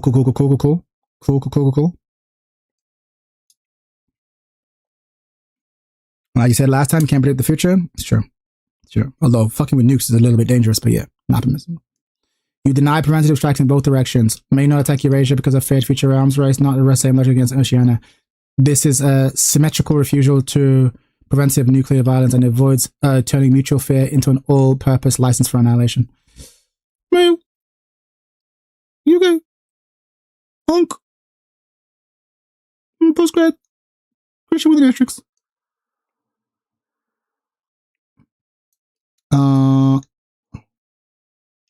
Archetype.